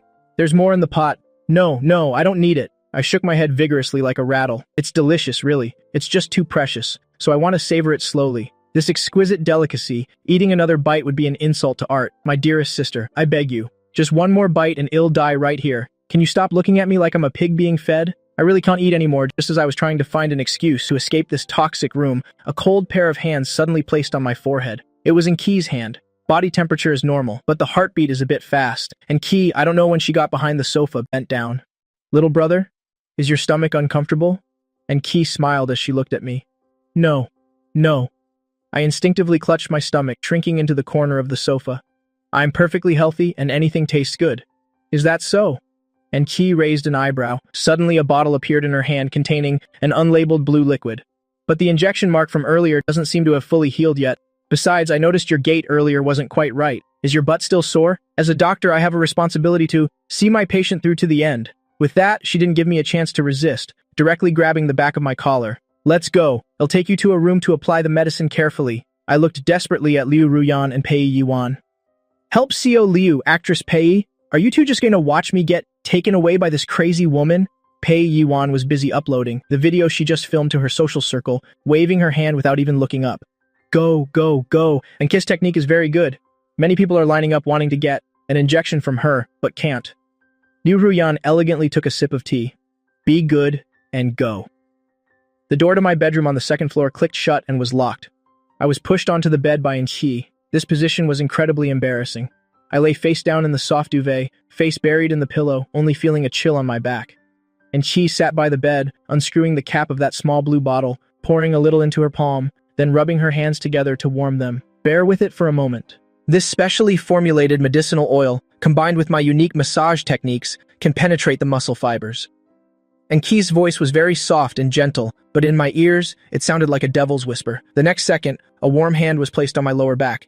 Yelp! I gasped, my whole body tensing up. That hand was not still. It slid down my spine, making circles around the injected muscle area. Damn it, this woman's technique is really something. My clenched teeth began to loosen, and my tense body began to relax. But I still didn't dare to let my guard down. After all, the woman behind me is the infamous Mad Doctor of Kim Hai City. Who knows if she'll pull out a scalpel next and carve out my kidney. Relax a little. And Qi seemed to notice my tension, gently patting my back with her other hand. This child has quite developed muscles. Although he looks thin and small, he's quite firm to the touch. As Qi massaged me, she casually began to speak. Today, that fatty who pushed you around, Wang Jinbao, wasn't it? I paused slightly and gave a soft hum. I heard his father, Wang Dafu, made his fortune in the food industry.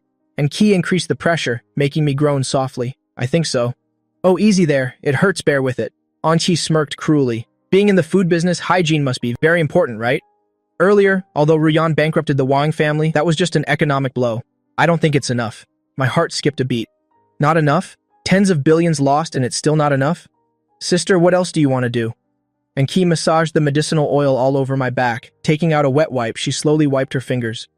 A university friend of mine is a section chief at the health bureau. I just sent him a message asking him to take good care of the factory, processing plant of the Wang family. For example, exceeding the allowed aflatoxin levels using expired meat, or perhaps in the workshop, rats are having a grand party or something. These things, as long as I want to investigate, there's nothing that can be found with a loophole. And Qi's voice sounded light and cheerful. After all, illness enters through the mouth. Anyone who dares to touch someone and Qi protects, bankruptcy alone is not enough. I want their entire family, in Kim Hai from now on, to not even be able to get a hot meal, along with huge compensation lawsuits from consumers, and the end result of rotting in jail. As soon as she finished speaking, and Qi leaned close to my ear. So, little brother, do you like this big gift from your sister? I lay face down on the pillow, feeling my whole body go numb. Damn it, this woman is the truly ruthless one. Liu Ruyan is completely superpowered, simple, and brutal. But Qi's methods are truly a war of attrition. She wants to completely ruin the Wang family so they can never recover. Isn't this the legendary technology and ruthless tactics? I swallowed hard. I suddenly felt that in this house from now on, the person with the lowest status would probably not be the dog I haven't bought yet, but anyone who dares to offend Qi. I like it. I like it. I turned my head back, trembling. Sister Anne is the best. Sister Anne is the gentlest doctor in the world. Even if you held a knife to my throat right now, I would still have to praise your gentleness. This is truly terrifying. And Qi smiled with satisfaction. She reached out and pinched my still slightly chubby face. Feels so good, so soft, so well-behaved. Because you're so good, it'll give you another benefit. And Qi stood up. Later at school, if anyone dares to bully you, or if any girl who's out of line tries to seduce you, you must tell me. I have many new experimental drugs I've developed, and I'm in need of test subjects for clinical trials. I covered my mouth for dear life. I'm not saying anything. I didn't hear anything, Mom. I want to go home. Seeing me trembling pitifully in fear, she hummed an unknown tune, her steps light as she left the room. As she neared the door, she suddenly stopped, turned back, and gave me a wink. Oh right, that feeling earlier was great. Next time if anything feels uncomfortable, feel free to come find me anytime. I'll give you a discount. This isn't a life of luxury. This is clearly an extreme survival game. These three sisters, each more poisonous than the last, I'm truly suffering.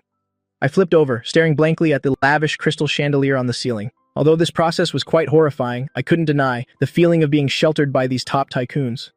It smells good. Just then, the phone on my nightstand vibrated incessantly. I casually picked it up to check. It was a message from an unknown number. It only contained one short sentence. Little brother, it's your older brother here. I have my own difficulties. Absolutely do not trust the Liu family. My pupils suddenly constricted. Brother? The biological brother who put me through so much and then ran away from the wedding? The mastermind who pushed me into this situation, and he still has the nerve to contact me? I suddenly jumped out of bed, smile curling up at the corner of my mouth. That was too cold for my age. Throwing his own little brother into a wolf's den to pay off a debt, is this what you call your suffering? Since you've conveniently delivered yourself to my doorstep, I casually deleted the message, my eyes glinting with cunning. If you all think I'm just a freeloader little bunny, then it'll be a bunny that bites. I stuffed the phone under the pillow, took a deep breath, quickly adjusted my expression, and slowly made my way downstairs. The atmosphere in the living room was even more suffocating than the kitchen filled with the smell of biochemical weapons earlier. Seeing me finally come downstairs, 3 pairs of eyes shot towards me simultaneously. Come here. Liu Ruyan lightly swirled the wine glass in her hand. I swallowed, taking small steps closer. Standing still before the coffee table, my hands nervously twisting the hem of my shirt, head down, staring at my toes. My whole being conveyed, I'm very good, I was wrong, don't hit me. Do you know what you did wrong? Liu Ruyan took a sip of her wine. I immediately nodded vigorously. I know. I shouldn't have fought with my friend. I shouldn't have worried you all. I shouldn't have. Stop! Liu Ruyan directly cut off my self-criticism. She put down her wine glass, leaning slightly forward, her cold eyes staring intently at me. Who said you should be reflecting on this? I froze on the spot. Isn't it about this? Then what else could I have done wrong? Could it be because I secretly cursed you all as perverts in my mind, and you heard me? Pei Yiwan blew on her still wet nails and glanced over. Sister Liu means your performance today was too weak. Did you bring glory to our family? Absolutely not. Pei Yiwan slammed the nail polish bottle onto the coffee table. That fatty pushed you and you just cried? Where was your acting? Where was your burst of power? If you wanted to play the victim, you should have gone all out. You should have fallen to the floor right there, clutched your chest and convulsed, preferably vomiting some blood. Ketchup would do as well. That way we would have gained the advantage in public opinion, understand? I was speechless. Sister, I'm here to study, not to cause a scene, and vomiting blood. If I actually vomited blood, that crazy, Anki would probably dissect me on the spot. Pei Yiwan, don't corrupt the child. Anki closed her book, pushed up her glasses, and walked over. She walked a circle around me and then pointed at my groin. Just now, when I was applying medicine for you, I already discovered it. This child may look thin, but his core strength is quite good. So what if that fatty weighs 300 pounds? As long as you find the right weak spot on the body, using 4 ounces to move 1,000 pounds is not a problem at all. And Ki gestured a few times on my body. Next time some big guy tries to fight you, don't confront him head on. Just kick him straight in the crotch, poke his eyes, or use your elbow to hit his temple. As long as the force is strong enough, even if it's a bear you can make it kneel and call you daddy on the spot. And Ki smiled at me. Got it? This is called medical self-defense. I just felt a chill in my nether regions and unconsciously clamped my legs together. Holy crap, this is self-defense? This is clearly a killing technique. If I actually use this move at school, then tomorrow the public relations department of the Liu group would have to commit mass suicide. Liu Ruyan didn't seem very satisfied with these 2 teaching methods. She frowned. None of that is important. Liu Ruyan stood up and walked in front of me. Gui Ba, stand up straight for me right now. From now on, if anyone outside dares to bully you, you hit them back as hard as you can for me. Liu Ruyan's voice was as cold as ice. If you injure them, you'll pay them medical bills. If you cripple them, you'll support them for the rest of their lives. If you can't win the fight. Liu Ruyan paused for a moment, then reached out and pinched my cheek with a bit of force. Then just say my name. In this city of Jinhai, no one hears. The 3 words Liu Ruyan without their legs trembling. I looked at the exquisite, flawless face of Liu Ruyan, and a strange feeling welled up inside me. Is this the joy of being kept by a rich woman? It feels so good. But on my face, I still pretended to be timid, my big eyes blinking as the rims immediately turned red. But I sniffled, my voice soft and tinged with a sob. I'm scared. Scared of what? Liu Ruyan's frown deepened. I'm scared of bothering you. I lowered my head, tears welling up in my eyes. Right now, I'm here to pay off a debt. If I cause trouble for you again, will you resent me? Will you kick me out? I don't want to leave you. I want to stay by your side. The 3 women who just a moment ago were aggressively trying to teach me how to be a person were instantly defeated by my pitiful act. The bottle of nail polish in Pei Yiwan's hand almost spilled. She no longer cared if her nails were dry or not, running barefoot to embrace me tightly. Who would dare abandon you? Who would dare to resent you? I can't even dote on you enough. If anyone dares to say one bad word about you, tomorrow I'll post on Weibo and cyberbully their whole family. And Ki didn't say anything. She walked over, took a lollipop out of her pocket, unwrapped it, and stuck it in my mouth. Eat the candy. Don't cry anymore. Crying too much will deprive your brain of oxygen. It's no fun if you become stupid. As for Liu Ruyan, who had just been directly attacked by me, her whole body was stiff. She looked at the little devil in front of her, who was only chest high, so small and soft. He had clearly been wronged, yet he was still worried about bothering her. She took a deep breath, reached out her hand, placed it on my head, and gently ruffled it, making my already slightly messy, soft hair even messier. Silly boy. Liu Ruyan's voice rarely held such warmth. Causing trouble? In my entire life, the thing I, Liu Ruyan, hate most is trouble. She squatted down to my eye level. In those cold eyes, my small figure was reflected. Listen carefully. You are my debt. Only I can collect it. Only I can bully you. As for others, they are not qualified. Understand? I looked at that beautiful face so close to mine, blushed, and nodded vigorously. I understand. You're the best to me. After saying that, I threw myself into Liu Ruyan's arms and rubbed my tears on her expensive high-end designer shirt. Actually, there were no tears at all. I mainly wanted to wipe off the sticky saliva from the lollipop and Qi just gave me. Liu Ruyan stiffened for a moment. This time she didn't push me away. Instead, she wrapped her arms around my small back. Pei Yiwan, standing nearby, clicked her tongue repeatedly.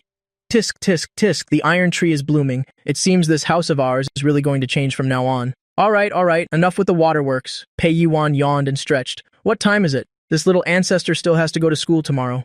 Speaking of school, I suddenly remembered a very serious problem. I peeked my head out from Liu Ruyan's embrace. Is the school really not being demolished anymore? Liu Ruyan stood up, smoothing out the shirt I had wrinkled. It's not. But I had someone take down the "No Pets Allowed" sign at the school gate. Liu Ruyan glanced at me nonchalantly. Tomorrow, I'll assign you a bodyguard with a gun. If anyone bullies you again, just tell him to. Liu Ruyan made a throat-slitting gesture. I was completely speechless. Bringing a gun to school? Sister Liu, this is Jin Hai, not Gotham City. Do you want me to be on the front page of the legal news tomorrow? That won't be necessary. I tried to struggle a bit. I think the descendant ending kick that Sister Ann taught me is already quite effective. Overruled. Liu Ruyan gave me no chance to object. Go upstairs and sleep. I want to see you at the dining table at 7 a.m. tomorrow. For every minute you're late, 10,000 yuan will be deducted from your allowance. After speaking, Liu Ruyan turned and left, leaving behind a cool and imposing back. I stood there, looking at the string of zeros that hadn't even warmed up in my account yet. 10,000 a minute? Damn, that's faster than robbing a bank. No way. For the sake of my money. Tomorrow morning, I'll have to crawl out of bed. Even if I have to crawl, I hugged my phone and dashed upstairs in a flash. Only Pei Yuan and Qi were left, staring at each other in the living room. This kid. And Qi watched my cheerful retreating figure. He runs really fast. Looks like that medicinal oil works pretty well. It's just this personality of his. And Qi licked her lips, her eyes becoming meaningful. Why do I feel like he's a bit what? Pei Yuan asked while cleaning up her nail polish. A bit what? Like a pig pretending to be a tiger to eat it? And Qi chuckled softly and turned to go upstairs. But it doesn't matter. Whether he's a pig or a tiger, it's all the same on my operating table. It was late at night. I lay on the big, cloud-soft bed, tossing and turning, unable to sleep. Not because I wasn't used to the bed, but because I was hungry. That biochemical weapon of a braised pork dish from earlier, I basically threw it all up in the toilet. Now my stomach was empty, growling in protest. Oh, how pitiful, having a net worth of hundreds of billions, yet having to go hungry. Is this the tragic life of a rich family's son-in-law? Tui, is this the tragic life of a rich family's brother? I rubbed my empty stomach, planning to go downstairs to raid the fridge for snacks. Suddenly, there was a soft knock on the door. I was immediately on alert. Who is it? At this late hour, could it be that crazy woman in Qi, coming to murder someone with a scalpel? I crept cautiously to the door and peered through the crack. I only saw under the door crack, a small piece of paper was quietly slipped in. A line of elegant handwriting was on it. Hungry, aren't you? I left you a late-night snack on the balcony. At the end of the note, there was a drawing of a small fox holding a wine glass. It was Pei Yuan. My heart, which had been in my throat, immediately settled down. Thank goodness it wasn't that crazy woman in Qi. I opened the door, poked my head out to look, and checked the entire hallway. No one was there. I tiptoed to the balcony. Sure enough, on the small round table on the balcony sat an exquisite insulated box. I opened it to find a bowl of fragrant, steaming hot seafood congee. Next to it was a thoughtful dish of refreshing pickled vegetables. There was even a signed photo of Pei Yuan. Eat up so you have the energy to show off at school tomorrow. Sister Pei loves you. I looked at the bowl of hot congee, and my eyes actually started to sting a little. Although these women were all abnormally extraordinary, they also genuinely cared about me. I picked up the spoon and took a large slurp of congee, savory, sweet, and warm. The warmth slowly slid down my throat and into my stomach. So delicious. Just then, the light in Liu Ruyan's room next door suddenly went out. I subconsciously looked over and faintly saw Liu Ruyan standing behind the curtain, still holding her familiar wine glass. Her gaze seemed to be fixed on me. I was so scared that I quickly ducked my head and focused on slurping my congee. In the darkness, Liu Ruyan looked at the small figure, devouring the food on the balcony, the corners of her lips curling into an imperceptible smile. Eat up, sweetheart. Liu Ruyan whispered softly. Eat your fill so you'll have the strength tomorrow to help me completely crush that eyesore, the Wang family. At 7 o'clock in the morning, my scream echoed out. I'm not wearing this. It's too shameful. I desperately clutched my pajama pants, my whole body huddled in the corner of the bed, with an expression of someone vowing to die rather than submit. The maid standing by the bed was holding a brand new school uniform. But there was something wrong with this uniform, wasn't there? The original small English-style vest was gone, replaced by a hand-embroidered brocade robe. On the chest was embroidered a small, brilliant golden dragon. Is this for going to school? This is obviously for ascending the throne. Put it on. Liu Ruyan's cold voice came from the doorway. She was holding a cup of black coffee. But sister, I pointed at the dragon robe, my face pale.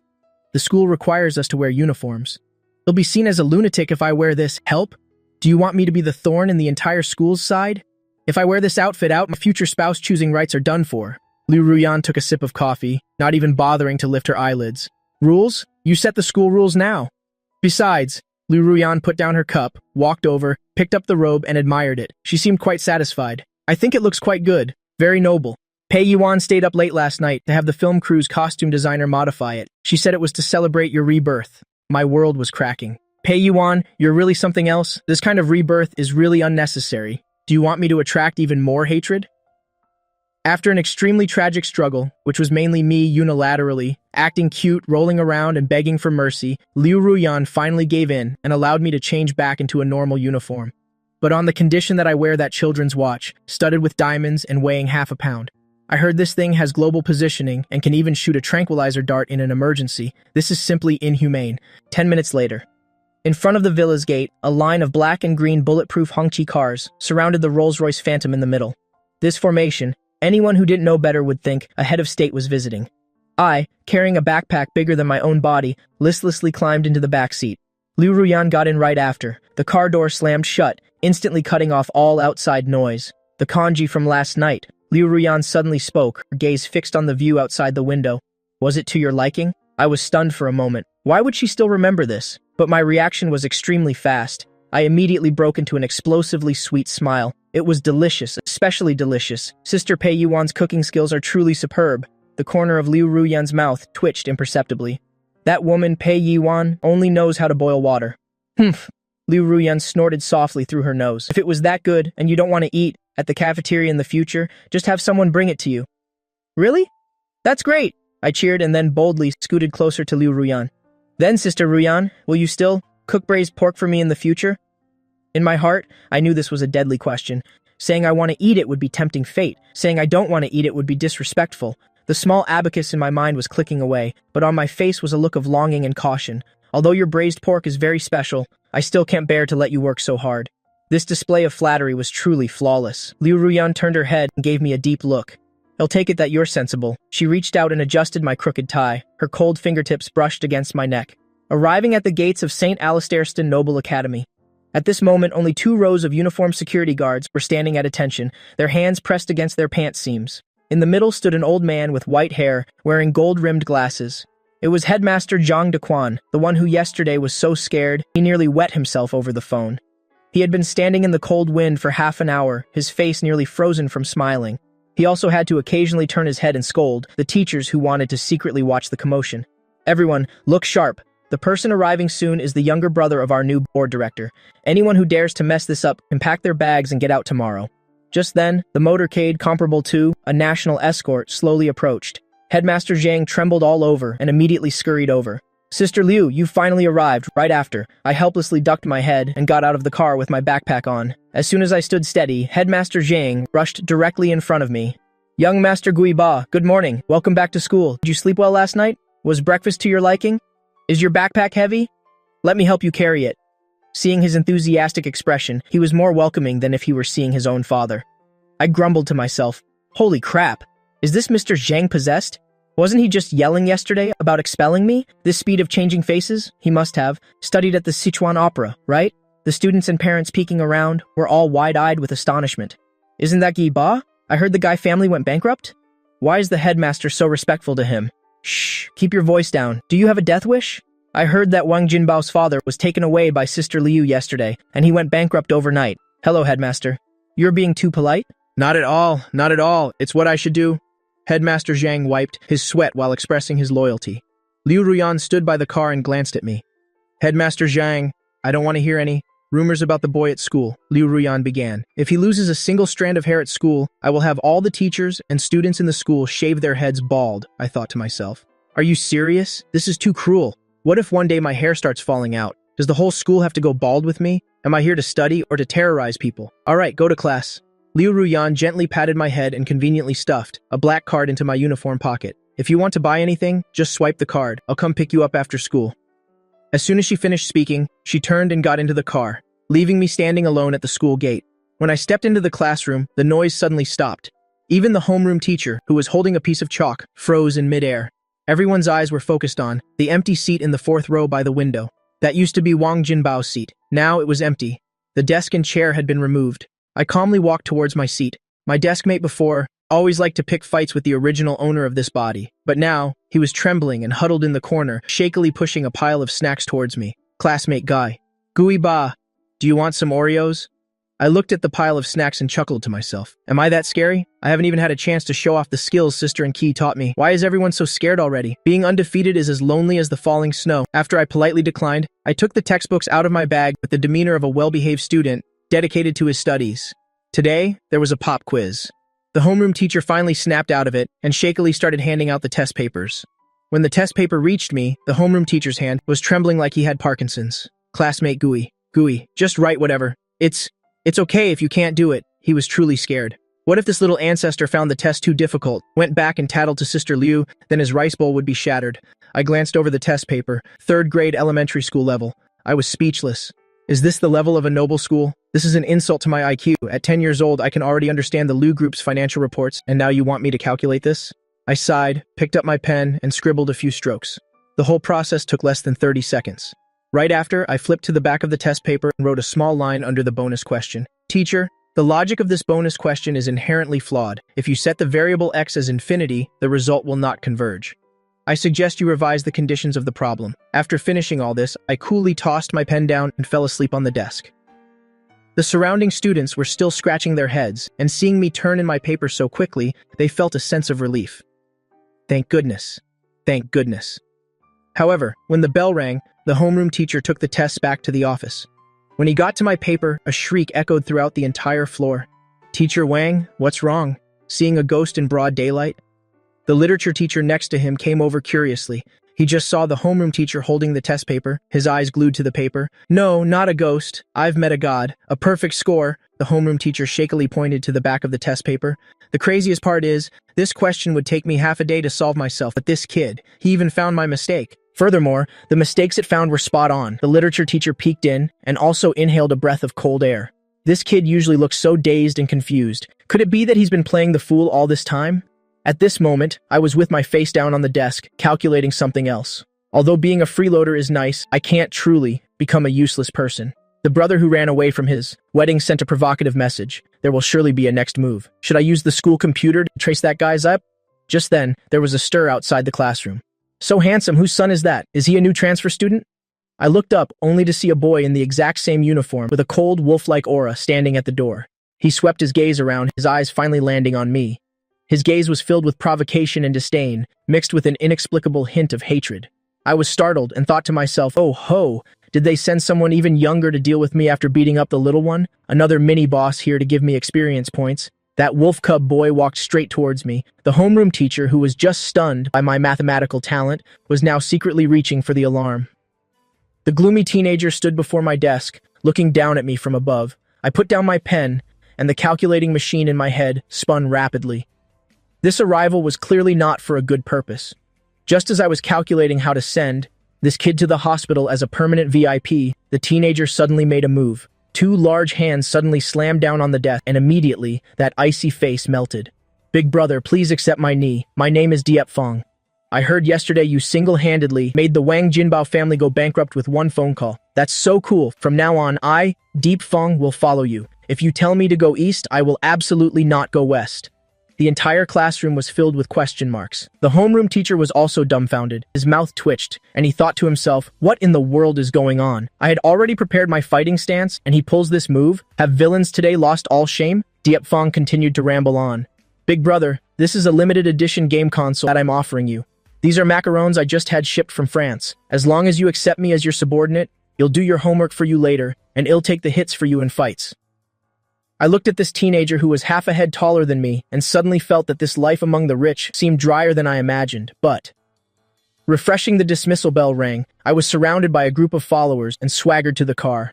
Returning to Villa Ngok Long Loan number 1, as soon as I entered, I keenly sensed that something was off about the atmosphere. Before, the gaze of the servants when they looked at me, though respectful, always contained a hint of contempt. But today, the old butler led 2 rows of maids to welcome me, bowing 90 degrees. Young master, welcome home. Damn, what is going on? I muttered to myself. Yesterday, I was called collateral, and today, am the young master? Did Liu Ruyan get promoted and give me a raise? After changing my shoes, I went into the dining room, only to see a table full of delicious food. Moreover, it was definitely not cooked by Liu Ruyan. This was the skill of a true 3 Michelin star chef. However, the tableware on the table was all made of pure gold, and in the middle were 4 large characters engraved, exclusively for Jiba. Beside them were also pure gold chopsticks and spoons. R.A. Are these for eating rice? If I sold them, I could probably buy an apartment. I thought, I came here to eat, not to lift weights, after finishing this bowl of rice. When I develop biceps? Do you like it? A voice echoed from the stairs. Pei Yi-wan was slowly descending. She held a glass of red wine with a proud smile on her face. I specifically asked Tiffany's designer to design this just for you. After all, you're the darling of our household, so why should you use ordinary porcelain bowls to eat? Pei Yi-wan walked behind me and leaned down. She gently pinched my cheek.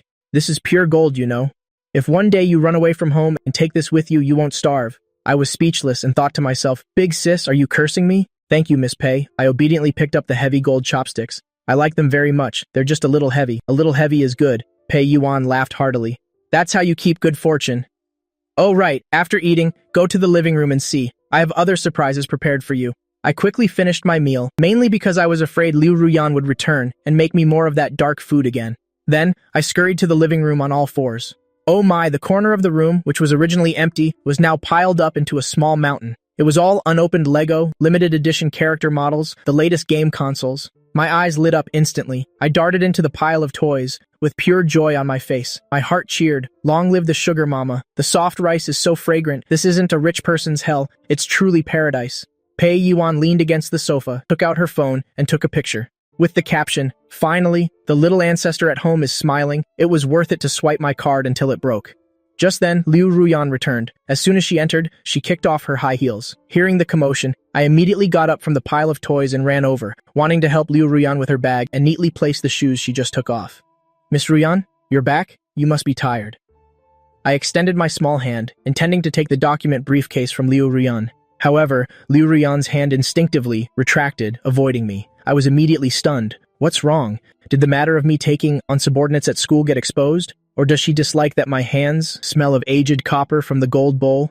Liu Ruyan looked down at me. Don't do things like that anymore? Her voice was cold. We have servants and a butler in the house. Your hands, Liu Ruyan took my small hand, placed it in her palm, and gently rubbed it, are for playing with toys, counting money, or... Liu Ruyan paused for a moment, her gaze deepened. Are to make us happy, not for doing strenuous work like this. Do you understand? I nodded dumbly. I understood, I really understood now.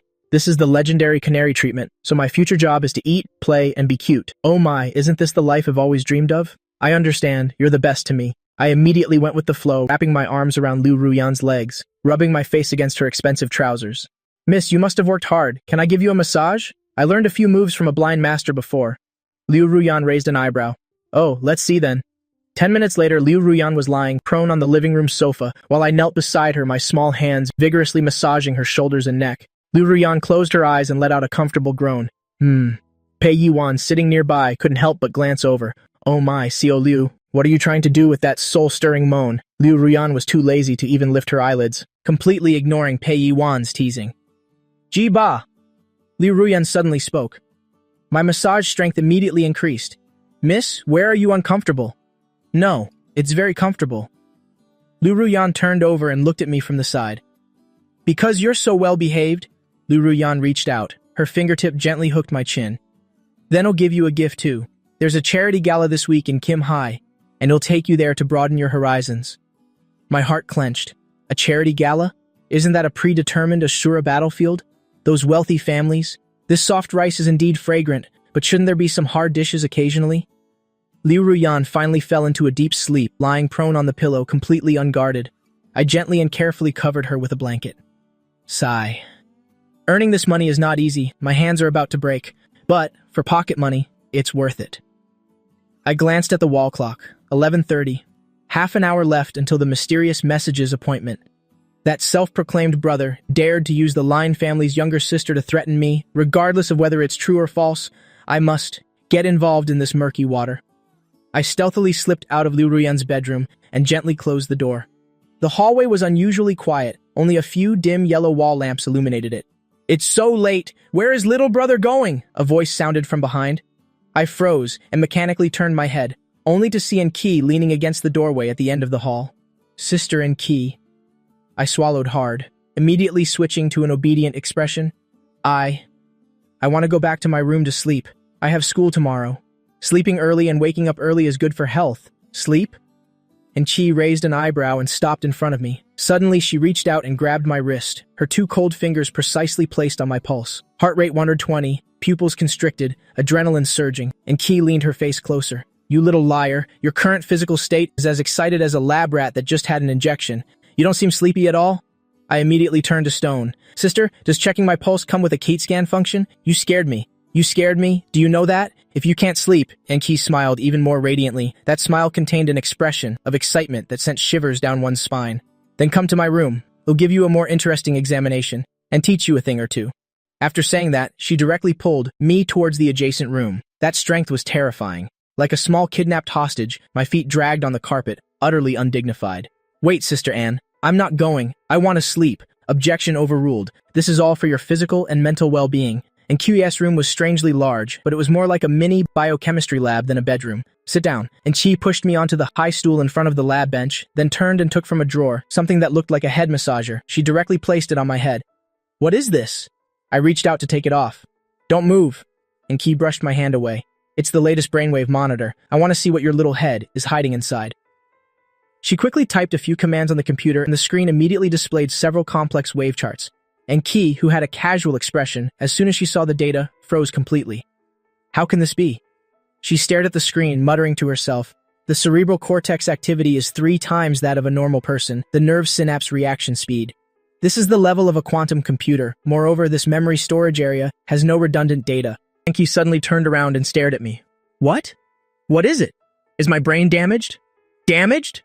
And she suddenly burst out laughing, took my face in her hand and squeezed it hard. "What damage? You are truly a masterpiece of God, a miracle of evolution. I knew it. You're not a normal child, Ruyan, who only knows financial reports. What could she understand? Pei Yuan, that flowery pillow. What could she understand? Only Enki, can unlock the true potential within your body." My mouth was so contorted from being squeezed that it looked like a duck's bill, and the words astonished were clearly written on my face. "Sister, could you please calm down first? Someone who doesn't know might think you're going to slice me up for research." And Key took a deep breath, let go, and pulled a thick book from a pile of documents beside her. "Here, little brother." And Key opened the book. "Although you haven't fully developed yet, your head is still quite free. It'll teach you a few interesting things." I looked at the dense charts. Isn't this blocking the transmission of neurotransmitters? Adding an ethyl group would accelerate the metabolic rate. With just a glance, I blurted out unconsciously, "If an ethyl group were added here, could it shorten the onset time to just 3 seconds?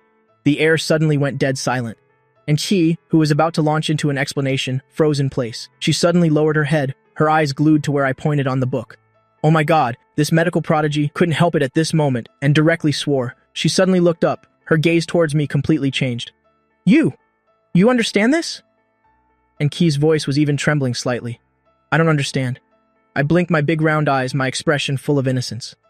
"I just thought it looked prettier drawn like that, like a butterfly knot." And Key didn't expose this pretense. The smile in her eyes deepened. She suddenly leaned down, her hands braced on either side of the chair. "If it's not proper, don't look." I stared at the floor, feeling my nose tingle, and Kia's warm breath wafted into my ear. "You little rascal, still pretending with me? But it's okay, I like smart children the most."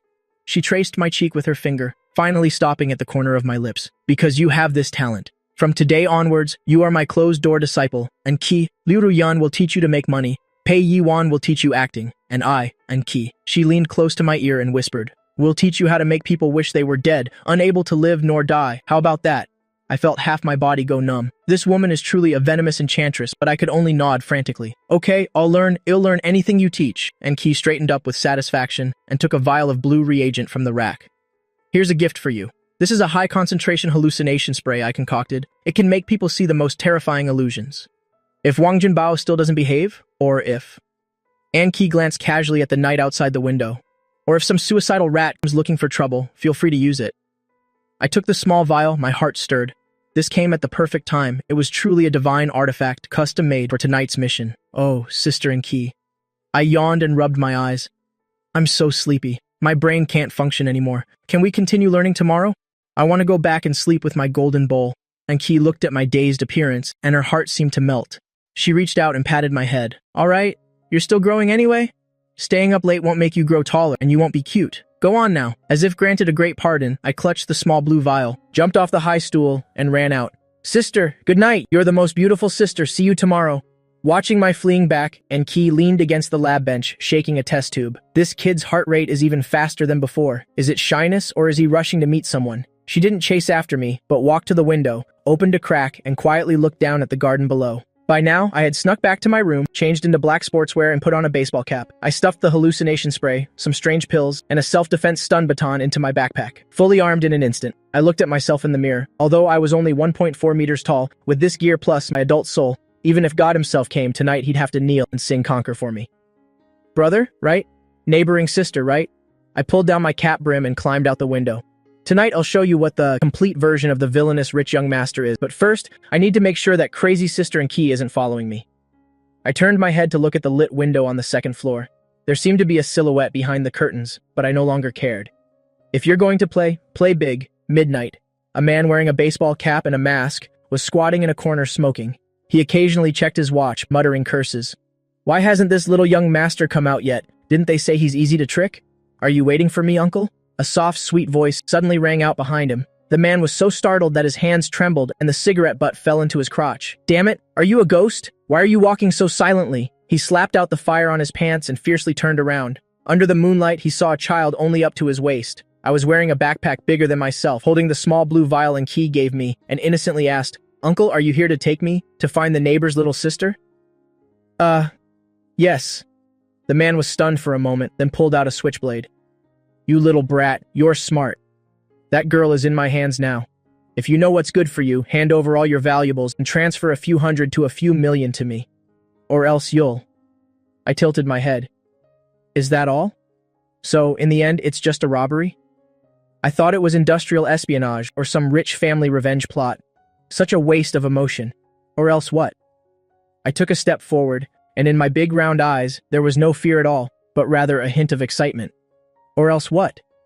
I took a step forward, and in my big round eyes, there was no fear at all, but rather a hint of excitement. The man's hair stood on end from my gaze. This script isn't right. A normal child seeing? A knife should be wetting their pants, right? Or else ill. Before the man could finish speaking, I raised my hand and sprayed. A light blue mist immediately entered his nostrils. Whoa, what is this? Is this green god perfume? The man sniffed, and just as he was about to mock me, his pupils suddenly dilated. In his eyes, I, this soft and adorable little cherub, suddenly transformed into a 3-meter-tall monster, with a green face, long fangs, and covered in green slime. Oh, I cooperated by opening my mouth and making a monstrous face. Monster help Ultraman, come save me. The 1.8-meter-tall man immediately collapsed. His eyes rolled back, foam coming from his mouth, and he directly shrunk into a ball, trembling and calling for his mother. I pouted with disdain, walked over and rummaged through his belongings, his phone, ID card, and a crumpled piece of paper. Turns out he was a bodyguard for the Wang Jinbao family. Wanted to take the opportunity to steal some money and then run away. How boring. But Sister and Keith's medicine is truly top-notch. This isn't a hallucinogen at all. This is clearly an intelligence-reducing drug. I took out my little grudge notebook, crossed a big X on it, then casually reported it to the police, claiming credit anonymously, and climbed the wall to go home. The next day, Saturday, I opened my eyes to see the face of Pei Yuan's exquisite face magnified before my eyes. Wake up, you lazy little pig. Pei Yuan pinched my nose. I'm taking you somewhere fun today. I struggled to sit up, asking with a dazed look, where are we going? Another health checkup? Sister and Key, spare me. What are you thinking? Pei Yuan shot me a glare, casually ruffling my messy hair. Isn't there a charity gala tonight? Are you planning to go in your school uniform? Liu Ruyan, that workaholic, isn't she afraid of losing face? Come on, I'll take you on a shopping spree and turn you into the most handsome boy in all of Jinhai. 2 hours later, at the most luxurious shopping mall in Jinhai, although Pei Yuan wore sunglasses and a mask, her stunning figure and queenly aura still made passers-by turn their heads constantly. This one, and this one too. Pei Yuan walked into a high-end children's clothing store, not looking at the prices at all, buying half the store with just a wave of her hand. Go try on this little white suit paired with a bow tie. I guarantee it'll make all those rich young ladies go crazy. Pei Yuan shoved a set of clothes into my arms and pushed me into the fitting room. Oh my god, so handsome. Pei Yuan excitedly rushed over, not caring if anyone was around, and hugged me, kissing me wildly. Now this is my little brother. Come on, give me a smile. I was kissed until my face was covered in lipstick marks, my face a mask of weary resignation. Sister Pei, you're a top celebrity. Can you be a little more discreet? There are a lot of people taking pictures around us. Do you want me to be on the front page tomorrow? But I didn't know that I wouldn't have to wait until tomorrow. In a corner not far away, a few paparazzi were holding cameras with long and short lenses, snapping away so furiously their shutters were about to smoke. 2 hours later, Liu Ruyan was in a video conference in her study. Suddenly, her phone started vibrating wildly. Immediately after, the general manager of the Public Relations Department of the Liu Corporation burst directly into the video frame, his face as pale as a ghost. "CEO Liu, something big has happened. What's all the panic about?" Liu Ruyan frowned. "Has the sky fallen?" "It's more serious than the sky falling." The PR manager with trembling hands pushed a tablet in front of the camera. "Quick, look at the trending topics." Liu Ruyan glanced at the screen. The top 10 trending topics on Weibo were all one name, Pei Yuan. She opened the first one, a series of 9 large, high-definition photos. In the photos, Pei Yuan was hugging a young boy without any hesitation, her doting gaze so intense it could drip water. There was also a picture of her at the fitting room door, helping the boy adjust his tie, her movements as practiced as an old mother's. Liu Ruyan's expression visibly darkened. "CEO Liu, right now the entire internet is trying to find out the identity of this child. The stock price of the film and television division of the Liu Corporation has already started to fall." The PR manager wiped away his cold sweat. Just then, the sound of a door opening came from downstairs. "We're back," Pei Yuan's carefree voice rang out. "Ruyan, come quick and see the new clothes I bought for Xiaoba. He's drop-dead gorgeous." Liu Ruyan snapped her laptop shut with a click and stood up to go downstairs. In the living room, Pei Yuan had thrown me onto the sofa, while she herself, with no regard for her image, sprawled out next to me, still holding a cup of milk tea. And I was hugging a pile of newly bought spoils, with lipstick stains still on my face. This scene was as harmonious as could be, but in Liu Ruyan's eyes, this was called courting death. Pei Yuan. Liu Ruyan stood on the stairs. Pei Yuan, sipping her straw, looked up. "What's wrong? Does someone owe you money? Why the long face?" Liu Ruyan didn't say anything. She just directly tossed the phone into Pei Yuan's lap. "See for yourself." Pei Yuan doubtfully picked up the phone, glanced at it for a moment, and the next second, the bubble tea in her mouth shot out, unfortunately spraying all over the pile of expensive new clothes. "Damn illegitimate child? Secret marriage? Are these paparazzi out of their minds? This is my brother. My brother. Get it?" Pei Yuan sprang up from the sofa, so angry she stomped her feet repeatedly, making me afraid to look directly at her. "I don't even have a boyfriend, so where would a child come from? A sexual reproduction? Who took this? What a malicious angle. They even made me look 5 centimeters shorter. Unforgivable. Is that the main point?" I quietly held my forehead from the side. "Sister Pei, the main point isn't your height right now? Look at these comments. Your fans are already mourning for you." Besides, I secretly glanced at Liu Ruyan. This big boss's expression was truly awful. My eyes darted around. The opportunity has arrived. Train an army for 1,000 days to use it for 1 hour. If I don't show off some of my core skills now, then when will I? I threw down the toy in my hands and trotted on my short legs to the coffee table, pulling out a heavy-looking black laptop from my school bag.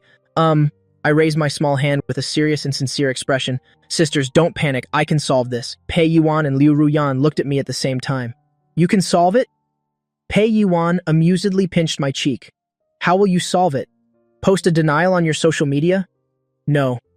I opened the laptop, my fingers tapping on the keyboard as fast as lightning for a few moments, and on the black screen immediately appeared strings of green code. That level of professionalism directly stunned Pei Yuan.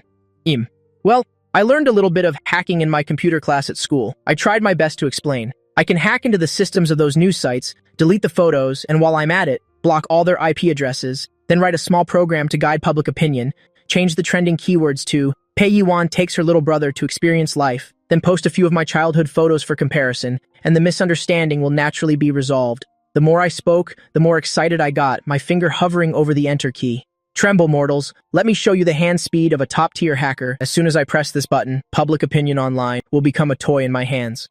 However, just as my finger was about to press down, a hand suddenly landed on my laptop lid. With a crisp snap, the laptop was closed. Stunned, I looked up at the owner of the hand. Liu Ruyan looked down at me from above. Who allowed you to touch these things? Liu Ruyan's voice was calm, but it carried an undeniable authority. I wanted to help. I resentfully pulled my hand back. Big sister, I'm helping you save on PR costs. Do you know how much it costs to hire a top hacker? I'm working for you for free, and you're still not happy? Not necessary. Liu Ruyan picked up the laptop and casually handed it to the butler beside her.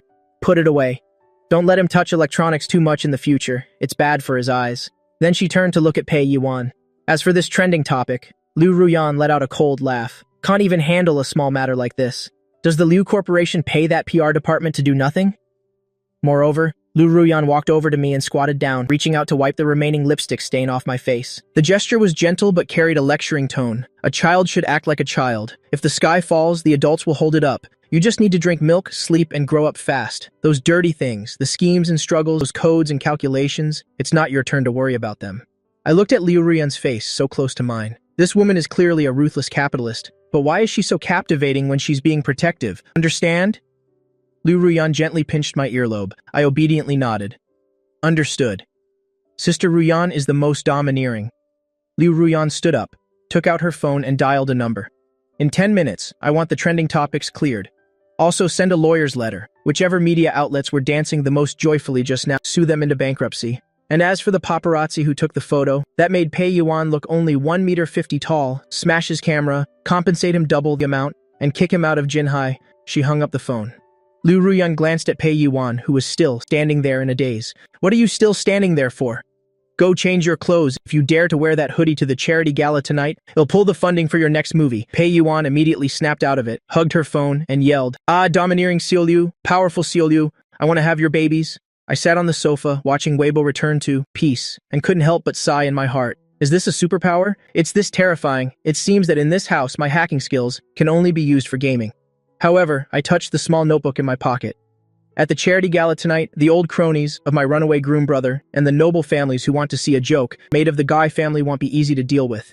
Money can shut the world up, but some slaps have to be delivered by your own hand to be satisfying. Gui ba! Liu Ruyan suddenly called out to me. Hurry up and change your clothes. The car is already waiting outside. Tonight, you have to stay by my side and hold my hand tightly.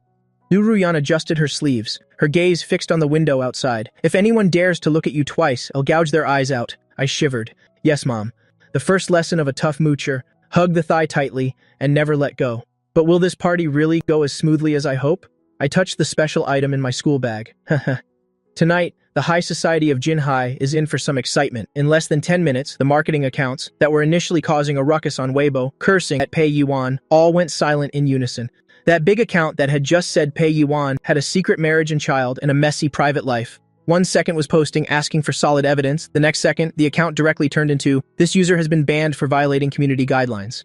Immediately after, the official account of the Liu Corporation suddenly reappeared, a post without any superfluous words or any PR jargon. The caption was only 9 words, but it was so domineering, it made people want to kneel in submission. New member of the Liu family, biological brother, do not disturb. Attached was a photo, not a carefully edited and posed shot, but a candid photo. In the photo, I was sitting sideways in the back seat of a Rolls-Royce, the sunlight from the window perfectly illuminating half of my face. Young master of the Liu family, the most handsome national little brother on the entire internet. 100,000 older sisters want to wait for the little boy to grow up. These 3 keywords immediately shot to the top 3 trending topics, with a glaring red-hot tag behind them. In the villa's living room, Pei Yuan was scrolling through her phone, laughing and rolling on the sofa, not looking like a top celebrity at all. I quickly closed my eyes, silently chanting, form is emptiness. No, that's not right. Liu Ruyan's cold voice came through. She was holding a suit that was tailored, extremely exquisitely from black velvet, with a dark red shirt inside. Men should wear black. White is too frivolous, not dignified enough. Liu Ruyan walked over and directly tossed the white suit in Pei Yuan's hands aside and domineeringly shoved the black suit into my arms. Wear this, Pei Yuan refused, putting her hands on her hips to confront Liu Ruyan. Hey, Xiao Liu, your aesthetic sense is way too masculine. A little kid like this dressed all in black looks like he's going to a funeral. This is an evening party, not a place that needs to be dazzlingly sparkly. Understand? Liu Ruyan didn't even lift her eyelids. I don't understand, Sparkly. I only know that tonight he will appear as a member of the Liu family. The people of the Liu family don't need sequins to attract attention. Two powerful auras clashed in the dressing room. I stood in the middle, trembling. Help! Is this the legendary Asura battlefield? I'm still just a child? Why make me bear this sweet burden, I think? I raised my small hand and said softly, Black is quite nice, it's flattering. Besides, the red shirt really fits the festive atmosphere. Sister Pei, look how well this color matches your lipstick today. This master-level balancing act reluctantly quelled the battle. Although Pei Yuan was a bit annoyed hearing that it matched her lipstick, still cheered her up. All right, this one it is. Pei Yuan huffed and pushed me down into a chair. The clothes are her choice, but the hairstyle must be my choice. You don't have an opinion on this, do you? Liu Ruyan said nothing, which was taken as tacit agreement. For the next half hour, I endured the longest torture of my life. Pei Yuan used all kinds of hairspray and curling irons on my head, humming an unidentifiable tune. Finally, the great work was complete. Pei Yuan snapped her fingers and turned the mirror around. I stared at my reflection in the mirror, dumbfounded.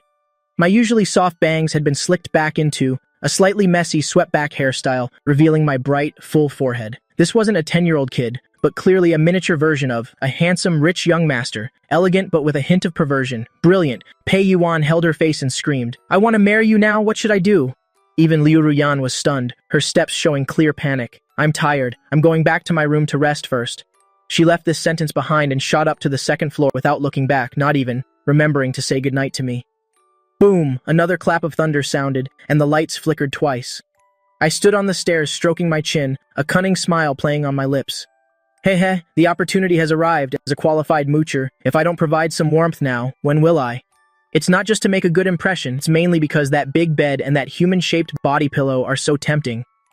5 minutes later, wearing my little dinosaur pajamas, tightly hugging the small pillow I just took from the bed, I stood in front of Liu Ruyan's master bedroom door and took a deep breath. Let the great show begin. Knock, knock, knock. I knocked on the door carefully. There was no movement inside, only the sound of thunder roaring outside. Knock, knock, knock. I knocked with more force. Sister Ruyan, are you in there? After a long while, from inside the room came Liu Ruyan's suppressed and cold voice. I'm asleep. We'll talk tomorrow if there's anything. Humph, what's she pretending for? Her voice is still trembling. I sneered internally and went straight for the big move. Boom! I coordinated with the roaring thunder outside. Wah! In an instant, I burst into tears right in front of the door. Sob. Sister, I'm scared. Thunder God is going to eat children. There's a monster under my bed, sister. Can you open the door? I don't dare to sleep alone. Sob. This acting of mine, even Pei Yuan would have to call me master. The Oscars owe me a little golden statue. The room was silent for a few seconds. Then came the sound of hurried and messy footsteps. With a click, the door unlocked. From the crack of the door, an eye appeared, scanning outside warily. Seeing only my tiny self, hugging a pillow and trembling, the heavy rosewood door finally opened completely. Liu Ruyan stood right at the door, roughly pulled me into the room, and quickly bolted the door. In the room, there was only one floor lamp, its dim yellow light on, the curtains drawn tightly. Get on the bed. Liu Ruyan pointed to the large, spacious, and soft bed. I didn't hold back, kicking off my slippers and climbing on with both hands and feet, hugging my pillow. So comfortable. This mattress must be worth a few $1 million, right? Lying on it feels like sleeping on a cloud. And this blanket, it's filled with the cold and elegant scent of Liu Ruyan. I buried myself in the blanket, revealing only my eyes, big and round, blinking at her. Sister, aren't you going to sleep? Boom, another loud clap of thunder. Liu Ruyan trembled all over in fear. No longer maintaining her image, she directly flipped the blanket and crawled in. She turned her back to me, curled up into a ball, her hands tightly covering her ears. I scooted over in the blanket, slowly approaching that trembling back. Ah, women. No matter how strong they usually are, when they encounter thunder, they still have to rely on a man. Although right now I only count as half a man. I reached out my small hand and gently wrapped my arms around her waist from behind. It feels great, smooth, warm, and even a little springy. Don't be afraid, I whispered behind her, rubbing my cheek against her back. Xiaoba is here to protect you. I have Sister Pei's golden bowl and Sister Enki's poison. The Thunder God won't dare to come in. Liu Ruyan's body immediately stiffened. She really wanted to struggle, to push away my wandering, perverted hand. Shut up! Liu Ruyan bit her lip, her voice sounding aggrieved. Who's scared? I'm just a little cold. Okay, you're not scared. You're the bravest CEO Liu in all of Jinhai, I said perfunctorily while pushing my luck, moving my hands and feet at the same time. Heh. A stubborn woman is the cutest. Since you're cold, your little brother will reluctantly act as your human-shaped hot water bottle. No need to thank me. There's another price. I want Australian lobster for breakfast tomorrow. Along with my closeness, Liu Ruyan's tense nerves magically relaxed. She slowly turned around, leaning against the dim light. I looked at her face, right in front of mine, while widening my innocent eyes, my long eyelashes blinking continuously. But Liu Ruyan seemed to have seen, through the cunning glint in the depths of my eyes. "What are you looking at?" Liu Ruyan reached out and pinched my cheek, trying to act all majestic, "Seeing how pretty you are." I took the opportunity to rub my face against her palm. "Sister, you're so beautiful even when you're scared. 1,000 times more beautiful than that Sister Pei." Liu Ruyan was clearly stunned for a moment. Immediately after, the corners of her lips curved up into a faint smile. I knew she understood there was no truth in my words. All sweet talk. "You have a silver tongue." Liu Ruyan scolded with her mouth, but she didn't pull her hand back. Instead, she took the chance to hug me, her chin resting on the top of my head as she slept. "If you keep rambling, it'll throw you out for the heavens to swallow." This hug stunned me. My goodness, this is way too tight. "Sister, your clothes already have so little fabric. If you hug me like this, where am I supposed to put my face?" My face was pressed into a soft, suffocating place that took my breath away. My nostrils were filled with the scent of sweet shower gel. My heart immediately pounded at 180 beats per minute. Calm down. I must calm down. I told myself to stay calm. This is unavoidable. It's entirely to comfort you. But this feeling, this elasticity, save me. This isn't a hug during a stormy night. This is clearly the 18th circle of hell testing my resolve. My body stiffened like a log, not daring to move even an inch. I was afraid this disobedient body would react, and if Liu Ruyan found out, I'd be silenced immediately. The thunder outside still rumbled, but the breath of the woman in my arms was, gradually becoming steady and deep. Liu Ruyan seemed genuinely tired. Perhaps she had found a sense of security. Her hands, always wary, were now loosely resting on my waist, and one of her long legs was Ba Dao Lai pinning my leg, treating me completely as a human pillow. I opened my eyes in the darkness, as if wanting to cry but having no tears.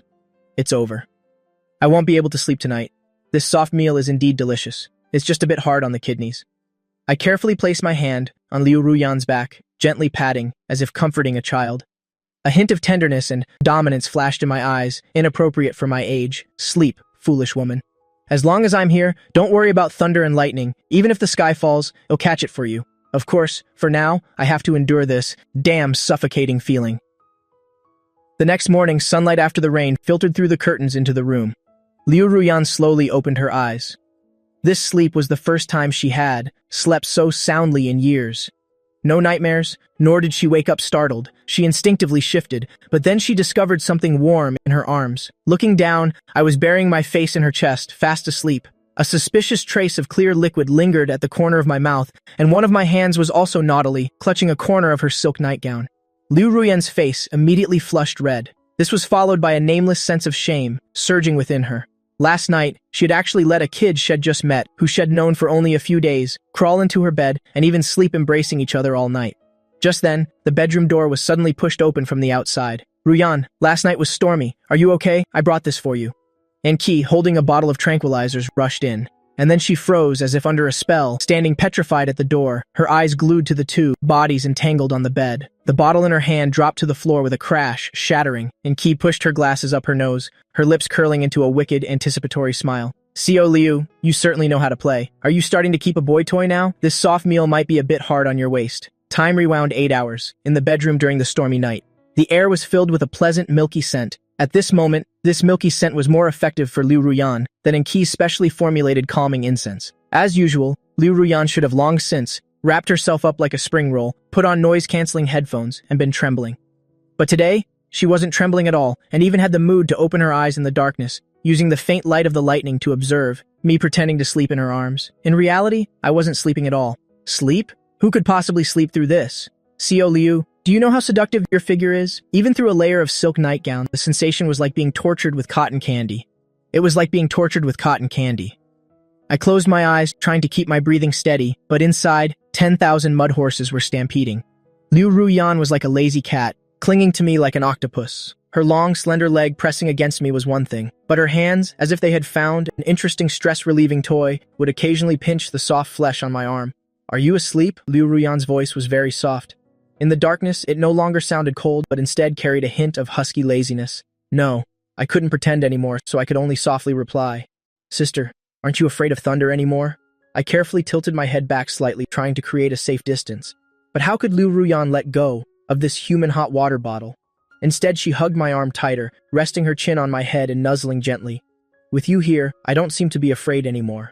"Actually," Liu Ruyan sighed, her voice revealing deep exhaustion, Sometimes I feel so meaningless. I was stunned for a moment. This script is wrong. Shouldn't this be a heartwarming sisterly moment? Why is she suddenly getting emo in the middle of the night? Every day, as soon as I open my eyes, it's financial reports, stock prices, and the schemes of the old foxes on the board of directors. Liu Ruyan closed her eyes, her lashes casting shadows on her eyelids. Everyone calls me Kyo Liu. Everyone thinks I'm made of steel, but actually, I don't want to be CO at all. I want to travel the world. I want to go to Antarctica to see penguins. I want to sleep until I wake up naturally. I want to eat street food without worrying about being photographed. I'm so tired. These two words were as light as a sigh, but they struck my heart powerfully. I opened my eyes to look at the woman whose features were indistinct in the dark. As if possessed, I extended my chubby little hand. I fumbled in the darkness and gently patted Liu Ruyan's back. Once, twice, my movements were clumsy, but the rhythm was gentle. Sister, if you're tired, just sleep. My voice was young, but my tone exuded an unwavering determination. If you don't want to be CO, then don't. When I grow up, you'll fire all the old men in the Liu group. From now on, leave the job of earning money to support the family to me. You just need to focus on being beautiful. You can go to Antarctica and dance square dances with the penguins too. Ahem. Liu Ruyan suddenly burst into laughter. Her laughter vibrated through her chest, making my whole face tremble. Such a small child, yet so cunning. Liu Ruyan reached out her finger and pinched my nose hard. Your mouth isn't small either, and you want to fire the entire board of directors, and you want to support me. Do you know how much the Liu group earns in a single day? Even selling you 10,000 times wouldn't cover the losses. Although she spoke ill of me, Liu Ruyan's heart felt incredibly warm. This feeling of being promised something, even though it was just innocent, childish words, had made her feel at ease for the first time in a long time. Don't underestimate a poor young man, I huffed indignantly. At school, I always get perfect scores in math. I also save a lot of my pocket money. As long as you give me enough time to develop, let alone the Liu group, I could buy the entire Kimhai city as a playground for you. All right, my little perfect scoring genius. Liu Ruyan's lips curved into a smile, burying her face in my neck, taking a deep breath. Then it's decided. You'll wait for you to grow up. Liu Ruyan turned over, adjusting to a more comfortable position. Her long leg unceremoniously landed on my stomach again. For now, it'll borrow your body as a pillow. Good night, kid. This was everything that had happened last night. As pure as a white sheet, as heartwarming as a healing drama. But all of this, in the eyes of Qi, who had just burst in, was a completely different story. Returning to the present, 7:30 a.m., the test tube in QI's hand lay shattered on the floor. Her eyes behind her glasses sparkled with a mischievous glint. CEO Liu, you certainly know how to play. Are you starting to keep a boy toy now? This shout directly caused Liu Ruyan, who was still reminiscing about the warmth of the previous night, to startle and bristle. Liu Ruyan suddenly opened her eyes. Her face, which had been flushed with sleep, immediately turned cold. Although she was extremely panicked inside, her professionalism as a domineering CEO allowed her to regain control of her expression in 0.1 seconds. She controlled her expression perfectly in 0.1 seconds. Get out! Liu Ruyan grabbed another pillow beside her without looking and threw it directly towards the door. The motion was fast, accurate, and powerful, and Qi nimbly dodged it, casually catching the thrown pillow, and her smile grew more brazen. Did I hit a nerve? Are you angry because you're embarrassed? Tisk, tisk, tisk. I didn't expect you'd like this type. Can this tiny body handle your torment? As Qi teased, her eyes scanned me from head to toe, as if wanting to dissect me, ready for research. I was speechless. Sister, I beg you, please shut up. You're just fanning the flames. I felt the surrounding temperature drop to 20 degrees Celsius. As expected, Liu Ruyan slowly sat up, the strap of her silk nightgown slipping down halfway, revealing a rounded shoulder. She pushed her hair back. Her gaze, sharp as a knife, shot towards Qi. And Qi, if you say one more word, I will cut the R&D funding for the second half of the year for your lab. And I'll tell Grandpa about how you secretly drank my 1982 Lafitte last night. A killing blow. The smile on QI's face froze instantly. Actually, I came to call you for breakfast. The weather is really nice today. I'm going to check if my lab mice need to be fed yet. Excuse me. With that, Qi, hugging the pillow, fled, disappearing faster than a rabbit, even remembering to close the door carefully behind her. Click. The world finally quieted down. Only the two of us were left in the room. The atmosphere was so awkward that I felt my toes curl. I curled up in the blanket, only my eyes showing, afraid to move rashly because of Qi's commotion earlier. When Liu Ruyan sat up, the blanket had slid off her almost completely. Although she was wearing a nightgown underneath, its alluring, lazy, and casual style was even more deadly. Especially that collarbone dip was so deep it could hold goldfish. Form is emptiness. Emptiness is form. I'm a child. I'm a child. I don't understand. Liu Ruyan seemed to notice something too, glancing down at her disheveled attire. A faint blush briefly appeared on her cheeks, but she quickly regained her composure. She turned to look at me, still pretending to be a quail. Then she suddenly reached out and pinched my ear, which was heating up. "Did you hear what Enki said earlier?" "Hear what?" I blinked my big round eyes with an innocent expression. Sister Anne said she was going to feed the lab mice. My acting was flawless. Liu Ruyan stared at me for a few seconds, as if trying to confirm if I truly didn't understand those suggestive words. Finally, she let out a soft chuckle. "It's best if you didn't hear." Also, Liu Ruyan leaned down, her warm breath caressing my face. "Forget what I said last night. It was a dream. Whether it was fear of thunder or not wanting to be CO, forget it all." I obediently nodded. Yes, I slept like a log last night. I didn't hear anything, and I never said I wanted to support you." Liu Ruyan's movements faltered. This kid was teasing her. Unhappily, she pinched my soft, tousled hair. "Get up, it's the weekend today. I'll take you somewhere." Liu Ruyan threw off the blanket and got out of bed, barefoot on the carpet. After 2 steps, she suddenly stopped, turned back, and looked at me still lying in bed. A barely discernible slyness flickered in her eyes. "Although this soft meal of yours is quite enjoyable, the meals at the Liu family's house are not so easy to digest. You boasted about wanting to support me, so starting today, study hard on how to be a qualified heir." I looked at her retreating back, my mouth twitching violently. "An heir? Sister, oh sister, you're pushing me into a fire pit. I said I wanted to eat soft meals forcefully? Why has this suddenly turned into a game of raising a rich child?" But as I touched the arm she had rested on all night, which was now continuously aching, recalling how fragile Liu Ruyan had been, like a little girl last night. "Fine, considering how beautiful she is, you'll reluctantly take the risk." I leaped out of bed like a transformed carp. "Yes, sister, I want Australian lobster for nourishment." At this moment, Enki, with her bird's nest hair, was spreading a green jam, which looked like a biochemical reagent, onto her toast. She was staring at me with eyes that seemed to want to dissect me. "CEO Liu, according to my observations last night, this kid's adrenaline levels were normal. He wasn't psychologically traumatized by your sleeping posture. His vitality is very strong." Liu Ruyan's fingers, holding a tablet, paused slightly. Her fingers holding the tablet paused. "Eat your biochemical bread." I shrank back, deciding to be a silent eating machine. The war between men should never get involved, especially not men who are not fully developed like me. At this moment, the villa door was forcefully pushed open from the outside. "Surprise, sisters, I'm back," her voice preceded her arrival. Pei Yiwan, wearing sunglasses that covered half her face and a form-fitting, extremely sexy red mini dress, stomped in with killer heels. Behind her, 2 exhausted assistants followed, carrying large and small bags from luxury brands. "Everyone's here." Pei Yiwan took off her sunglasses. Her peach blossom eyes swept around the living room. Finally, they landed on my greasy face. "Oh, little Ba, did Sister Ruyan bully you last night? Come here into my arms. Let me check your body." Before I could swallow the piece of lobster in my mouth, Pei Yuan grabbed me and pulled me into a hug. A facial cleanser attack, and the premium version at that. I'm suffocating. I struggled desperately, but in front of Pei Yuan, this gym fanatic, my tiny strength was like a tickle to her. "Don't make a fuss." Liu Ruyan frowned, putting down her tablet. "Weren't you supposed to be filming a show out of town? Why are you back so early? Don't even mention it. That director actually wanted me to create a seep with a pretty boy. He didn't even consider what that pretty boy looked like. He's not even 1/10,000th as cute as my little Ba." Pei Yuan disdainfully released me and casually threw herself onto the sofa. She lost all pretense of elegance, slouching into the gay Yulin pose. That red mini dress was already short, and leaning back like this made it unbelievably shorter. Her 2 long, fair legs, gleaming, were casually draped over the coffee table. I quickly covered my eyes, see no evil. If I dare to look again, it would be a waste if those legs weren't used for pedicab driving. It would be a waste if those legs weren't insured. What is this?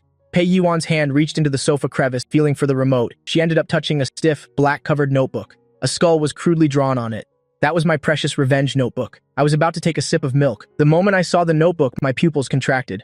Pfft! A mouthful of milk was sprayed out. Damn it, it's over. I casually stuffed it into the sofa crevice last night and forgot to take it out. I didn't have time to wipe my mouth. Letting out a strange cry, I lunged like a small projectile. But who was Pei Yuan, the spotlight queen of the entertainment industry? Her reaction speed was due to practice. With a flick of her wrist, she raised the notebook high up. My small 1.4 mere stature, compared to Pei Yuan's 1.75 me when wearing high heels, made me seem like a dwarf. I hopped a few times. I couldn't even reach the cover of the notebook. Instead, I crashed headfirst into Pei Yuan's embrace, triggering another facial cleanser attack. Oh my, such a strong reaction? Pei Yuan became immediately interested. Her peach blossom eyes lit up like 200-watt bulbs. Her peach blossom eyes lit up. There must be something shady. Let me see, is this a love letter from some naughty kid? Sister Pei, that's my private property. You're not allowed to look. I was so flustered that my face turned bright red. My hands and feet fumbled as I tried to climb onto the sofa. Private? And Key also became interested, pushing up her glasses as she leaned closer. This kid? I've examined him from head to toe. I even know how many moles he has. What privacy could I possibly not know about? Although Liu Ruyan said nothing, she also put down her tablet. Her lips curved into an amused, expectant line. Pei Yuan used her height advantage. With one hand, she firmly held my flailing little hand. With the other, she turned to the first page. Then, her incredibly penetrating voice began to read emotionally, "Sunny day." Today, the old hag Pei Yuan insisted on making me wear that pink lace dress and even forced me to call her Her Majesty, the Queen.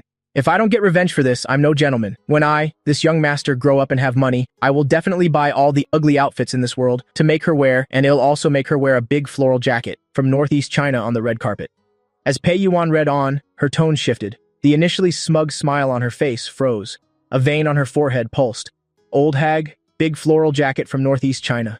Pei Yuan slowly lowered her head and looked at me trembling in her arms. Her smile gradually turned sinister. Little ba, so in your heart, you think of me this way? Me. It's a misunderstanding, it's artistic creation, it's hyperbole. Sister Pei, please listen to my defense. Or rather, explanation. Pei Yuan didn't listen at all, continuing to flip the pages. On a gloomy day, this cold-blooded demoness Liu Ruyan dared to steal my mango pudding. And she pretended to be serious, saying she was worried about my cavities when I clearly saw her, secretly sneaking into the kitchen to gobble it up. With pudding crumbs on her mouth? Humph. Obviously she wanted it herself, but pretended to be aloof. I'll record this debt first. Later, I will saw off the heels of all her high heels so she can only wear flats. The atmosphere instantly froze. Liu Ruyan, who had been sitting beside her, enjoying the show, the smile immediately vanished, switching to Pei Yuan's face. Ha ha ha ha. Pei Yuan burst out laughing without a care for her image. Liu Ruyan, I knew it. You were the one who secretly ate that pudding, and you blamed it on the golden retriever at home. The cold-blooded female devil, secretly eating pudding. Ha ha ha ha, I can't take it anymore. I'm dying of laughter. This description is too accurate. Liu Ruyan's face, at a speed visible to the naked eye, turned as black as the bottom of a pot. She narrowed her eyes. Her slender fingers tapped rhythmically on the dining table. Each tap felt like it was hitting my heart. It's over. This time I'm completely done for. This isn't a grudge notebook. This is my death certificate, but the public execution wasn't over yet. Pei Yuan clearly enjoyed watching the drama, not afraid of making things worse. She directly flipped to the third page. On a rainy day, and Qi is a perverted scientist. Today she wanted to draw my blood again, for some kind of research. She even lied to me, saying it was strawberry juice. I'd be dead if I believed her. This woman definitely has a big problem in her head. In the future, I'll take her to a mental hospital to register for a VIP card. And Qi was about to put a piece of bread in her mouth.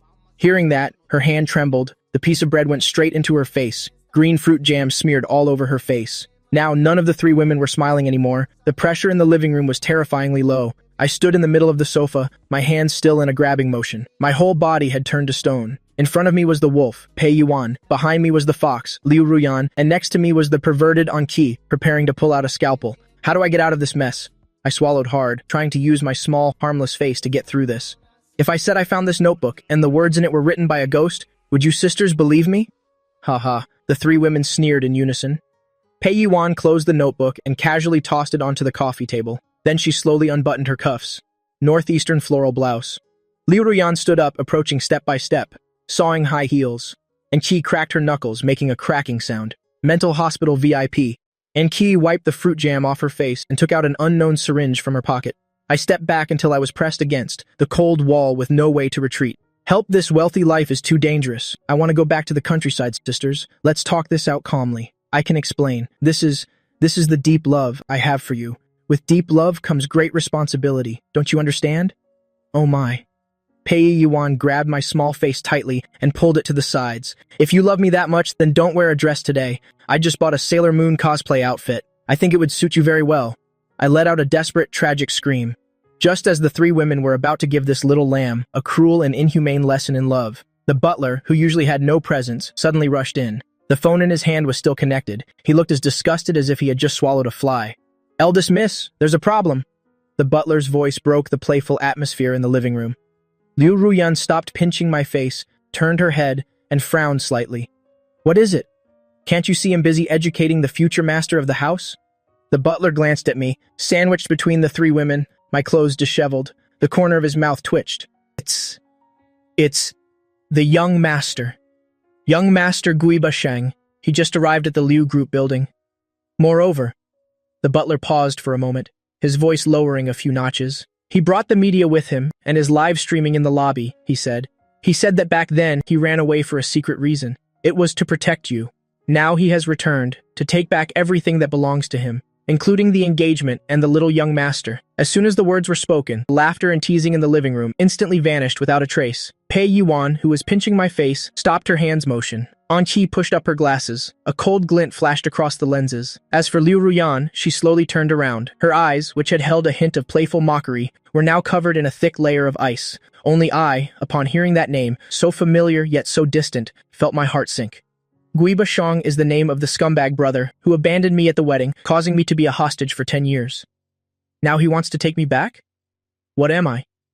You throw me away when you want, and take me back when you want? I took advantage of their stupor and slipped out of Pei Yuan's grasp. I straightened the crumpled collar of my small vest, the panicked and cute expression on my small face completely disappeared, replaced by a smile that was chillingly out of place for my age. I originally thought this grudge notebook today could only be used to amuse you sisters. I didn't expect the person who should be on the list to come knocking on the door himself. I walked to the coffee table, picked up the small black notebook that almost caused my social death right here. Right in front of the three sisters, I pulled a pen from my pocket. I flipped to a brand new page. Scribble, scribble, scribble. I wrote down a line of text. The runaway bastard Guiba Sheng is back. Wants to reap the rewards? Dream on this debt will be repaid in this lifetime. After writing, I tucked the notebook into my shirt and looked up at Liu Ruyan, revealing a smile so bright it would send shivers down one's spine. Sister, let's go. I also want to go see what my so-called biological brother really wants, whether it's to protect you or to seek his own death. The atmosphere in the living room was strangely quiet. The phone in the butler, Uncle Lias, hand was still ringing. From the other end of the line, one could faintly hear the clamor of the media, the questions and the hoarse speech of Guiba Sheng. Eldest miss, this. Uncle Liu was so worried that cold sweat broke out on his forehead. The fire is already at our feet. Why aren't these ancestors reacting at all? Liu Ruyan was unhurried, sitting back down at the head of the dining table. She leisurely crossed her legs, her silk nightgown slipping down her thigh, revealing her dazzlingly fair skin. The tip of her foot dangled a fluffy slipper. She waved her hand very perfunctorily at the butler, telling him to let him shout. A stray dog. Can it really bark loud enough to make the Liu Group building collapse? After speaking, Liu Ruyan's beautiful phoenix eyes narrowed slightly. Her gaze once again focused on the small black notebook in my arms. Compared to that good-for-nothing, I'm more interested in this right now. Liu Ruyan extended a slender finger, gently tapping the word pudding on the rosewood table. What about this line? I hugged the notebook, my whole body frozen. Seriously, big sister. That's your fiancé. It's your company's stock price. It's your business empire. And you're here haggling with me over 2 mango puddings. Are the brains of you wealthy people all wrapped in gold leaf? Completely airtight, I blinked my big eyes, trying to bluff my way through. Actually, I misremembered. The pudding was stolen by a mouse.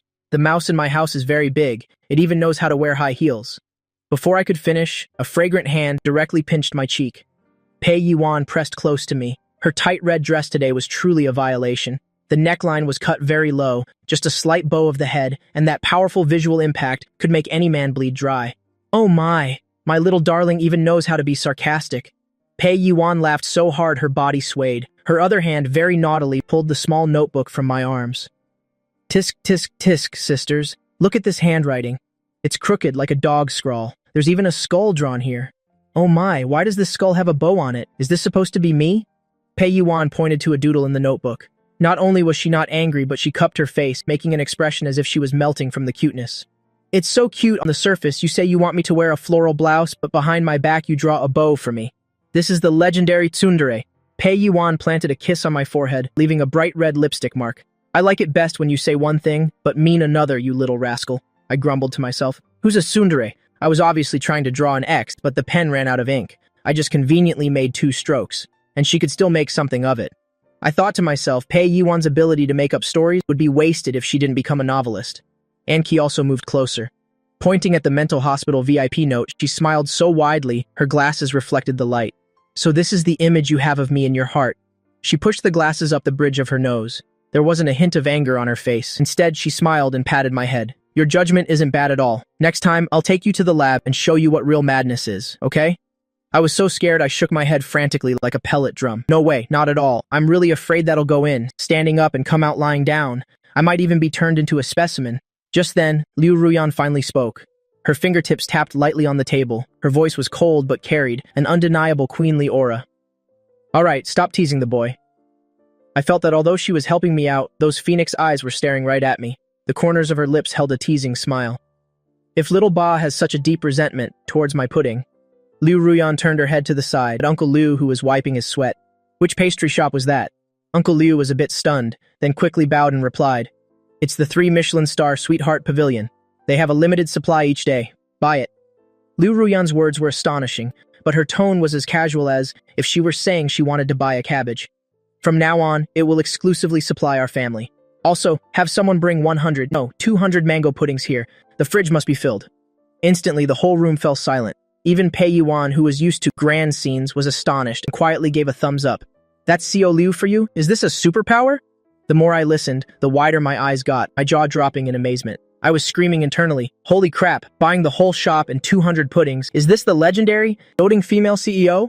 This is just too ruthless and insane. Well done. Liu Ruyan was clearly very pleased with everyone's reaction. She elegantly picked up the pen and without a word pushed it into my hand.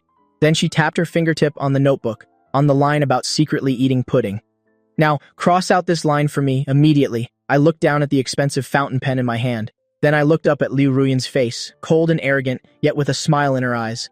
I thought to myself, fine, this move is definitely not a loss.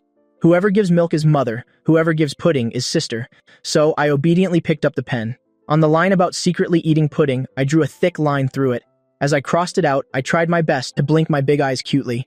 Sister, I was wrong. My memory is bad. You're a fairy. You only drink dew. This rainbow fart clearly made Liu Ruyan extremely satisfied. She contentedly pinched my chubby cheeks. It seemed the texture wasn't bad. Consider yourself sensible. Go get changed. Liu Ruyan immediately stood up, her lazy aura instantly retracting, replaced by the sharp aura of a business queen. She glanced coldly out the door, her gaze as sharp as a knife. If your good-for-nothing brother wants to die, then well, play a good game with him. Bring your little notebook. Today we'll go to the scene and settle every score with him clearly. I snorted internally. So what if I crossed it out? My memory is good anyway. This grudge is already etched into my DNA. Trying to bribe me with just 200 puddings? It has to be at least 300. As I stuffed pudding into my mouth, I quickly calculated in my head. Pei Yuan, across from me, was touching up her makeup with powder, but her eyes would glance at me from time to time. Little Ba, when you see that scumbag brother later, don't be scared. I've practiced some show, you know. If he dares to touch a single hair on your head, I'll let him know why flowers are so red. Meanwhile, Enki was adjusting her tablet. The screen was filled with rapidly scrolling lines of data. I just hacked into the Liu Group's surveillance system. That guy Ba Shang is putting on a show in the lobby, crying so tragically. His acting is much better than the male leads in those terrible movies of Pei Yuan's. Hey Enki, do you know how to talk? Pei Yuan was so angry she almost crushed the powder compact in her hand. Liu Ruyan didn't join their argument. She just leaned back on the genuine leather seat and closed her eyes to rest. In her hand, she was rolling 2. Oh no, they were 2 Vajra hand-strengthening balls. That clacking sound sent shivers down my spine. I muttered to myself, is this big sister charging up for her ultimate move? I feel like someone's going to shed blood on the spot later. Arriving, the driver braked gently. The car slowly stopped in front of the entrance of the Liu Group building. Outside the car window, it was surrounded by media reporters with cameras. Gui Bashang had created such a big scene, even starting a live stream online. It was currently peak traffic time. The moment the car door opened, camera flashes immediately turned night into day. Liu Ruyan got out of the car first. The noisy scene seemed to have its mute button pressed. She wore 10-centimeter high heels and a black business suit. Her aura was overwhelming, truly a walking air conditioner. Immediately after, Pei Yuan gracefully stepped out of the car wearing sunglasses. Her red lips were slightly curled, as if she had her own personal spotlight effect. Finally, Enki came down pushing a wheelchair. My face went blank. Wait a minute, a wheelchair? I'm in a wheelchair? Still holding a half-eaten pudding in my hand. My head was full of question marks. I thought to myself, what the hell is this? I'm not disabled. I just walked in on my own. What kind of play are they trying to stage? And Ki leaned down and whispered in my ear, as per tactical requirements, act a little weak for me. The more pitiful, the better. This is called a public opinion counterattack. I understood immediately. Wow, are these the legendary tactics of the wealthy? Compared to my brother who only knows how to cry pitifully, These sisters are the real cunning bosses. If that's the case, I immediately threw away the pudding in my hand. My small, rosy face immediately drooped, my eyes becoming empty and lifeless. My whole body went limp against the wheelchair. I even, very professionally, squeezed out 2 tears. Sister, I'm scared.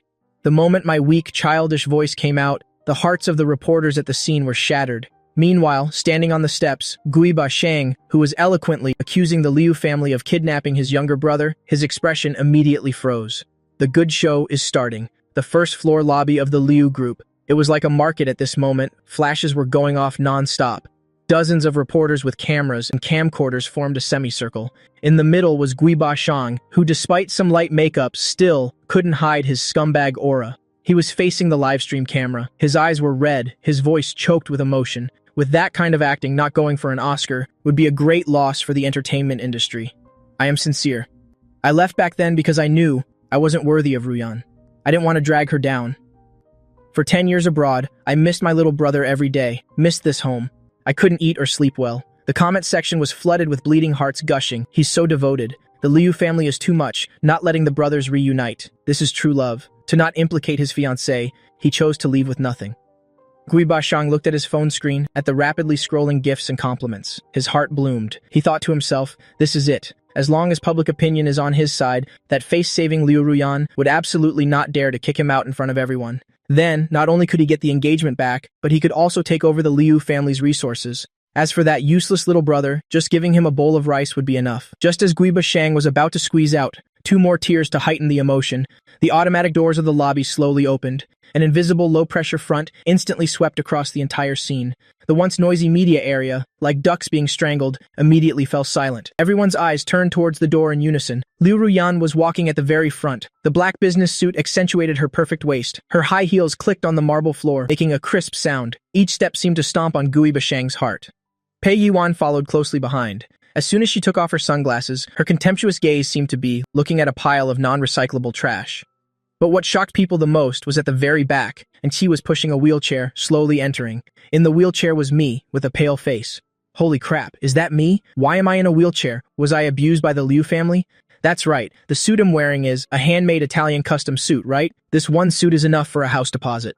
The tragic expression on Guiba Shang's face immediately froze, turning into a look of horror as if he had seen a ghost. Little Ba, what's wrong with your legs? This script is wrong. Aren't you supposed to be running and jumping and hugging my leg? Why have you become disabled? Sitting in the wheelchair, I silently praised myself for my cleverness. A woman like Kiss tools are still useful. This wheelchair even automatically plays sad background music. I thought, if they want to act out a sad drama, then I'll act along with them to my heart's content. When it comes to the art of being a green tea, I'm a professional. I took a deep breath, my big, lively eyes immediately filled with tears. But I held back my tears. That stubborn yet fragile look immediately drew all the camera lenses. Trembling, I pointed my small finger at Jibo Kong, my voice weak, as if just pushed out from the ICU. Brother, are you really not dead? Pfft. The reporters at the scene couldn't help but burst into laughter.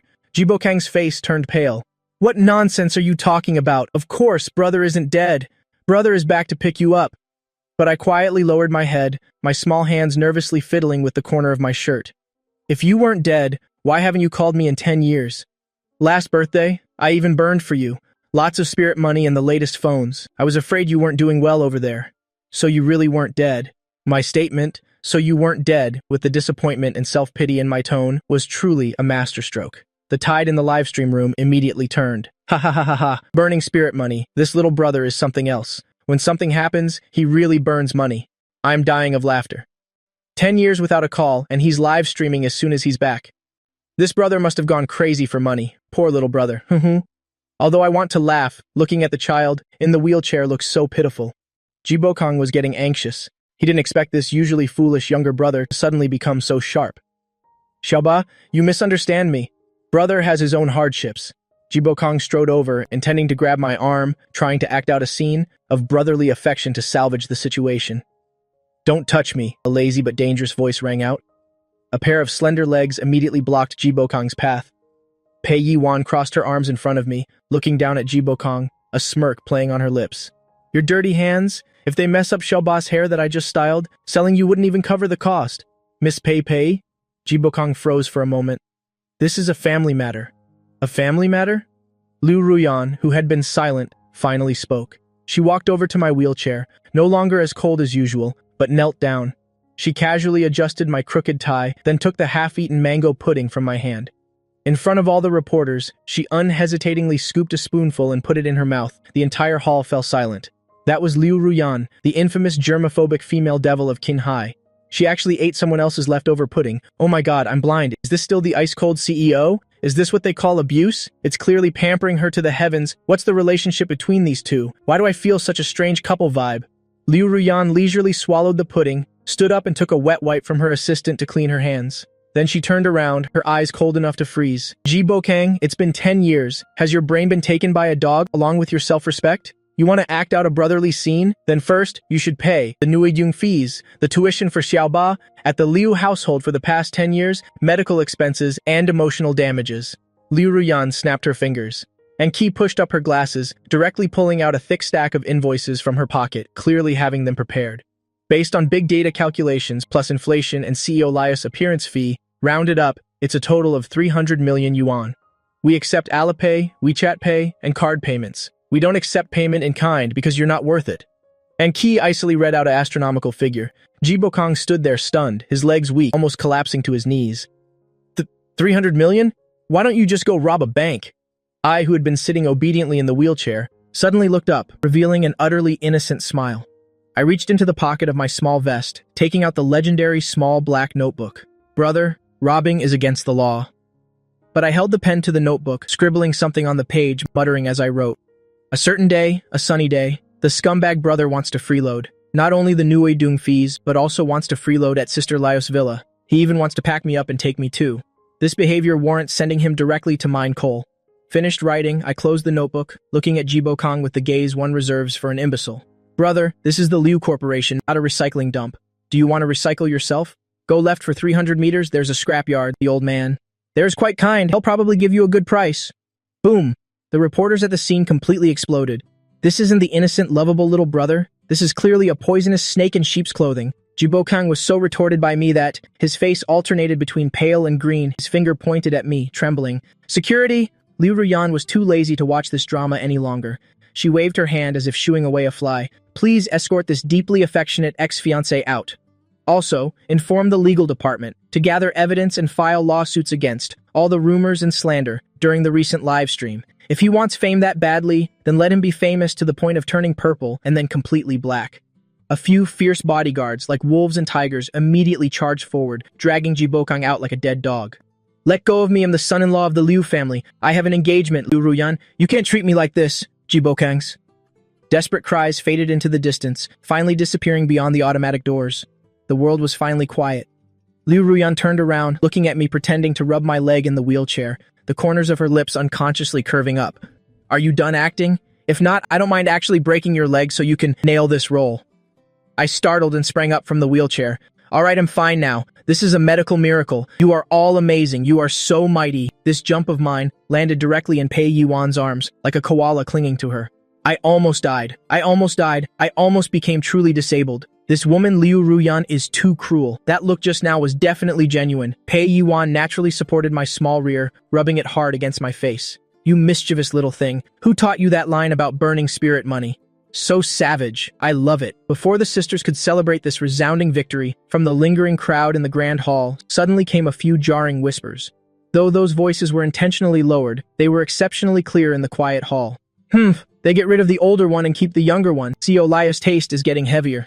Exactly, the Ji family is bankrupt. This little one is just a burden. I think Liu Ruyan is probably just trying to raise a kept boy. This kind of abandoned puppy is the easiest to control.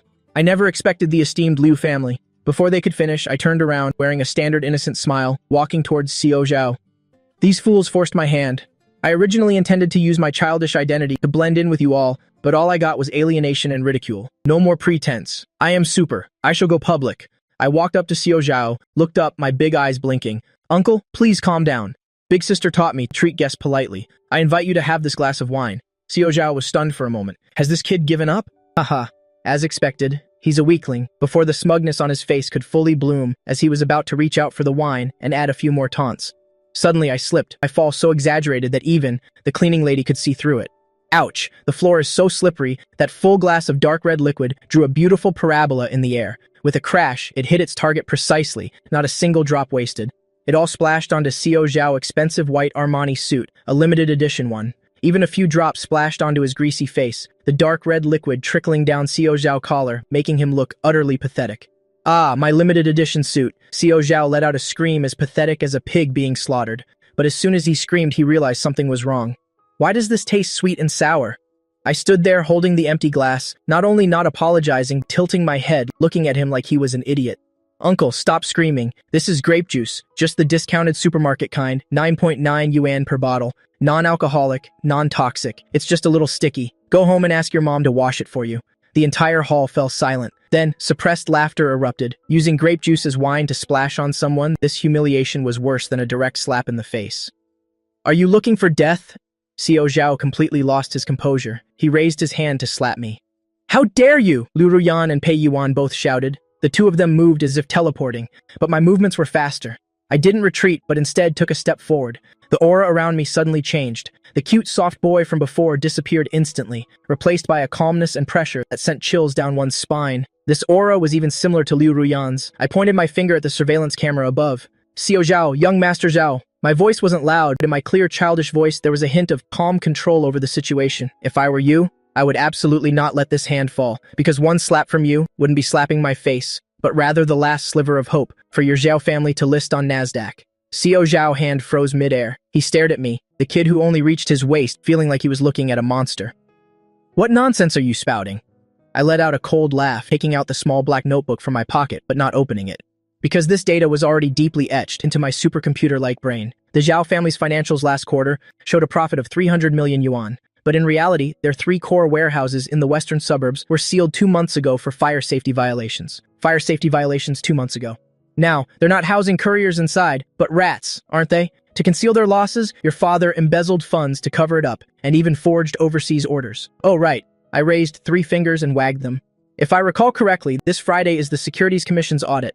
Tell me, if I were to change this glass of grape juice now into an anonymous accusation letter to the Securities Commission, wouldn't your Zhao family's stock price drop more than your current complexion?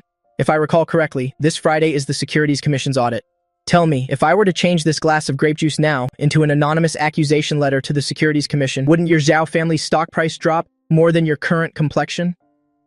Boom! These words were like a depth charge, immediately causing a stir in the crowd. Many people around were also major players in the business world. Hearing these specific details, their expressions changed one by one, hurriedly taking out their phones to text. Xiao Zhao's face immediately turned ashen, cold sweat mingled with the grape juice running down, his whole body trembling. How do you know these top-secret details? Don't bother with how I know. I put my hands in my pockets, clearly a 10-year-old child, but at this moment, he was like a business king commanding the world. I took a step forward, and Xiao Zhao unconsciously took a step back. And the young master in the plaid shirt behind him. I shifted my gaze, looking at the others who had joined in the teasing earlier. Your father's restaurant chain only uses spoiled meat. Last month it caused 3 incidents of food poisoning, costing 8 million yuan in PR. 8 million yuan for PR, right? And the young master Trung on the left, your natural cosmetics brand, is actually packaged in a small workshop in Guangzhou, costing 2.5 yuan, but you sell it for 250 yuan. With business like this, I'd even like to give you a thumbs up. The entire hall was silent, only the hum of the air conditioning could be heard. Everyone was looking at me with eyes, as if I were an alien. Damn it, is this a 10-year-old child? Is it possibly Buffett reincarnated? Or is it Conan reborn? The rich young masters from earlier, who called me a burden, were now shrinking back one by one, wishing they could disappear into thin air, afraid of being singled out by me. After speaking, I seemed a little tired, shrugged, instantly retracting my previously imposing aura. I turned back into that soft, adorable child, turning around, staring intently at the stunned Liu Ruyan, and held out my hands. Sister Liu, I'm thirsty. This grape juice really tastes bad. Let's try a different brand next time. Liu Ruyan stood there, in her usually calm phoenix eyes. Emotions that had never surfaced before were now surging. Astonishment, shock, and a hint of indescribable pride and emotion. She'd always thought that bringing me home was inviting trouble, or rather, finding a small pet to protect. She was prepared to shield me from storms. But just now, this small figure stood in front of her with the most innocent voice, uttering the harshest words, not only protecting her pride, but also a resounding slap in the face to the entire Kim Hai social circle. This feeling of being protected felt strange yet incredibly wonderful. Liu Ruyan took a deep breath, suppressing the emotions stirring within her. She stepped forward, and instead of grabbing me by the collar as usual, she gently bent down and picked me up. A true Princess Carrie, even though it was for a 10-year-old boy. Okay. Liu Ruyan's voice was softer than ever, even carrying a hint of undetectable affection. From now on, well, only drink fresh juice. She turned around, her cold gaze sweeping over Xiao Zhao and the others who were already unsteady. Aren't you leaving yet? Are you waiting for me to offer you some grape juice? Xiao Zhao and the others looked as if they had been granted a great pardon, not even daring to utter a single sarcastic remark. They hurriedly fled through the main doors, not even caring about their stained limited edition suits, which were stained. Pei Yuan whistled, adoringly approaching to pinch my cheek. Wow, Xiaoba, you're so cool. That look just now was exactly like the female special agent I played. I love you to death. And Qi adjusted her glasses, a knowing smile curving her lips. It seems we need to reevaluate this child's IQ. It would be a shame not to dissect this brain. I snuggled into Liu Ruyan's arms and yawned. Exhausting, acting sophisticated for 10 minutes requires 2 hours of charging. This body is really not durable. As soon as I use my brain, I get sleepy. But Liu Ruyan's scent is so pleasant, still that cool perfume scent. But her embrace is strangely warm. In the Rolls-Royce returning to the city, the car interior was very quiet, completely isolated from the chaos outside. Pei Yuan was scrolling through Weibo, looking at the trending topics about the mysterious younger brother of the Liu family, confronting the scumbag brother online, grinning widely. And Qi was organizing the damaging information about the Zhao family she had just gathered, preparing to add fuel to their fire. As for me, I had already fallen asleep in the back seat. My head rested on Liu Ruyan's shoulder, my breathing steady, my sleeping face as peaceful as an angel's, completely devoid of the little devilish image from earlier that had made a group of rich young masters question their existence. Liu Ruyan put down her tablet, she tilted her head, quietly looking at my profile. Long eyelashes, fair skin, slightly pouting lips, even a bit of drool. She took a silk handkerchief from her pocket, gently wiping away the drool from the corner of my mouth. Her movement so gentle that even, she found it unbelievable. She used to hate children, hate trouble, hate all uncontrollable elements. But now, looking at the little ball of fluff leaning on her shoulder, the hardest ice in her heart seemed to have cracked open. Not just because I was smart, nor just because I had protected her, but because in this cold world of calculations and interests, there was finally someone who stood completely by her side, even though I was just a 10-year-old child. CEO Liu, we've arrived, the driver reminded softly. Liu Ruyan made a gesture for silence. She didn't wake me up, but carefully adjusted her sitting position slightly so I could sleep more comfortably. Then she lowered her head, her cold red lips lightly pressed against my smooth forehead, a kiss as light as a dragonfly touching water, carrying some solemn promise. Thank you. Liu Ruyan's voice was very soft, so soft that only she could hear it. Before, she always called me, hey kiddo, that one. But this time, Jiba, from today onwards, you are a true member of the Liu family. Anyone who touches you, I will kill them. The morning sun was still the morning sun, but the wind had changed direction, completely changed. In the restaurant, I sat at the guest seat, holding a small silver spoon, staring blankly at the bowl of bird's nest porridge before me. At this time yesterday, the maid named Xiao Kui looked at me with eyes containing 3 parts contempt and 4 parts indifferent, thinking, where did this poor relative come from? Today, I felt Xiao Kui half a meter behind me, her back bent at a 90-degree angle, looking extremely respectful. Young master, is the bird's nest hot? Do you need me to blow on it for you? Young master, the napkins today are long staple Egyptian cotton. Be gentle when wiping your mouth so you don't scratch your tender skin. I couldn't help but get goosebumps. Is this what they call the legendary version update? Yesterday I was still a mascot used as collateral, and today I've been upgraded to a prince, adored by the whole family. These Liu family servants change their attitudes faster than turning a page. It would be a waste of talent if they didn't study Sichuan opera's face changing. I calmly took a sip of porridge. The taste wasn't bad, just the smell of decaying money. Liu Ruyan sat at the head of the table. Despite her still cold tone, her casual action of pushing a plate of pre-wrapped crab roe dumplings towards me betrayed her. I immediately sat up straight, seizing the opportunity. That's why, the most important thing is that you can enjoy it. Never give up. If you are someone who can do that, wonderful. Sorry, I sweetly called out, thank you. Liu Ruyan's fingers paused slightly. A faint smile curved her lips. A very thin line, then disappeared instantly. Eat your steamed buns. In this warm and happy atmosphere, the Villador once again had to endure the kind of violence that it shouldn't have to at its age. A loud bang echoed, followed by the sound of high heels tapping hurriedly on the floor. Accompanied by a scent of rose perfume, strong and invasive, it filled the entire dining room. Where is my little darling? Quick, let me see you. I heard you went on a rampage at the company yesterday, making that scumbag brother of yours unable to take care of himself. I hadn't seen her, but I could already feel her fierceness. I had just taken a bite of a steamed bun, and before I could even swallow, I was engulfed in a hug by a fiery red figure. Next came a feeling of suffocation, an intense feeling of suffocation. Today, Pei Yiwan was wearing a tight and extremely flashy red V-neck dress. The amount of fabric was so scarce it made one worry she might catch a cold. Curvy in all the right places, she was basically a walking, ripe peach. Right now, this peach was holding me tightly, in her arms, frantically rubbing against my face.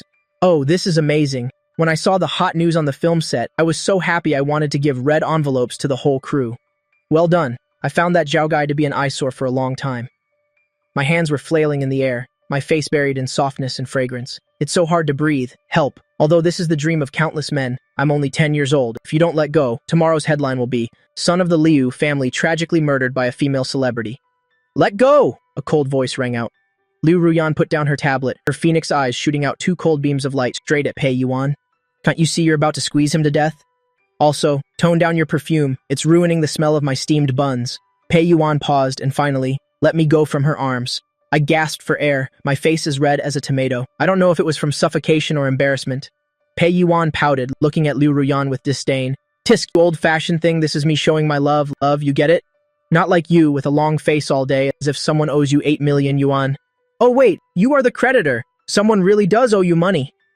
Pei Yuan turned her head, her expression changing instantly, smilingly pinching my cheeks, which had just regained their color. So soft and nice, so soft, so smooth, it's all collagen. Xiaoba, don't mind this big ice cube. Let's go, I'll take you somewhere fun. Let's go party on the streets. I stepped back warily. Sister Pei, I still have homework to do. Homework, my ass. I just want to lounge around. You can tell this woman is the type who's only happy when there's chaos. Going with her definitely won't lead to anything good. What homework? With your IQ, you don't need to do homework. Pei Yuan gave me no chance to refuse, grabbing my arm and lifting me straight out of my chair. This woman's strength is abnormally large. I've already taken a leave of absence from the film crew. Today, they'll take you to my set to play, so you can see how I captivate everyone in front of the camera. Liu Ruyan frowned. A film set is a crowded and messy place. Yeah, don't worry, Xiao Liu. As Pei Yuan dragged me outside, she turned back and winked. With me here, whoever dares to touch a single hair on his head will make them disappear from the entertainment industry for life. Besides, our little darling is this cute. It's a waste to keep him cooped up at home to get moldy. We have to take him out for a stroll so that everyone in Jinghai knows this is one of our Liu family. Without waiting for Liu Ruyan to say anything more, Pei Yuan was like a whirlwind, sweeping me up and rushing out the gate. Liu Ruyan looked at the empty doorway, rubbing the space between her eyebrows helplessly. She glanced at Xiao Kui next to her. Have the bodyguards follow. 2 cars for covert protection. If Pei Yuan goes crazy. Liu Ruyan paused for a moment, then slash her tires and bring him back. Pei Yuan opened the passenger side door, stuffed me inside, and buckled my seatbelt for me. Hold on tight, little darling. She got into the driver's seat, her long legs and black tights stepping on the gas pedal, looking incredibly seductive. She put on sunglasses, her red lips curling into a smile. Even professional racers would call my driving skills insane. I gripped the handle on the car ceiling tightly, my face full of world weariness. I knew it. This isn't going to a film set. This is clearly going to get reincarnated. Vroom, the engine let out a beast-like roar. The red Ferrari shot out like a bullet from a gun, speeding away, disappearing in an instant at the end of the tree-lined road of Jade Dragon Bay. Pei Yuan held the steering wheel with one hand, while her other hand was free to adjust the car's audio. Heavy metal rock music blasted instantly. I must love even if I die, Pei Yuan screamed along with the music, completely abandoning her celebrity image. Xiaoba, isn't this exciting? I gritted my teeth and tried to answer. So exciting I'm about to see. My great-grandmother waving at me. Sister Pei, slow down a bit. The speed limit ahead is 60. What are you afraid of? They'll take care of the ticket. Pei Yuan floored the accelerator, overtook a Porsche, and even smugly gave the other driver the middle finger. That Zhou Zihang guy thinks just because he's a hot young star pushed by investors, he can act all arrogant with me on set every day. Today I'm taking you to put him in his place, to let him see what a true young master from a wealthy family is like. I quickly caught the keywords, Zhou Zihang, hot young star. It seems he's today's side quest boss. Pei Yuan is using me as a trophy to show off. I sighed and adjusted into a comfortable position. Since I'm here, I might as well go with the flow. If I can't resist, then I might as well enjoy it. Besides, with Pei Yuan, this crazy beauty protecting me, if the sky falls, her chest will. No, her height will hold it up. Half an hour later, the Ferrari executed a beautiful fishtail drift and came to a steady stop at the Jinhai Film Studio. Half an hour later, the Ferrari executed a beautiful fishtail drift, coming to a steady stop at the Jinhai Film Studio, in the VIP parking spot.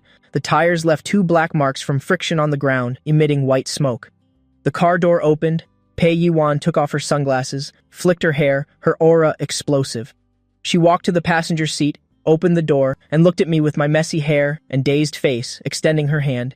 "We're here, my little knight. Welcome to this world of fame and fortune." I unbuckled my seatbelt, jumped out of the car, adjusted my little suit that had been messed up by the wind, and looked up at the large billboard not far away. Power Over the World, starring Pei Yuan, Zhou Ziang. The area around the set was packed with fervent fans holding light-up signs and countless paparazzi waiting in ambush. Seeing Pei Yuan's car, the crowd immediately erupted. "Ah, it's Sister Wan. Sister Wan is so beautiful today. Who is that? Why did a child get out of Sister Wan's car? Oh my god, that kid is stunningly beautiful. Is he some child star?" Pei Yuan completely ignored the surrounding screams. She took my hand and walked into the set with her head held high and chest out. That aura wasn't like she was taking a child out to play, but more like she was walking the red carpet. And at the same time, announcing to the whole world, "Look closely, this is my person." She held my hand, and I could feel the gazes from all directions, full of curiosity, surprise, and scrutiny. Not only was I not the least bit stage frightened, on the contrary, I even reached into my pocket and took out a lollipop that I had grabbed from the car. I unwrapped it and popped it into my mouth and looked at the cameras and revealed a smile that was both sweet and arrogant. Click, click, the camera flashes went off like crazy. "If we're going to play, let's play big. Zhou Ziang, right? I hope your mental fortitude is a little stronger than that Zhao guy's." I nodded to myself. This costume really suits Pei Yuan. She plays a nation-toppling consort in the movie. It's truly typecasting. "How are you, Sister Ran? You look so beautiful today, Sister Ran." The staff members along the way all bowed their heads in greeting. Pei Yuan just nodded nonchalantly, her queenly demeanor firmly in place. Being led by the hand like this by her, I felt exactly like the Queen's mascot corgi during a royal tour. I had a lollipop in my mouth, my cheeks puffed out, my entire face was written with boredom. I thought to myself, is this the entertainment industry? It's so noisy and chaotic, and the air is so bad. Right now I just want to go back to the villa, turn on the AC, and I really miss Uncle Lias' iced sour plum drink. Just then, a strange sarcastic voice suddenly rang out. "Oh, is Sister Ran treating the film set like a kindergarten now?" Hearing the voice, I looked up and saw a young man wearing a bright yellow dragon robe walking this way. I sized him up. He looked fair and clean, but his foundation was thicker than plaster on a wall. His eyeliner was more dramatic than Pei Yuan's, and he walked with a sway. You could smell his heavy makeup from a mile away. This must be Zhou Zihang, the hottest young star right now. Also the male lead of this movie. I heard he's the one who invested in the production. His acting is as wooden as rotten wood, but his temper is as explosive as a firecracker. Zhou Ziang held a small fan, eyeing me up and down, the corner of his mouth curling into a cold, disdainful smile. "Bringing baggage along while filming? Sister Ran is so professional." The surrounding staff all lowered their heads, not daring to utter a word. These two big shots are having a clash of titans. Whoever dares to interfere, isn't that just asking for death? As expected, Pei Yuan stopped walking. She slowly turned around, the lazy charm on her face completely disappearing, replaced by a wave of hair-raising pressure. She first reached out to fix my collar, then casually raised her eyes and indifferently swept her gaze over Zhou Zihang. "Heavenly King Zhou, you're mistaken. I brought my little brother here to broaden his horizons. I want him to see a bad example." As Pei Yuan spoke, she pointed at Zhou Ziang, then turned to educate me. "Xiaoba, see clearly. When you grow up, absolutely do not be like this uncle. His foundation is thicker than a city wall. His acting is just widening his eyes and pouting, aside from his face, which is passable. His head is full of water. This is called being golden jade on the outside, but rotten on the inside. Understand? Got it?" The scene immediately fell into a dead silence. Only the sound of sharp intakes of breath remained. Vicious, truly vicious, scolding someone right to their face without using a single curse word, and even giving a lesson on the spot. I cooperated and nodded, took the lollipop out of my mouth, said seriously, "I understand, sister. I will definitely study hard and absolutely not become the type of person who only relies on their face to make a living, has no acting skills, and is just an embroidered pillow." I silently added in my heart, "His face isn't even as good-looking as mine." Zhou Ziang's face instantly turned the color of pig's liver, the small fan in his hand creaking from his tight grip. "You two, is Heavenly King Zhou trying to rehearse a scene with me in advance?" Pei Yuan took a step forward, her femme fatale aura exploding, directly forcing Zhou Ziang to take a step back. "You might as well save your energy. In a bit, when it's the crying scene, if you use eye drops again, the director will really scold you." Pei Yuan snorted coldly, took my hand and walked straight past him, heading towards the director's monitor. leaving Zhou Zihong standing there, trembling with anger, his venomous gaze looking like he wanted to eat someone alive. "All right, get ready. All departments, prepare." The director was a bald, middle-aged man. As soon as he saw Pei Yuan arrive, his originally distressed face immediately bloomed like a chrysanthemum. Wan, you're finally here. Quick, quick, quick. This is an important scene. The emotions need to be overwhelming. You need to have that feeling of being both reluctant and resolute, and also add a touch of allure. Pei Yuan gave an okay sign, then pushed me down onto a small stool next to the monitor and casually stuffed a bottle of water into my hands. "Sit here quietly and watch me act. If anyone dares to bully you, just splash water in his face. He'll take responsibility for it." After saying this, Pei Yuan lifted the hem of her dress and gracefully walked onto the set. I sat alone in a corner. Although people were bustling around me, I was like an invisible person, so quiet that I didn't seem like a 10-year-old child at all. I stared boredly at the monitor, only to see Pei Yuan on the screen, completely in character. I had to admit, although this woman is a bit crazy in daily life, as soon as the director shouts action, she's like a completely different person. That sorrowful, tragically beautiful gaze, that bewitching, nation-toppling charm was truly top-notch compared to that Zhou Ziyang guy was a disaster. Throughout the whole process, all he knew was to widen his eyes. I yawned out of boredom. With this kind of acting, even I could do it. I even felt that the prop dog next to them had more depth in its acting than he did. Just then, to capture a close-up of Pei Yuan's profile, giant camera jib slowly moved. The lens was initially aimed at Pei Yuan on the city tower, but perhaps due to a mistake in operation, or maybe the jib operator's hands slipped a little. When the lens panned across the scene, it didn't stop in time, but continued to slide a bit further, perfectly panning to me sitting in the corner, in the dark. At that moment, I was resting my chin on my hand, staring blankly at the monitor. I was wondering why Zhou Ziyang, with such terrible acting, could get a salary of tens of millions. Thinking about the logic of capital in this world, and also wondering if Lu Ruyan would really fill the fridge with pudding tonight. These complex thoughts intertwined, causing my still chubby face to show an expression completely unsuited for my age. My dark eyes were calm and deep, as if seeing through the noisy film set to the falsehood behind this play. Seeing through the absurdity of this mortal world. It even carried a hint of arrogant compassion.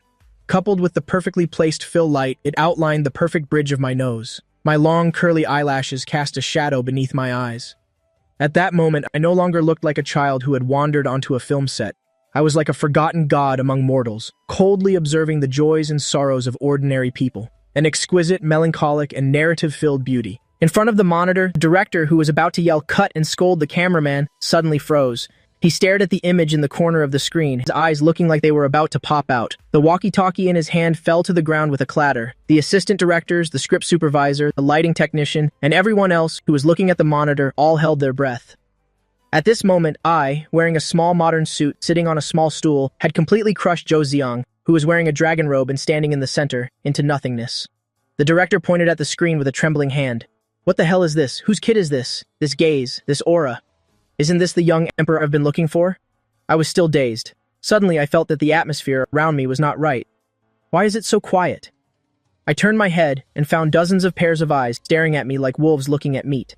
I muttered to myself, "Damn it! What are you looking at me for? Do I have some pudding on my face that I didn't wipe off? The whole internet is going crazy. This is the pinnacle of beauty."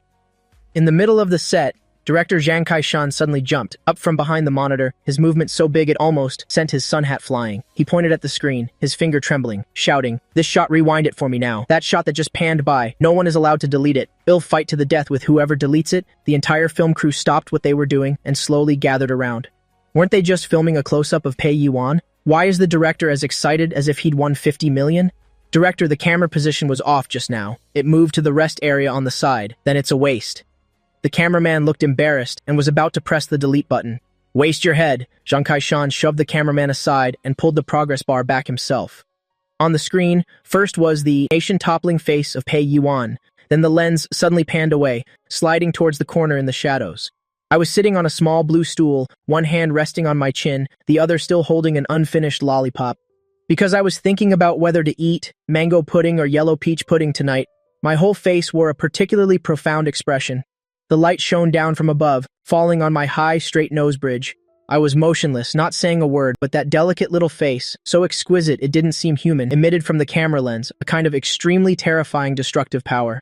The feeling I unintentionally revealed directly crushed Zhou Ziyang, who was wearing a dragon robe behind me, who was trying hard to show emotion, turning him into a background prop. Amazing. This is a true stroke of genius. Zhang Kaishan stared at the screen, almost drooling. Look at this aura. Look at this subtle expression. That calm look as if he sees through the mortal world. That aloof and arrogant feeling. Zhou Zihang, come over here and look. You've been acting for 10 years, and you don't even have the sense of presence of a child. Zhou Zihang, standing beside him, his face had already turned green. He leaned over to take a look, and his heart skipped a beat. As a celebrity who makes a living with his face, he knew best what my kind of appearance meant. It's when God chases after you to feed you and gilds your bowl while he's at it. Zhou Ziyang gritted his teeth, his tone full of jealousy. Director, this was just an accident. This shot isn't suitable for the main film, is it? Whether it's suitable or not is for me to say. Zhang Kaishan completely ignored him and turned to look at me, his old face beaming like a blooming chrysanthemum. Little boy, your name is Ji Ba, right? Do you want to be in a movie? Uncle will add a role for you, the teenage emperor. You don't need to say a single line. Just sit there and daze off. I took the lollipop out of my mouth and just calmly shook my head, not wanting to get too tired. What a joke. How could acting be better than eating pudding? I knew very well that my role was a rich family's hostage, not a worker in the entertainment industry. At that moment, Pei Yuan walked over in her high heels and said, Director Zhang, don't touch my little brother. He's our family's treasure. We're not short on money. You want him on camera? Your payment probably can't even buy a pair of his socks. Pei Yuan said these words with extreme arrogance. But Zhang Kaishan didn't show the slightest bit of anger, because behind her was the Liu Corporation, while the film crew was still arguing endlessly over a scene. A female staff member hid behind the set, secretly using her phone to record the scene, playing on the monitor screen. She was someone who was crazy about good looks. The moment she saw me, it felt like her heart stopped beating. No way, this godly face can't be seen by me alone. Her hands trembling, she posted this 15-second video clip to her short video account. The caption was very simple: met a godly little brother on the film set. With looks like these, I'm willing to wait 10 years for him. Enamored at first sight, the most beautiful boy.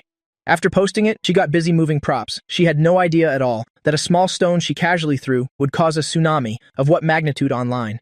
As soon as the video was posted, the comment section was immediately paralyzed. Ah, it really is the little brother. The rich siblings are confirmed, sister. I'm so in. Little brother, I'm so in too. Is the Liu family still looking for a nanny? The kind that's a college graduate and knows how to do laundry. Pei Yuan, did you save the galaxy in your past life? I want a dozen godly little brothers like this. Am I the only one who thinks the little brother looks so charming when he's dazed? That calm and quiet aura, I'm in love, while the entire internet was in a frenzy at the Liu Corporation headquarters in Jinghai. Liu Ruyan was sitting in the conference room, listening to her subordinates report on a 100 billion investment plan. Suddenly, Qi, who was always calm, quickly walked in, holding her phone. She whispered a few words into Liu Ruyan's ear, and Liu Ruyan's expression, at a speed that was, visible to the naked eye, turned cold. She took the phone, looked at Pei Yuan's Weibo post on the screen, and the hundreds of thousands of comments below wanting to snatch me away. Bang! Liu Ruyan slammed her palm down on the table. The solid wood conference table made a dull thud. The senior executives below were so scared that they all trembled, none daring to breathe too loudly. Pei Yuan, Liu Ruyan gritted her teeth, her voice filled with ice. You've got some nerve daring to use him to create a scandal? She called Pei Yuan directly. Her tone was so cold it could freeze an elephant. You have 3 minutes to delete that Weibo post and bring Jiba back here right now. Otherwise, I'll have your movies, filming shut down tomorrow. Pei Yuan on the other end of the line seemed to have anticipated this and just chuckled and said something. Liu Ruyan hung up the phone directly and turned her head to look at Qi. Contact the PR department to take down the trending topic. Also, find out who posted that video online. I want that person to know that not just anyone can use the Liu family to ride on our coattails. Qi pushed up her glasses, a dangerous glint flashing behind the lenses. It's already being investigated. But, CO Liu, I'm afraid it's too late to take down the trending topic now. Jiba's face has probably been saved all over the internet by now. Liu Ruyan slumped into her chair, her fingers gripping her phone tightly. She stared at the quiet me in the picture, an indescribable frustration suddenly rising in her heart. It was like a treasure she cherished was suddenly being coveted by the whole world. This feeling made her extremely uncomfortable. He is mine, she whispered, her eyes filled with unconcealed possessiveness. At this moment, I was sitting in the car on the way back and suddenly sneezed.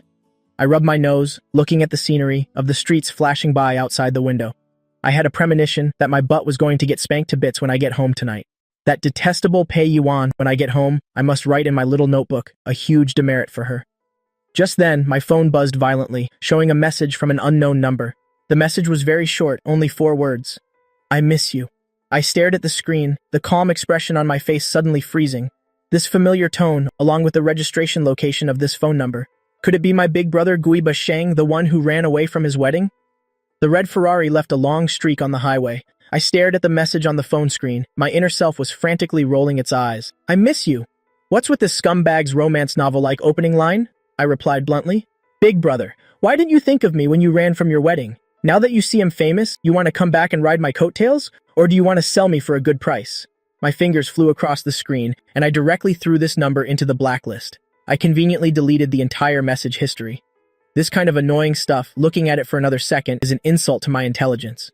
Xiaoba, why aren't you saying anything? Were you stunned by my driving just now? Pei Yuan held the steering wheel with one hand, her other hand restlessly patting her thigh.